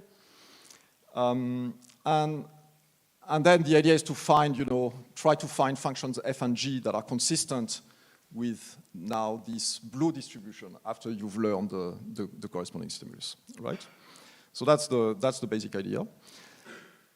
And what we found is that, in fact, the difference between these two distributions is consistent with a Hebbian rule.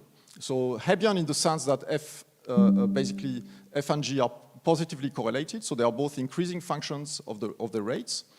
What we can really constrain is quantitatively is the function f. G is basically we can't constrain it apart from the fact that it has to be positively correlated with the rate. But the function f looks like this. So essentially, it is negative at low rates and below some threshold here, about 30 spikes per second for this particular neuron, and then positive at high rates. And it's actually well described by a sigmoidal function. So it's quite significantly different from a so-called covariance rule, where in the covariance rule, basically, you would take f and g would be basically r minus average r.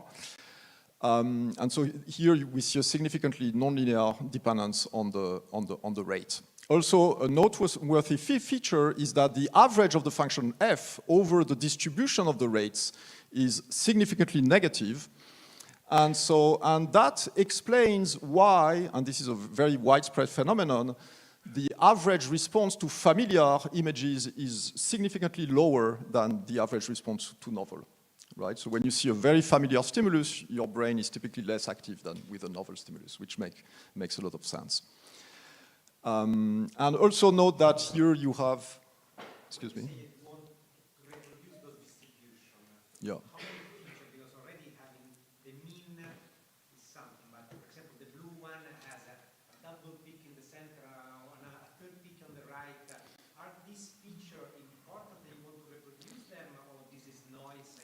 No. This is noise. So we've done it in several ways. So you can, for example, try to fit these functions by log normal. Yeah, I mean Gaussian would be very bad, but log normal, yeah. And then you can apply yeah. Well, yeah, essentially, yes. The green thing will be at the mean firing rate. The green thing? No. This is this dash curve. Yeah, no, this is the threshold for this particular neuron. So we can do this neuron by neuron, and this is the point at which this function f goes from negative to positive. So now let me give you the intuition about how to connect these two curves together. Okay. So here the negative part, what that means is that if you have a novel stimulus that initially drives the network, that drives this particular neuron, below this threshold, then the average synaptic inputs to this particular neuron will go down because they are proportional to f over ri. So the rate will go down. So that leads to this shift to the left of the bulk of the distribution. These are most of the stimuli, like 95%, something like this. Now, if you initially drive the neuron towards in this region, in a higher, and this is only a few percent, now your average synaptic inputs will go up, and so that explains the stretching of the tail of the distribution, which, by the way, is seen in the majority of so-called putative excitatory neurons in that structure. By putative means neurons with broad spike waveforms, but not with putative inhibitory neurons, interestingly. This is something like a covariance rule. The transition from positive to negative should be around the mean. Yeah, so it's another difference with the covariance rule, because otherwise for the covariance rule, for this neuron, it would be something around here, right? So there are these two significant differences with the covariance rule, exactly, yeah. All right, so basically there are these two features, right? So negative average, that leads to a decrease of average firing rate with familiarity, and high threshold, so only a small fraction of neurons basically get strengthened by this plasticity rule. So that tends to sparsen representations, actually. Applying this rule will sparsen the representations with learning. And interestingly, actually, there is a similar dependence on firing rate as in some in vitro experiments have looked at plasticity as a function of firing rate, not spike timing, and you see a similar dependence. All right, so basically that's the conclusion here is that this is consistent with the operation of a very simple unsupervised Hebbian rule. So now we've also, so this is basically just one slide which summarizes a lot of work, especially by Ulises Pereira, who was a PhD student at the University of Chicago, who studied basically what happens now if you study a network where you're inserting this plasticity rule that's inferred from data. So we can show that, unsurprisingly, it's a Hebbian rule. It can basically exhibit attractor dynamics similar to the Hopfield model. And these attractor states are qualitatively similar to the phenomenology of persistent activity in cortex. So persistent activity is a phenomenon that's been observed in cortex in delayed response tasks. So in tasks where you have to maintain a short-term memory of a stimulus that is presented. And in these experiments, in some experiments, people see that some neurons will be active in the following presentation of a particular stimulus. These neurons will maintain persistent activity, but only a small fraction of neurons will maintain persistent activity. And that's what we see in these networks. And interestingly, what Ulises so for technical reasons, Ulises studied a sparsely connected network in which in the existing connections, then you can apply this plasticity rule, which simplifies a lot the calculations. And interestingly, so that depending on the strength of coupling in that network, you can have either a fixed point attractor state. So in there is a fixed point corresponding to each of the memory that you've embedded in this network. That is a fixed point. But you can also have chaotic attractor states, in which case the network fluctuates chaotically. But maintains a correlation, order one overlap with the stored memory. And actually, this kind of behavior had already been observed in a paper by Tirozzi and Sodix in the early 90s. And Ulises also studied a scenario where instead of basically using a Hopfield type network, he also used an online learning version where you have memories that are written progressively on top of older ones. And interestingly, he observed that there is a transition with age. Initially, the most recent memories are fixed point attractors, but then as they become older, then at some point there is a transition to chaotic attractors. So these are based on the inhibitory and excitatory neurons separated, or just everything is? No, here we completely ignore Dale's law for simplicity. So we have it's like in that respect it's similar to Hopfield. Yeah. Okay. All right. So that was my first short story. So now let's move to sequences, and just to motivate why people will be interested in basically understanding how networks can store and retrieve sequences. So the observation of sequential activity in brain networks is very widespread. In particular, it is seen during generation of temporally structured motor behaviors. With a beautiful example is area HVC in birds, so in particular zebra finches, when they sing a very stereotyped song. What you see in that structure is that different neurons are active at different points in time during the song, right? So this neuron is active at the very beginning of the song, and then this neuron is active a little bit later, and finally you have neurons that are firing towards the end. And in fact, there are more recent recordings of many more neurons, hundreds, and you can see that basically the activity tiles uniformly the whole song. And you can see that here the activity is extremely sparse. These neurons fire in a very brief interval of over 10 milliseconds and very precisely within the song. Now, in other cases, you see something that's far less temporally precise. So now we are talking about several orders of magnitude less temporal precision, but this is a totally different behavior now. you see a sequential activity in cases when an animal needs to keep track of time. So this is an experiment where the animal has to run 15 seconds in a wheel before it can go out of the wheel and then go and collect some food or some water reward, right? So this was done in the lab of Yuri Bujaki several years ago. And what they saw is that, so they were expecting, I guess one expectation was that since the animal is not changing location, it's always in its wheel, they thought that maybe they would observe so-called place cells, so neurons that are active at a given location in an environment, which have been recorded in the hippocampus of rodents.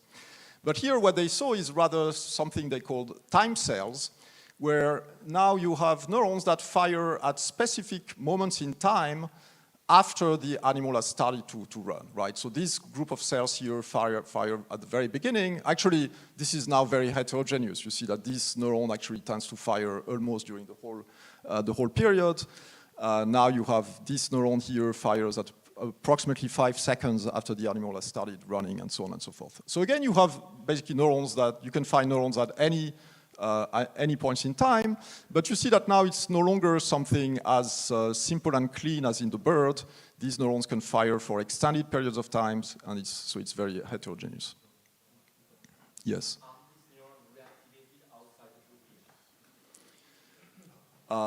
Activated outside? That's a good question. I would guess that probably yes, because typically, I mean, for example, if you think about place cells, so in one given environment, a place cell will be active at one location. But you know, if you recorded another environment, then there is some probability that it will also be active. So. Yeah, like in terms of sequence, I mean, is it planning or related to planning of motion?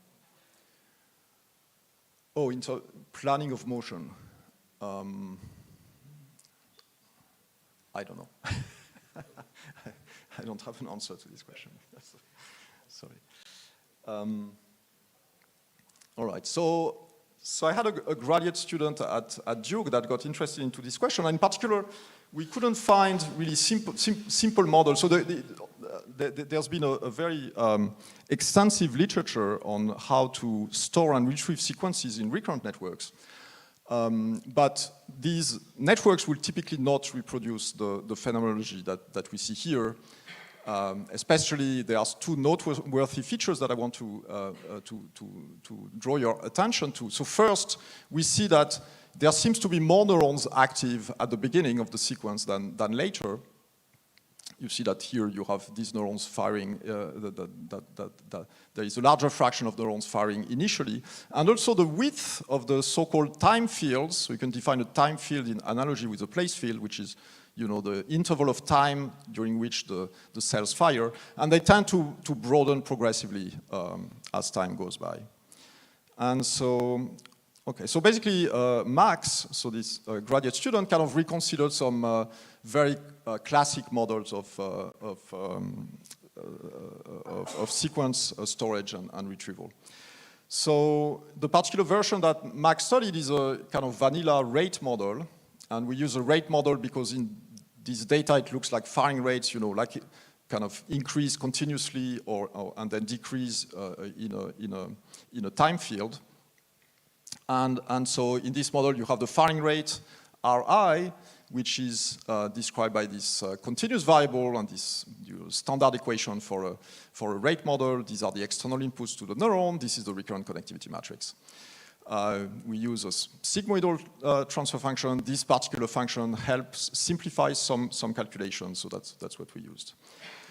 And then how are the sequences stored in the connectivity matrix?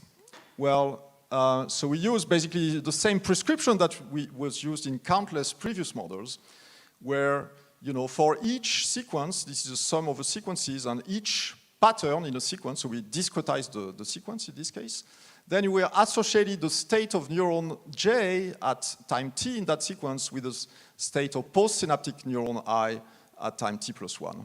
And so that corresponds to these temporally asymmetric plasticity rules, right? When the maximal potentiation is obtained when there is a temporal delay between presynaptic and postsynaptic activity. And we do this on top of a sparse random matrix, again for technical reasons that allows us to do calculations. And basically K is the average in degree of this network. All right, so let's see how that looks like. So this is a simulation showing the case where the size are Gaussian random variables, IID Gaussian random variables. While typically in previous studies people use binary size, it turns out that it kind of makes a difference what distribution you're using for this size. All right, so this is a case of, a sequence, in this case, of 16 patterns, 16 different random patterns. These are the Gaussian patterns used to build the connectivity matrix. So what happens in these networks is that when you're retrieving the sequence, they don't go exactly to the patterns that were stored, but you can think about them, the network as doing some kind of smooth interpolation of these patterns. So it tries to go towards each of the patterns, but then is driven to the next one and so on and so forth. So it's not retrieving perfectly each of the patterns. Far from that.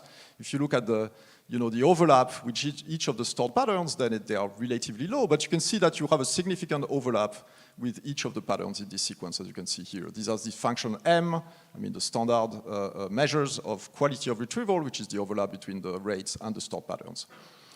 Of course, they can't really go to 1 here because the size are Gaussian and the R's are basically these 0, 1, these variables that go from 0 to 1. Okay, and so different neurons, of course, do different things because they see different sequences, and so you see the strong heterogeneity of these temporal profiles of activity. You see diversity in the width of the time fields, as you can see here. So this is the behavior of this model, and of course we can also look at what happens with continuous inputs. We also did the same thing for the continuous inputs are generated using basically Ornstein-Uhlenbeck process. And so in this model, we can use dynamical mean-fit theory and basically calculate equations for the overlaps of the network state with the different patterns in the sequence. And in fact, in the case of Gaussian patterns, these equations simplify dramatically. And so that was another motivation for using Gaussian patterns. And what you see here is the overlaps with the pattern mu in the sequence is driven by the previous overlap. And then there is this G function here, which is a kind of a gain, which actually depends on time through both the norm of overlap vector and M of t, which is the average squared firing rate. And then this guy depends on also the two-time autocorrelation function. So basically there are integral differential equations that govern these two quantities. But what we can see, numerically, we see that this gain, G, is approximately constant throughout the sequence. And in fact, we can also calculate the storage capacity of the network by finding the value at which the maximum of this G function is equal to 1, because if G is smaller than 1, you can see easily that the overlaps will decay with time. But if G is at least its maximum is larger than 1, then you can actually retrieve the sequence. Right. Yeah, it doesn't here. I mean, you have to, if you, in the equation for M, then you will have the autocorrelation will be entering, and then there will be a self-consistent equation connected. But I didn't put these equations on this slide. Yeah. Okay, but if you approximate G by a constant, then it's kind of elementary to calculate, mu for any overlap is basically mu is basically proportional to t to the power mu minus 1 exponential of minus t. This is a pretty elementary calculation. And from this equation, in fact, you can deduce that first the peak of the overlaps depend linearly on time, so the peak of mu would be basically proportional to mu, but also the width actually is growing with time. So the width of the time of the overlaps is actually growing as time goes by. And we can see this in simulations. We can see that here the fields are relatively brief, and then they become broader and broader as a function of time. So this is another way of representing. This is now a way of representing the whole network, where each row is a neuron, and the activity is color-coded, and the neurons are sorted by the times of their peak firing rate. right? And you can compute the width, the average width as a function of the peak location is increasing as a square root of the time, which is basically what these calculations tell us. And interestingly, this is very similar to this data, the data of the time cells, right? Where you see that the width, so this is basically an experimental figure where they looked at the width of the time fields and they see that it increases as a function of the time of the peak. All right. And then we can also, in this model, by changing the distribution of the stored patterns, we can also change the temporal characteristics of this sequence. In particular, we can, by modifying the distribution, if we now take a binary distribution with a sparse, so the low probability of psi being equal to 1, then we see that we go progressively towards more sparse sequences where neurons are active only in a small fraction of in a smaller time interval. So that goes towards this, this HVC limit. All right, and we also did. I mean, we showed that we can also do similar things with networks of spiking neurons and with also separate excitatory and inhibitory populations. So in the last 5 minutes or so, I'd like to come back to my initial slide. And so I told you that experimentally we see these two types of curves, of plasticity curves. Some are temporally symmetric, so some neurons don't seem to care about temporal order, and others do seem to care very much, right? This neuron, basically, it depends a lot whether pre fires before, post, or after. And so we wondered what would happen if you had a network in which the two types of neurons or the two types of plasticity rule coexist. Right, so you have, so in the simplest case, we can subdivide the network into two classes of neurons. Some neurons are asymmetric neurons, so they have asymmetric plasticity rules. Others are symmetric, so they have symmetric plasticity rules. We also can use a continuous distribution of degrees of symmetry, but for simplicity, I'm only showing the bimodal case here. And so to illustrate what might happen in these networks, it's useful to consider, again, kind of this cartoon where we have groups of neurons that are active at a given time. Let's say a particular input is driving this group of neurons to be active. And then there is another group of neurons that is activated at a subsequent time. So the symmetric neurons, they will tend to connect strongly together. They like, the red neurons like to connect with the other red neurons and the blue neurons as well. So these neurons would like to kind of stay in the same state, right? So they, if they were only the red neurons, they basically, you would have these essentially fixed point attractors corresponding to the red and blue populations. But then you have the A neurons that, on the other hand, they prefer inputs coming from the blue neurons prefer their inputs coming from the red guys.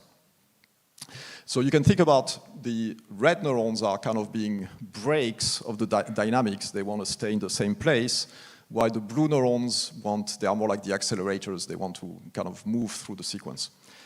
Now the next ingredient is to have two separate sets of inputs to these two different populations, right? And so now you can see that if you have two different sets of inputs, you can basically play with you can change the speed at which you will retrieve the sequence. Basically, you can do like, with your two pedals when you're driving with your brake and accelerator pedals. And yeah, so that basically works. So this is a case where, oops, I'm going too fast again. You have, in this case, stronger inputs to the asymmetric neurons, so you go quickly through the sequence. These are the overlaps.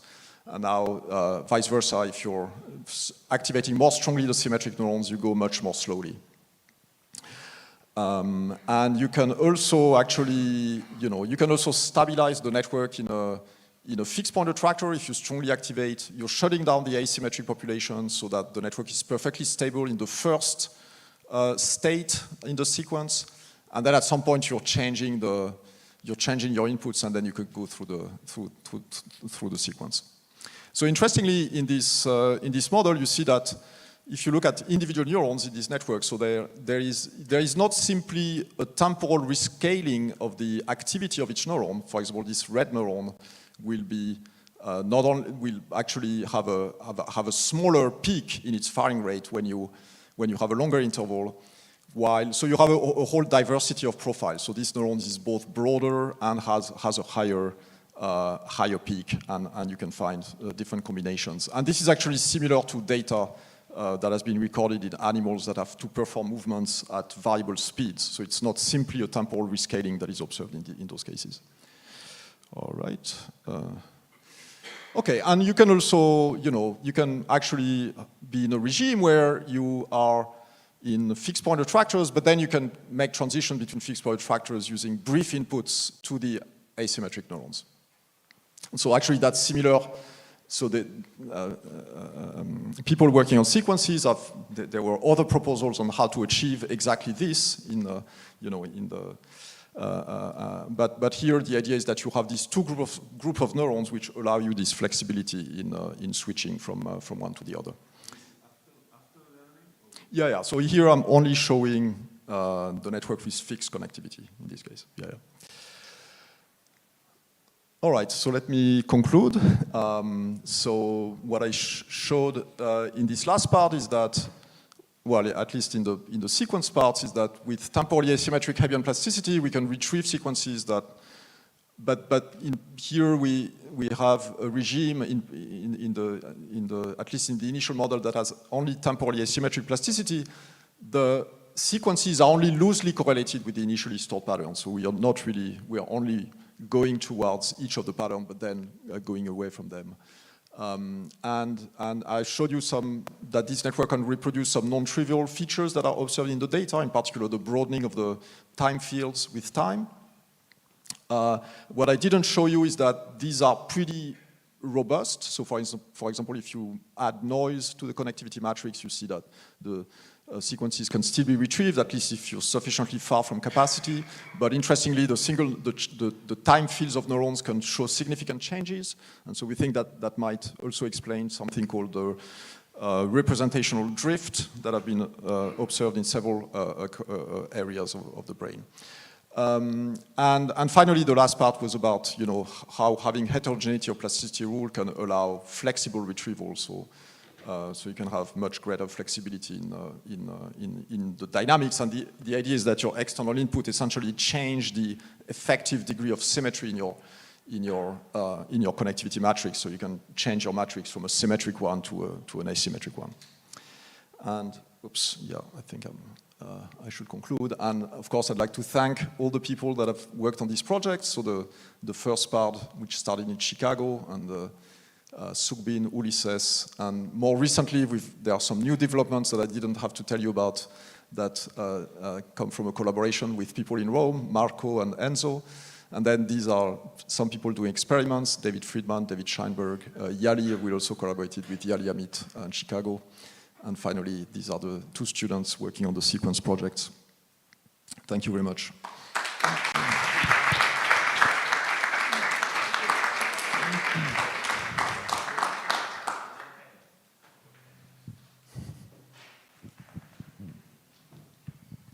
At the beginning, you also comment something about the capacity of this type of network, say that it's saturating in some way. But given that all this is out of equilibrium processes, so how can you count the number of different attractors in these systems?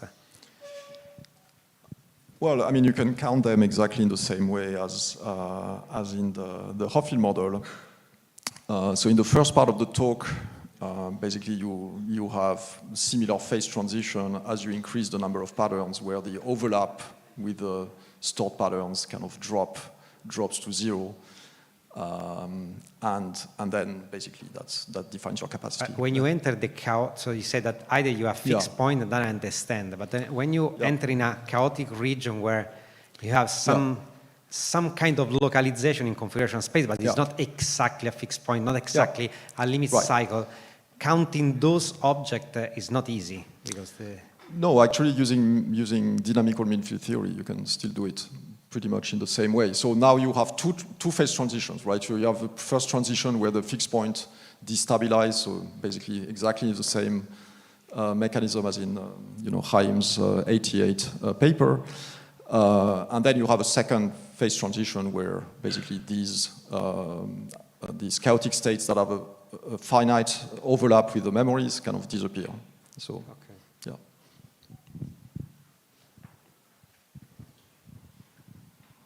Yeah, you mentioned that the sequences are loosely correlated with the original. So it's not retrieval, it is more like generation, right? Right. So yeah, that's a very good point. So it's a way to generate some dynamical trajectories, but these trajectories, you can think about them as kind of being some kind of loose interpolation of the patterns that were initially presented to the network. But yes. Can you think about it as a generation model and?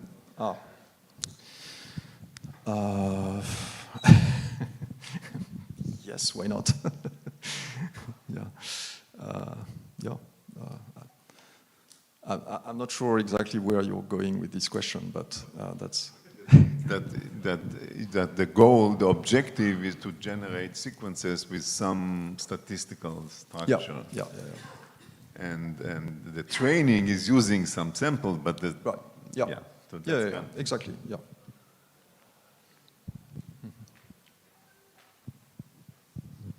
Yeah, early in the talk you showed something about birdsong, and I wondered if any of this can be applied there. I mean, does the temporal coherence of those little repeated patterns, does that get worse later in the chirp or something? So no, they don't. So that actually, but that's also what you see in the model as you increase the sparseness, right? So maybe I can go back quickly. Oh, I remember that. Yeah. Yeah. So so for example, here we are going towards a sparser sequence in the model, and you see that you no longer see this broadening of the time fields in the model, and you don't see that certainly in the song. In area HVC, you basically see that the typical width of the fields, which are very brief in this case, are kind of pretty fairly constant throughout the whole song. So that's a different. But you don't see a tendency toward, these things getting more sparse. Yeah. So maybe I didn't get your question. Yeah. I thought getting more sparse would mean that some spikes were missing there toward the end of the little. No. What happens is that then the networks become more homogeneous in the sense that the time fields no longer depend very much. The width here no longer depends very much on the time of the peak, right? So you see that the width here is more or less the same as the width here, and that happens when f becomes smaller and smaller. Then you go towards basically a sequence that kind of goes straight, and then the width of the fields is now independent of the time of the peak. Yeah, but I would think if it's getting weaker as you go there, what I would interpret that in terms of spikes was that you'd be missing some spikes sometimes.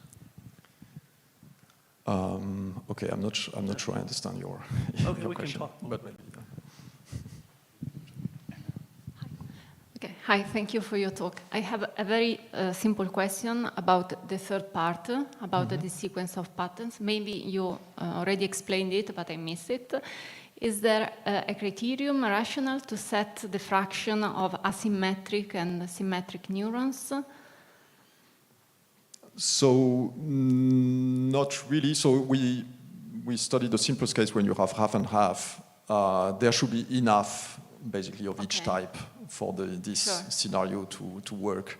But you choose half and half. We just use half and half. Okay, yeah. thank And you. I mentioned briefly that we also use the case where we have a symmetry parameter in each neuron that will be drawn from some distribution, so that some neurons will be more symmetric, others less. And that also works with a continuous distribution. Okay, thank you. Okay, so if there are no other questions, let's thank Nicolas again. We'll have a coffee break and then we'll be back in. Fine.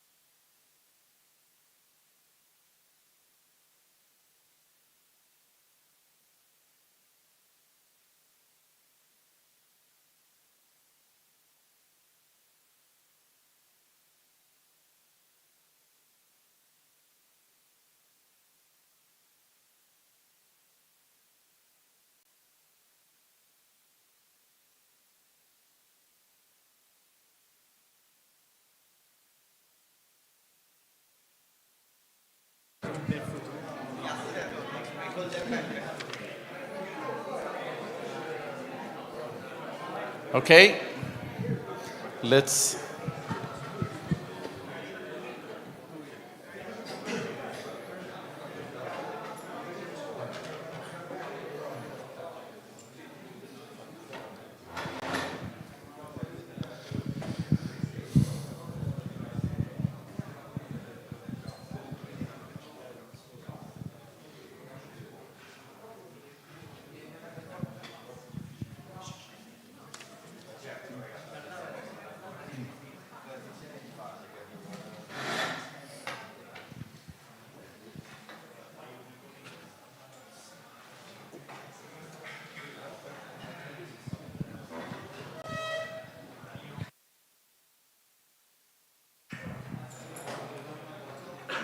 All right, so I hope everyone is back. Good. All right, so welcome back again now to the last talk of the first day. And it's really a great honor to have Chaim Sompolinsky from Harvard University and Hebrew University. You're still at the Hebrew, no? Mm-hmm. Yeah, and the Hebrew University in Jerusalem, to now give a talk from spin glasses to large language models. Okay, thank you very much, Chaim. Okay. Let's first thanks the organizers for organizing this wonderful meeting and for inviting me to present. Okay. As mentioned already, I'm going to talk about the journey from spin glasses to large language models. Let me mention the main collaborator is a brilliant PhD student in physics at Harvard, Hak Stepanians. But this is the stuff that I'll talk today is mostly his work, but it's part of a broader goal, a broader project, which I'll mention briefly, mostly at the end, with several collaborators, postdoctoral fellow Sue Penn, undergraduate student at Harvard, Eli Hahami, and my old senior collaborator, Dan Lee from Cornell Tech. Okay, but before I begin seriously, let's start from the journey, and most of you know that my own journey from spin glasses to neural networks started at 1985 with a paper with Daniel Amit and Hanoch Gutfreund. Although this was an interesting work and entry to neural networks, but as you'll see, the problem of storing associative memory or long-term memory in neural networks, the problem which is addressed in this work has been with us for now more for 40 years. And I think only now we begin to have a kind of realistic neural network models for storing and retrieval of realistic memories. Okay, so what's the challenge? The challenge is that let's specifically talk about episodic memory, but episodic memory is an example of maybe broad range of other memories, but they kind of highlight the challenge. The challenge is that episodic memories are sequences of items. The items can be frames in a movie or parts of text and so on. So first of all, there are sequences, but what's important is that they are full of statistical structure. That's one item, one aspect. The other aspect is that the memory system is not an isolated, random neural network that kind of you end the task by just retrieving the memory. It's part of an existing semantic system. When we remember something, we actually remember association between events or between items which are well known to the already mature semantic and cognitive system.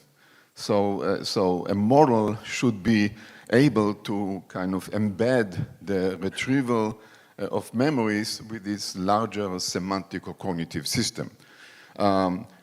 Episodic memories are learned continuously, naturally. You have some experience that you memorize. The next day you have another memorable experience, you store it, and so on and so forth. So they come in a continuous fashion. And you already mentioned here that continuous learning and continually memorizing things are problematic because of catastrophic forgetting.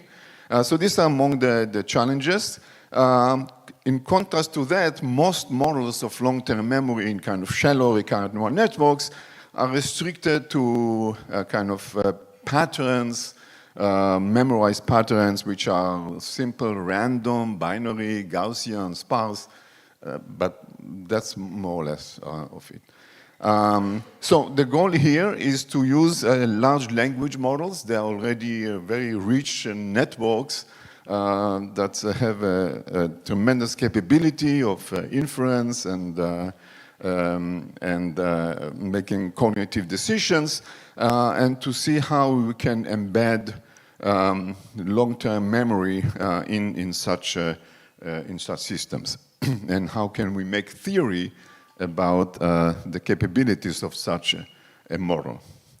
All right, so what I mean by episodic memory, actually we needed the data to actually test these ideas in empirical work, in simulation. So there is a large empirical work that my colleagues and I have been engaged in and still engaged in.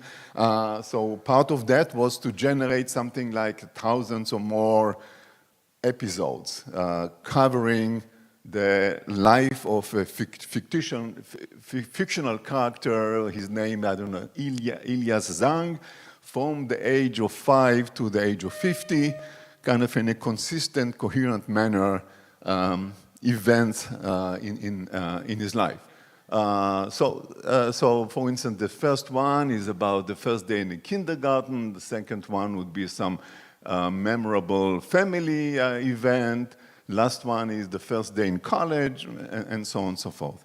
Of course, I want to discuss the structure, the statistical structure of that body of work, but part of the challenge is to actually get a lot of data to train and to test models and ideas and theories. All right, so this is what I mean episodic memory. So each one of these paragraphs is a sequence of tokens, of words, and describing an event, and I'll consider this as one episodic memory, then, next one, and so on and so forth. All right, so I'll talk about two topics. One of them is the continual storage of a sequence of events like that, of episodic memory, in gated low-rank adapters. You'll see what I mean of large language models. I'll describe the concept, but I'll devote most of the talk to the study of a single storage and retrieval of a single episodic memory in the lower weights. All right, so in general, memory in large language models come in different flavors. One way is to just okay, first of all, I think all of you know what large language models are. This is transformers, attention, and multiple perceptron blocks and a series of blocks. The input is context windows, so each token is represented by some embedding in the input, positional encoding, and then attention block, etc. Then each token then finally gets into some feature embedding, the last layer, and then readout weights which project them into kind of a classification token where each head is responsible for classifying, in this case, predicting the next token. So for each token, for each word in the vocabulary, there is a head in the last classification layer.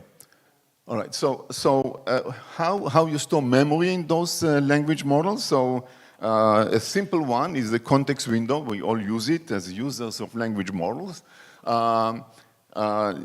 Modern language models are have very large context window. Since I'm interested in language models and memory in language models as potential models of human memory, then this is not a plausible model for long-term memory. It should be more like short-term memory, because the context window doesn't, the memory in context window doesn't change the parameters or the weights of the network. It's just something like a working memory input which persists during presentation, during execution of a task. The other, which is the most popular way that is used in application for memory in language model, is called RAG, or retrieval augmented generation. In the way it is done is that you have a large body of data, of text, of documents that you want to store. You actually store them outside the language model in conventional disk or whatever you use, server. And the language model is used to retrieve, when you come with a question, then the language model, oops, I'm sorry.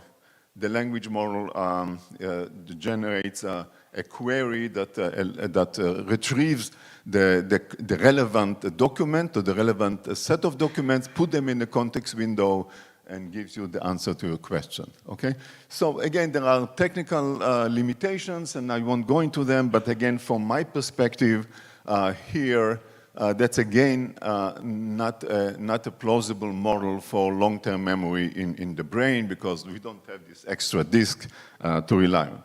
So the third one is the one which I'll focus on, is the fine-tuning. Fine-tuning here means that we are going to store the information, the new knowledge, or the new memories in changing the synaptic weights of the language model. So embed knowledge, new knowledge into model weights.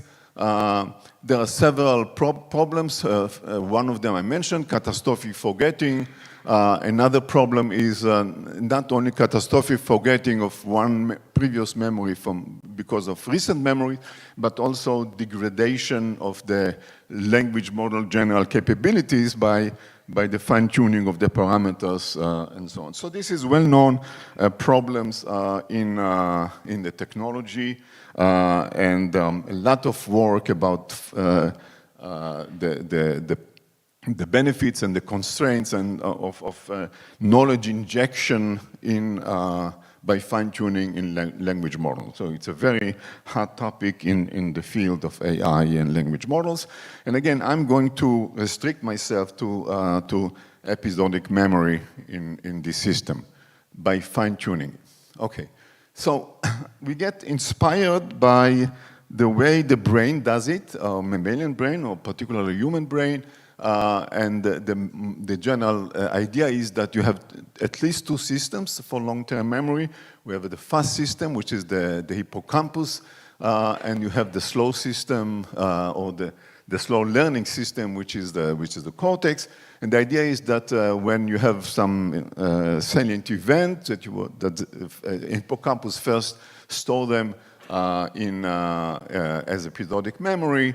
And then there is a slow process by which the episodic memory from hippocampus is transferred into cortex, and along the way, the experiential aspect of the episodic memory, which hippocampus stored, are getting kind of blurred, and what the cortex really stores for very long term is kind of the semantic essence, the knowledge aspect of the memory. Okay, so there is a long literature about that, so what we are going to do is kind of build the hippocampus in addition to the language model. So here is the transformer of the language model. Again, working memory, the context window, and then output tokens, and next token prediction, and so on. So we think about this as mostly kind of the cognitive part of semantic cognitive cortex. So we can think about all these connections as the connections, the cortical connections. But now for storing new episodes, we add this hippocampal part.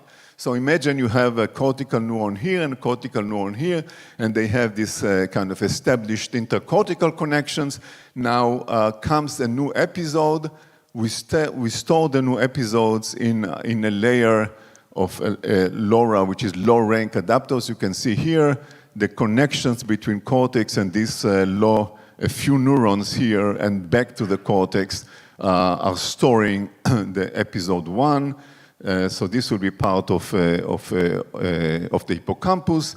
And in order to prevent forgetting, we are gating it. So when we come with a new episode, you establish a new set of connections similar to that by another low-rank adapted matrix here, and so on and so forth. And then the most important part is when you retrieve, you have a mechanism. So you have here a control, a part of the hippocampus as a winner-take-all recurrent neural networks that, according to your query during the retrieval, it decides which one of these circuits will be active, will be relevant. It turns off the others and it uses the relevant one. So this gating system is the only way that we find that is robustly immune or almost immune to catastrophic forgetting. There are all kinds of other regularization methods. We find them that all of them are really do not work. So that's the overall picture. Yes? Yeah, as you can see here, right. Exactly. So because of that, obviously there is a problem of increasing the size of the network by adding more episodes. So the big model, the large framework is that while this is going on, there is a slow process where the base model, the intercortical connections, are storing the information from here is transferred to the cortex by retrieval process, which really every time you retrieve, you activate that, there is a slow change in the connections here, and that slowly transfers information from here to the base model. Okay, so that's kind of the overall picture. Okay, now I'm not going to talk about this further. As you will see, I'll limit myself to one of them. But partly the reason why the low-rank adaptation is, the low-rank structure is important is because of that efficiency. Because if you'll use a full-rank matrix here to store each one of the episodic memory, you very quickly or too quickly run out of synapses. Okay, so it's very important in this model because of that structure is that to be very efficient, and I'll talk about efficiency later on. All right, okay. So just here is in more detail the story that I mentioned. Here you have, let's say here, there is this base model of the cortical connections here. Now you come with a memory 1, so you encode connections from here to here and back to here, and at the same time you build in the neural control, in the winner-take-all competitive network, a unit here, which stores a summary of the event or a theme.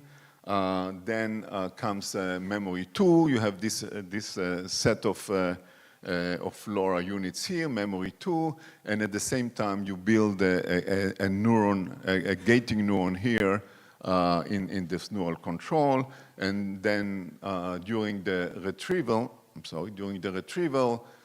you come with a query here by some sensory cue, and this sensory cue activate the most relevant competitive network here, and this, for instance, decides that this will be the open gate and not this, and it activates these traces and complete the task.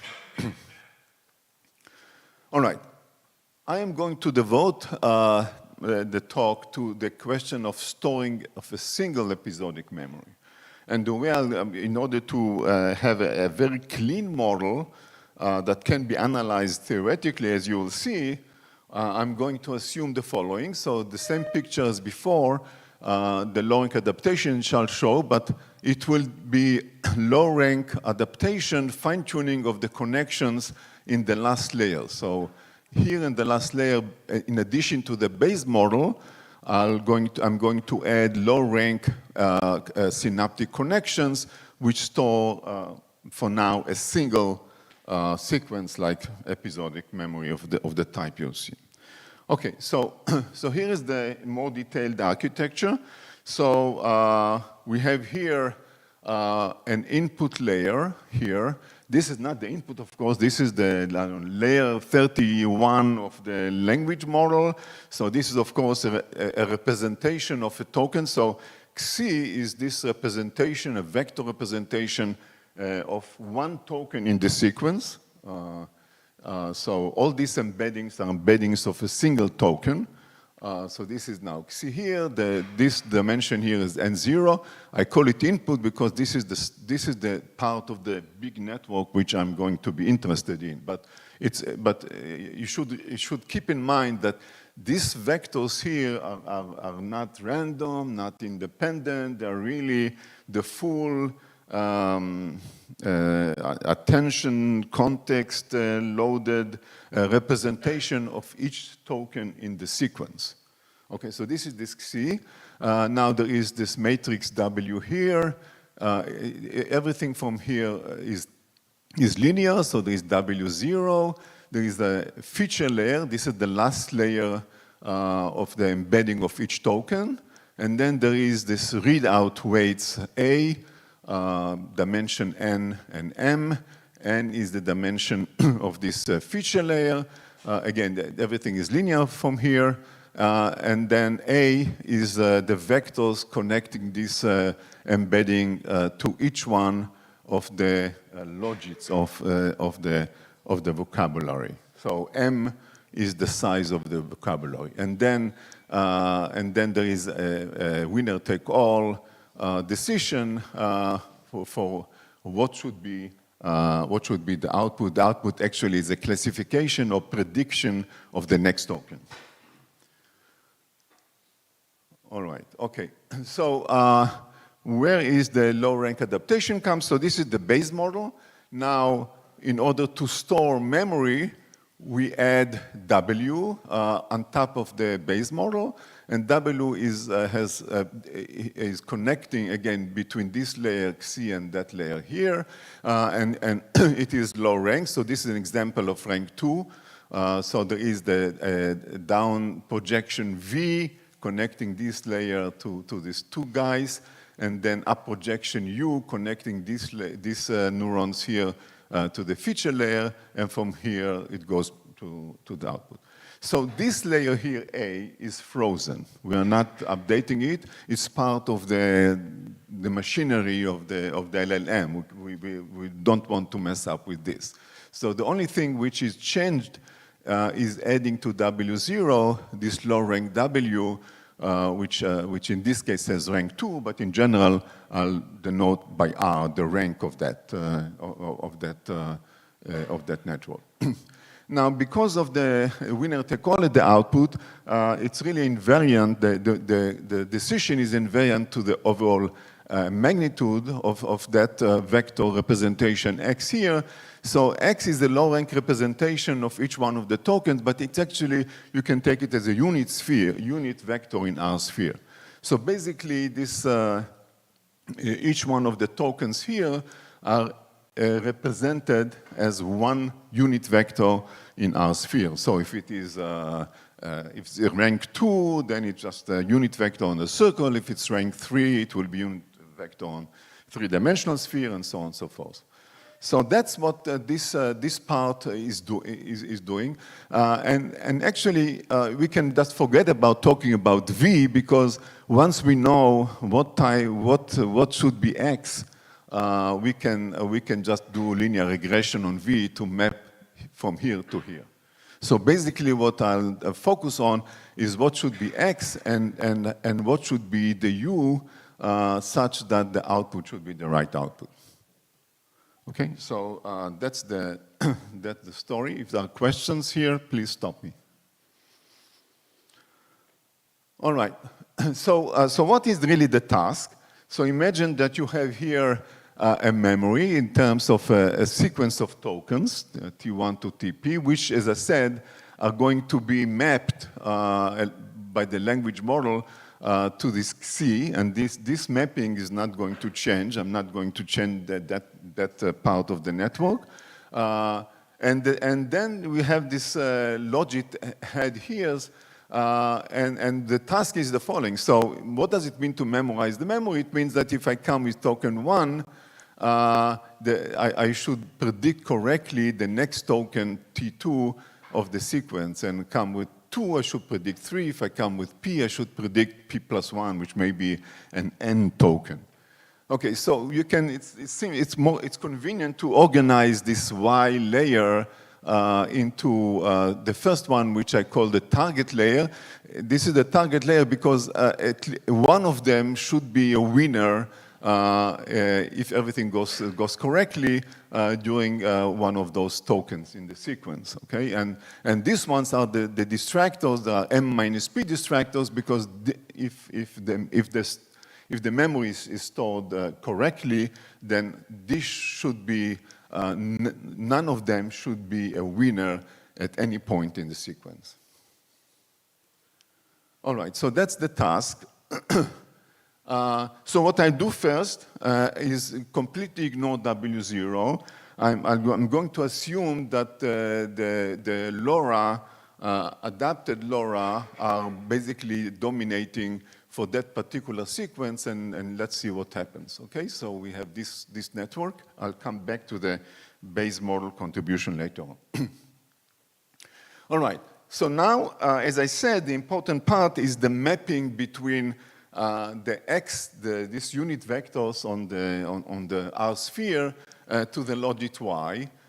So one way to think about them is to think about the functional connections between each one of these X unit here and one of the Ys. Okay, so each one, so for each Y here gets, in this case, 2 functional connections, one from X1, one from X2. So I can call them these functional connections Hn. N goes from 1 to M, and this functional connection is connecting each one of the Rx to one of the nth logits. And it's basically the dot product between the frozen A and the fine-tuned U back into here. U is going to be the ones which are fine-tuned. A is going to be frozen. All right.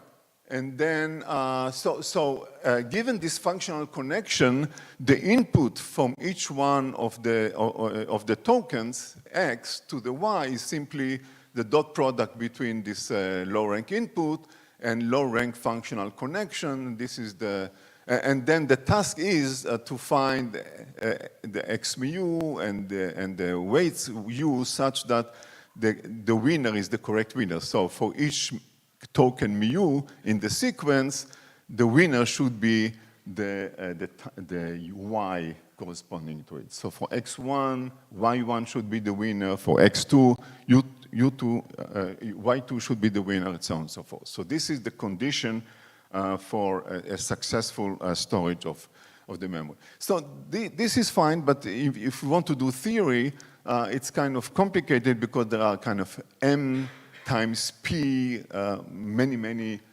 pairwise constraints to obey. But it turns out that the problem is actually simpler and has a more elegant formulation. rather than this type of complicated set. It's not complicated, but too many sets of pairwise constraint. And this is given by the following thing. So what should be X? I'll come into the details of X, but by simply symmetry, there is no reason that X should be non-uniformly covering the sphere. Okay, that's kind of the best thing that you can do. So that's actually what's happening.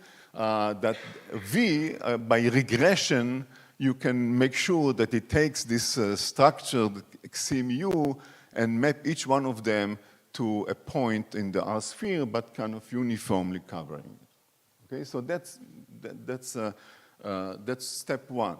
Okay, but then the rest of the work is that given this X, what should be the functional connection between this unit vector and one of the logits? And it turns out that the desired functional connection to the target layer is basically the same X. So Y1 should be, up to a constant, should be the unit vector of the token, the memorized token 1, Y2, the functional connection to target 2 should be this vector, and so on. So you can see that what happens in this case is that if you come with a token x mu, then the input to logit nu is simply cosine of cosine of the difference in the angle. So if the mu equals to nu, it is 1, which is the winner. For any other angle, it will be less than 1, which is fine. So this construction automatically guarantees that among the target layers, only the correct one should be active. Okay, so that's a simple construction. What about the distractors? It turns out that in order to ensure that the distractors are never active, a sufficient and necessary condition is that their functional connection, the functional connection to each one of them is less than 1. Okay? So the functional connection to the target is 1 with an angle corresponding to the desired input, and the functional connection to all other ones are the magnitude less than 1. Okay? So now you have a set of constraints on the U, which is much simpler than these pairwise constraints. All right? So now A, U, these are the connections which we are interested in. These are connections from each one of the X of the low rank representation to the embedding, to the feature layer. This is this n-dimensional vector U. The dot product between them have to obey this one and this one, this set of constraints. All right, so the statistical mechanics. So now we can ask what is the statistical mechanics version of that. So what are the parameters? So P is the length of the sequence, number of tokens in the episode. N is the feature layer width, which is the dimension of each one of the U and the dimension of each one of the frozen A. Alpha is the P over N. Beta is the size of the vocabulary over N, M over N. Of course, it's larger than alpha. And A are going to be assumed frozen and Gaussian for simplicity. R, I didn't mention here, but the rank R is going to be order 1 while everything goes to infinity. Okay, so this is the assumptions for doing the statistical mechanics. The typical value actually are the following. So first of all, the size of the vocabulary is about 100,000, depending on the model, but roughly 100,000. The size of the feature layer is 4,000 in this in particular model, but it's around thousands. But we can subsample, we can project, or we can use only part of it. So n can range from hundreds if we kind of mask and to thousands, several thousands. And again, the length can go from a few tens to 2,000 again. So this is kind of the realistic range where we are working at. All right, so now, so the statistical mechanics is basically find x and find u and so on, such that this constraint obey, that u are, so this is the tuned weights, u r dot a, mu is the frozen, have to be equal to this unit vectors, x, and the norm of all the other ones should be less than 1. All right, so now what to do with x? There are two strategies to do with x. One of them is to fix x and to make sure by the regression of the v that x is uniformly distributed unit vectors, and then map from x to y by the u. It turns out that this is nice because this is a convex problem, and the theory is replica symmetric, so it's easy problem. The other one is to actually train x itself. It's going to be unit vectors on the sphere. It's going to be also uniform, but again, each token will find its correct position. So this is by training x. So you train both u and x. This turns out to be non-convex problem, and replica symmetry breaking is important in order to study its properties. So let's start with fixed x. So we fixed x to be uniformly distributed unit vectors, and then the statistical mechanical problem is just does this one. Given x, we know what, given x, then again, h mu, this one has to be equal to x, and this one has to be less than x. But before going on, let me show you that this is what I'm telling you here is not just fantasy, it's really real. So if you just don't make all these assumptions, but take simulations of the full pairwise inequalities and just simulate it and so on, this is what you find. So you find that the effective connections in this two-dimensional plot, this is for r equals 2, are here. So each point here is the x, and the dot is the x on the circle, and the h mu which comes out are essentially on top of them, so h mu equals to x mu, and all the other two-dimensional, the distractor two-dimensional vectors are all inside the circle, so with magnitude less than 1. So this is a result of simulations without making any assumptions. And similarly, if you look at the input to the readout from a single token, and you can see that the input for the target input is a cosine function of the distance, angular distance from the correct token. So this is consistent with x mu dot x mu. So this is basically like a bump attractor in a ring network. So the input is a cosine, it's really a cosine profile of input to the network, which picks at the target values. And then all the other inputs are smaller than 1. Okay. All right. Okay. So here is the statistical mechanical formulation. We compute the volume given for fixed Q, given the frozen X uniform distributed, a Gaussian A's frozen A, volume on U to obey these different constraints, and you can use again with this scaling, you can use the replica symmetric formulation to find the maximal beta for which there is a solution to all these constraints. And here is the way it looks like. So this is beta minus alpha is the size of the distractor. So beta is the size of the vocabulary, the fractional size, and alpha is the size of the target area, the size of the sequence itself. So beta minus alpha is the size of the distractor layer, and this is alpha, and this is different R. So R equals 1 is not relevant to us. It's just for theoretical thing you can compute it, but it's not relevant to the task. So just R equals 2, 3, and 4. And these are the simulations, and we have more simulations. And what you can see here is the two things. First of all, regardless of R, by the way, this is the lines are theory, and these points are simulations, so it's very nice fitting. What are the simulations? Like you attempted to solve? The simulations is again, as I showed before, the simulations, let me go back. The simulations is basically find set of weights such that all these constraints are obeyed. Namely, for each input, only the next token is predicted correctly by this input. So you have to obey all these constraints, okay?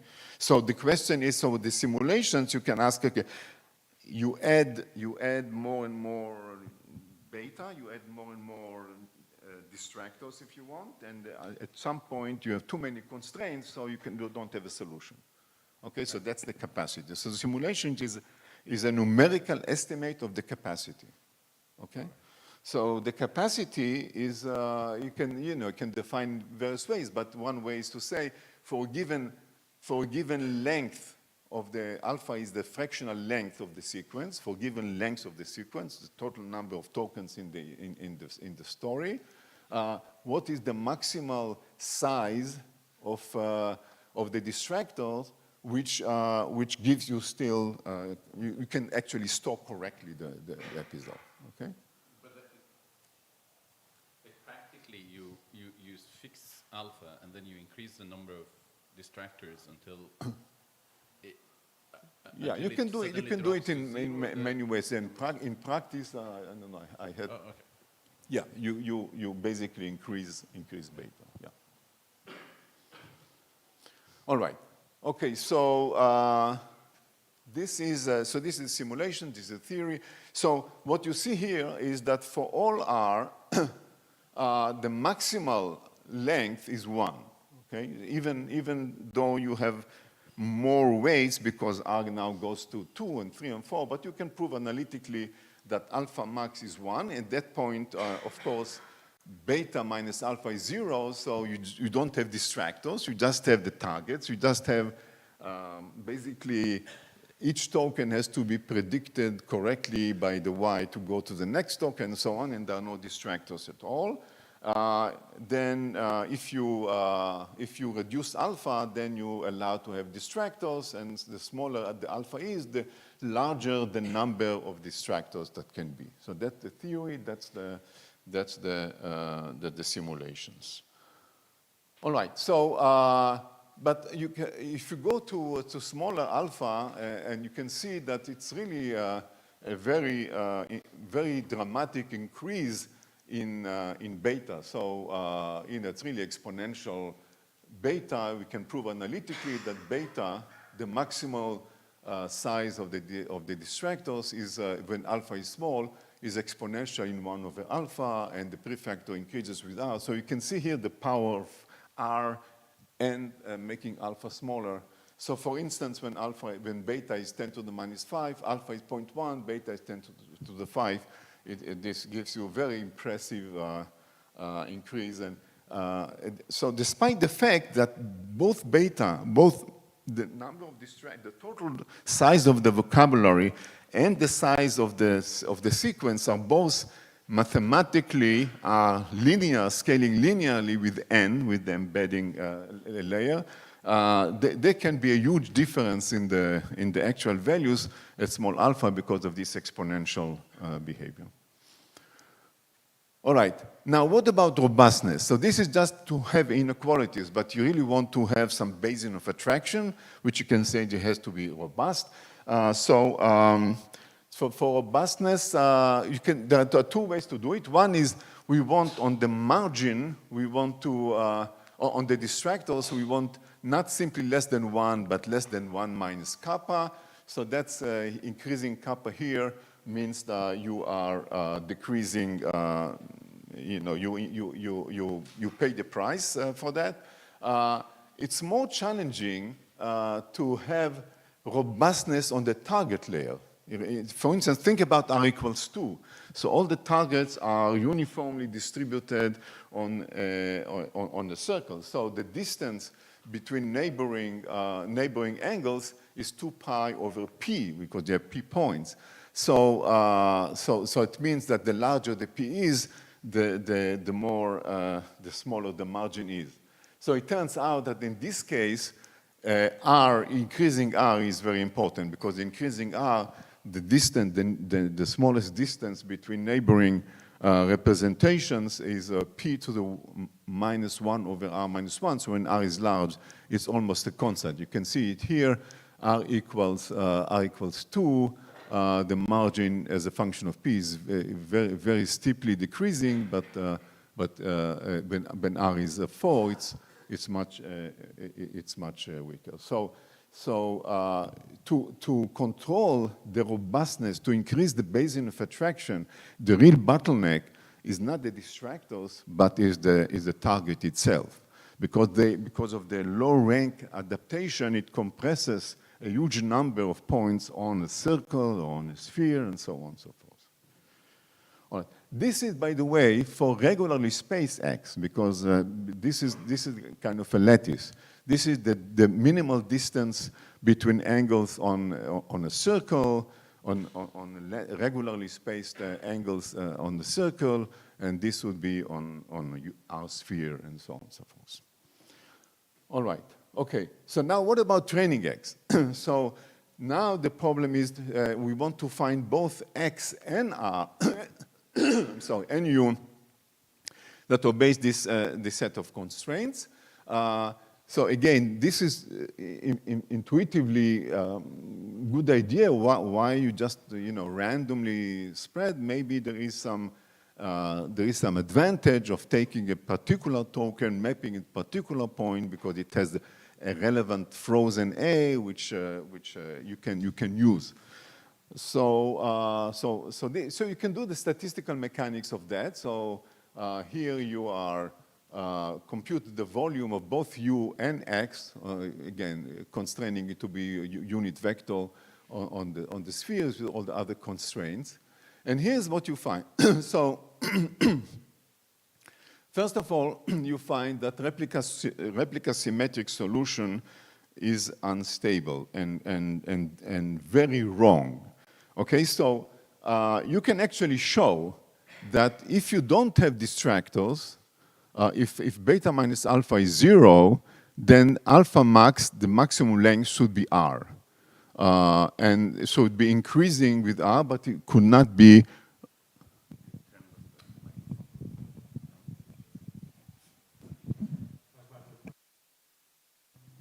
Okay? No.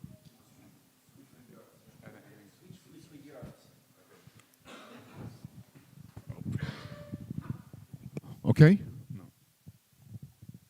Is better? Okay.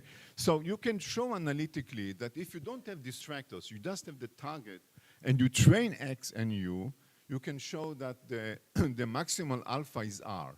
So you gain capacity, you can go to a larger sequence, R2, 3, and 4, and so on, but not beyond that.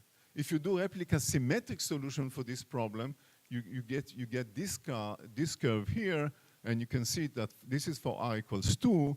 It's completely wrong. It's off scale, so to speak. Okay. So if we go to one step of replica symmetry breaking, you get this curve, the blue curve here. So it really matches the prediction of R equals 2, alpha max equals 2. And what you see here is this result of the simulations. So there is slight discrepancy. We don't know whether it is because the simulations are suboptimal, or maybe because it's finite size, or maybe because you need more than one step of replica symmetry breaking. That's something which we have to sort out. But it's kind of interesting that that simple problem of training both X and the linear layer on top of it U has this spin glass non-trivial spin glass behavior. And this is for the fixed R. So this is alpha equals to 1, and go here. Both of them are exponentially large when alpha is small, and the difference between them is a prefactor. So, but anyway, so here's one of the results. What about the margin? Now, unfortunately, if you look at the train X and you look at the maximal capacity, you find that they are not on a regular lattice, this I equals 2. They're actually uniformly distributed, so the distance, the probability of the distance the probability of the distance is exponentially falling, which means that there is an arbitrarily, always with probability 1, arbitrarily small margin. Okay, so again, the target margin is bad in this case, which means that we need to add some repulsive interactions to this problem. That's hard and computationally hard and theoretically hard.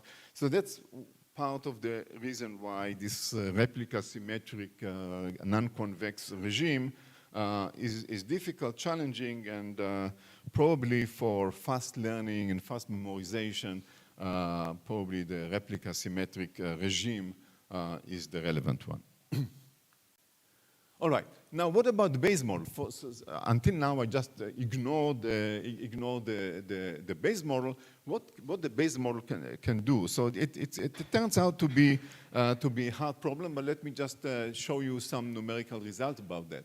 So if you look at what will be the input to the logits, if you don't, before you did any memorization, you just take the Bayes model and look at it, and you find that there is a distribution of inputs. So this is kind of the relative bias, which I'm showing here. This is the correct target unit minus the Bayes on some any other ones. So the target has some distribution of biases, and the distractor has. And basically, the conclusion is that there is a shift. There is more.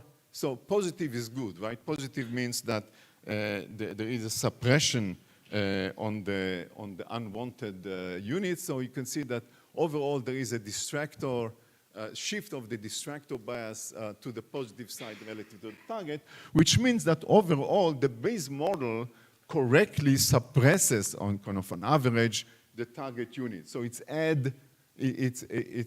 helps the model by suppressing, adding some suppression to the target units. And indeed, if you do this, you find, if you just add this to the statistical mechanics, you find a very powerful increase in the capacity. So this is without the Bayes model here, and this is with Bayes model again, with the, depending on the shift. But if you, this is for delta equals to 1. Ongoing work is to kind of estimate what the relevant delta is, but in principle you can see how the Bayes model can help the problem by biasing away the distractor, and effectively, if you can think about it, effectively reduces the relevant size of the vocabulary. So for instance, if you come up with a story and you have part of the vocabulary is coding or mathematics, the Bayes model already tells the system, forget about them. You don't have to worry about them. So this is the role of delta. So effectively, the number of distractors are smaller than the naive ones. All right, so memory efficiency. So you can actually compute in this model the number of fine-tuned weight parameters per token, and you can find it's proportional to R, and 1 times 1 plus 1 over alpha, where alpha is the maximal alpha, but alpha itself depends on R. The maximal alpha depends on R itself, but this is a straightforward way to compute the efficiency. So for instance, here's an example for I equals 2 and for vocabulary of 10 to the 5. This is actually the size of the vocabulary, 10 to the 5, not the fractional one, but fixed. And again, for fixed capacity, you can see if you fixed X, then the number of parameters per token 26. If the number of parameters, if you train X, it's almost by half, 15. And again, you have to remember that increasing margin is reducing the efficiency, and base model bias is increasing the efficiency. So you have all kinds of trade-offs, but this is kind of the number, the ballpark numbers that you gain for the efficiency of storing a single episode in this language model. All right, so this is a summary. Episodic memory is encoded in low-rank connections in LLM. The mapping token embeddings onto uniformly distributed unit vectors on R spheres. This is overall true whether you train X or don't train X. This is the kind of optimal solution. And it's kind of interesting connection between long-term memory and kind of distinct attractors or discrete attractors and manifold networks, because here, as I showed, the important part of the story is to map in long-term memory, to map the tokens, the elements of the sequence into this kind of unit circle and generate a bump kind of inputs into the decision layer. Efficiency is of the order of 10 to the 30 parameters per token, trade-off between efficiency and robustness, as I described.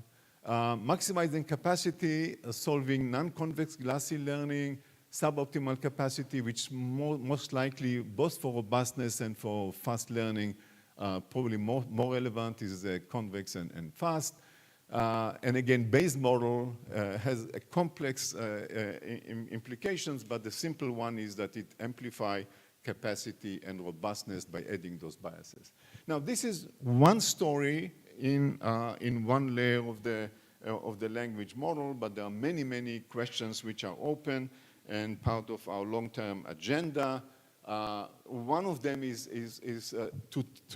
to see if the system, after doing this, is able to memorize or retrieve a sequence, or actually understand semantically what the story is about. So the question is, if we come with questions, rather than asking to retrieve the story, want an answer to a question, is the system able to use this LoRa fine-tune to actually answer questions about the memory? So that's querying. That's a querying problem.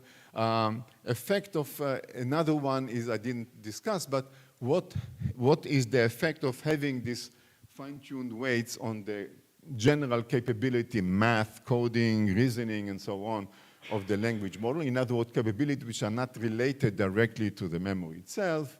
Another important issue.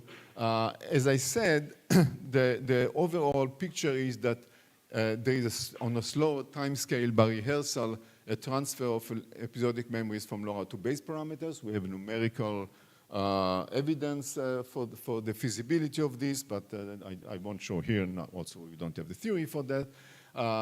And finally, the overall, the broader goal is going beyond episodic memory and knowledge injection by fine-tuning language model, but more like building a model of a personal AI agent as a person. I'm not sure it's good for society. I'm not sure it's good for alignment. I'm not sure it's good for engineering, but it's good for modeling. If we want to understand the brain, we want to understand human cognition, we have really to think holistically about what is a neural network that actually develops like human develop, experience like human experience, learn like human learn, and become a person, I, you, and so on. So this is toward personalized AI agents. So important part of our personality is our episodic memory. So the overall goal is to use episodic memory as part of a broader research paradigm, how to build a personalized AI agent as a model of human persons, you and I. Thank you.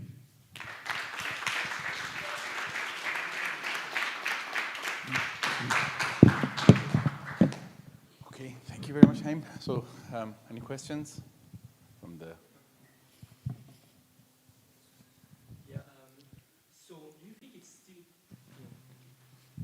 So do you think it's still possible to adjust the X, maybe not perfectly, but to go beyond the capacity you find at fixed X, but still remaining in a kind of easy phase from a computational point of view? You mean to go beyond capacity? That's what your question? By tuning a little bit the axis. I'm talking about the quench case. You have a capacity, right? For fixed axes. Yeah. But if you tune them, if you want to adjust them, you could do better. We think that if you don't have the base model, the optimal tuning of X, well, okay, in terms of the distribution of X, the optimal one will be regularly spaced. That's the best margin that you can get. You cannot gain by having non-uniform distribution.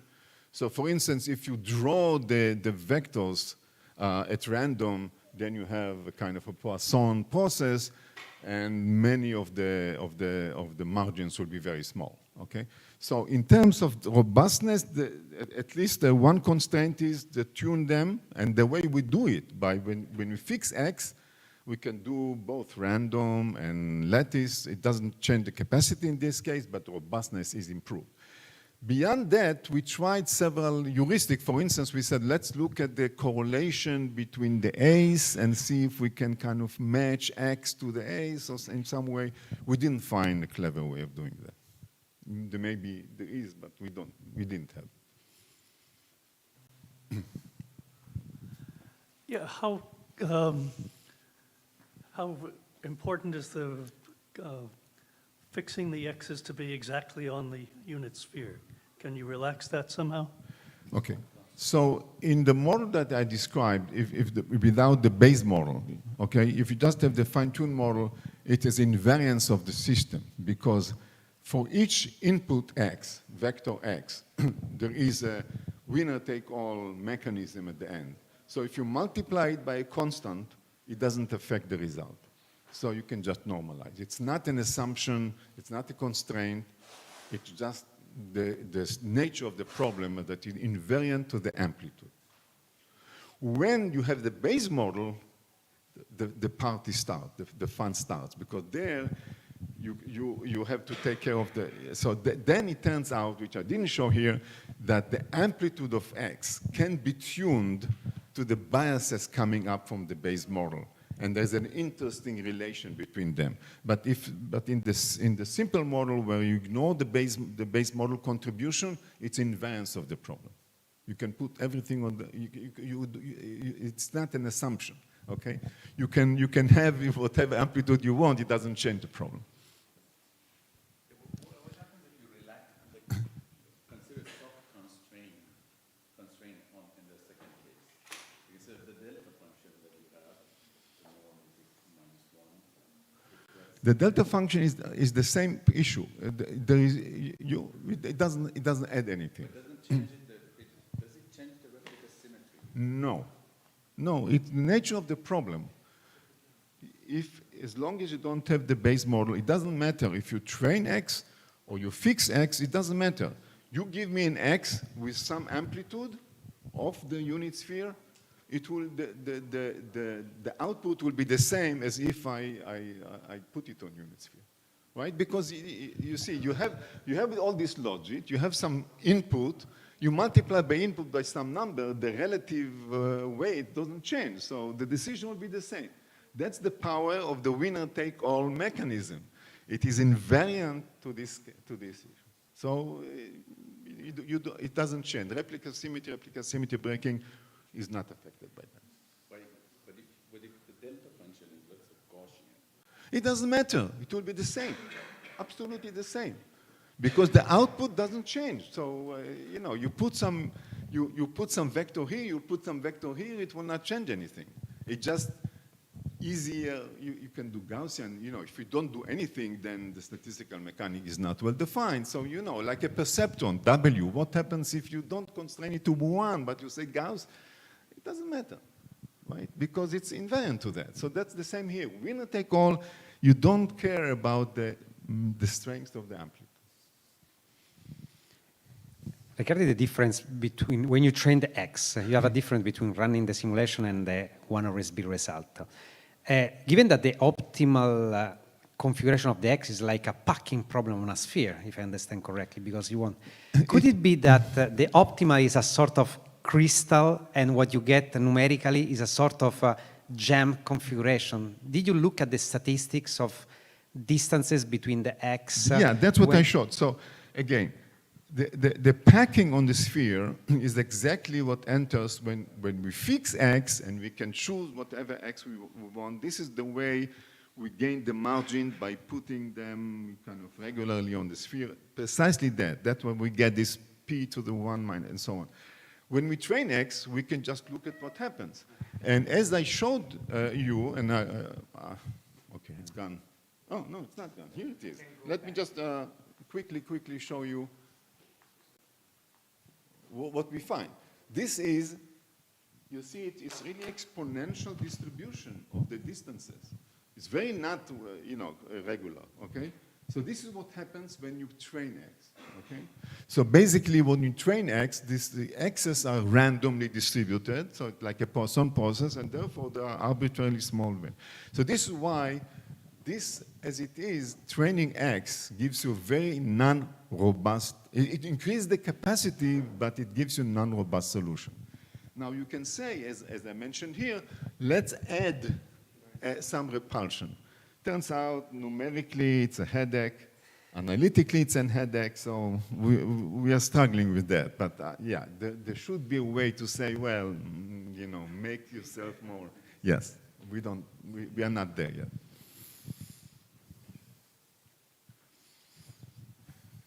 So, are there any other questions? No. So, if there are no questions, let's thank Chaim and the rest of the speakers this afternoon.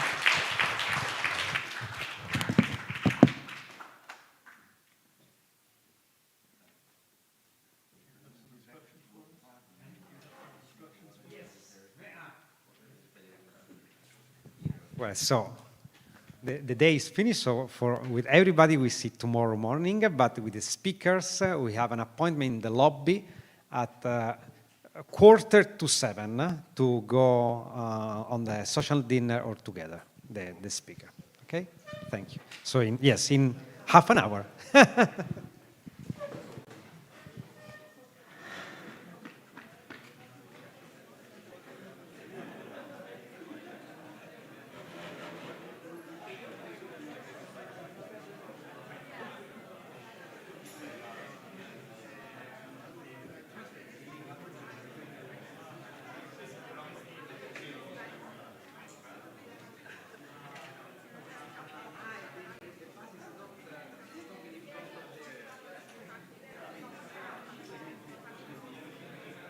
So the organization is informing me that it's raining, so if you want to bring an umbrella with you, we have to walk 2 minutes to reach the restaurant. So. Hi, sorry. Actually, in your room, in the closet, there is an umbrella available. So if it's drizzling for now, but we are not sure after it will maybe be heavier. So I suggest that if you do not mind, do not forget to bring your own umbrella. So we start at 6:45. Yeah, 6:45.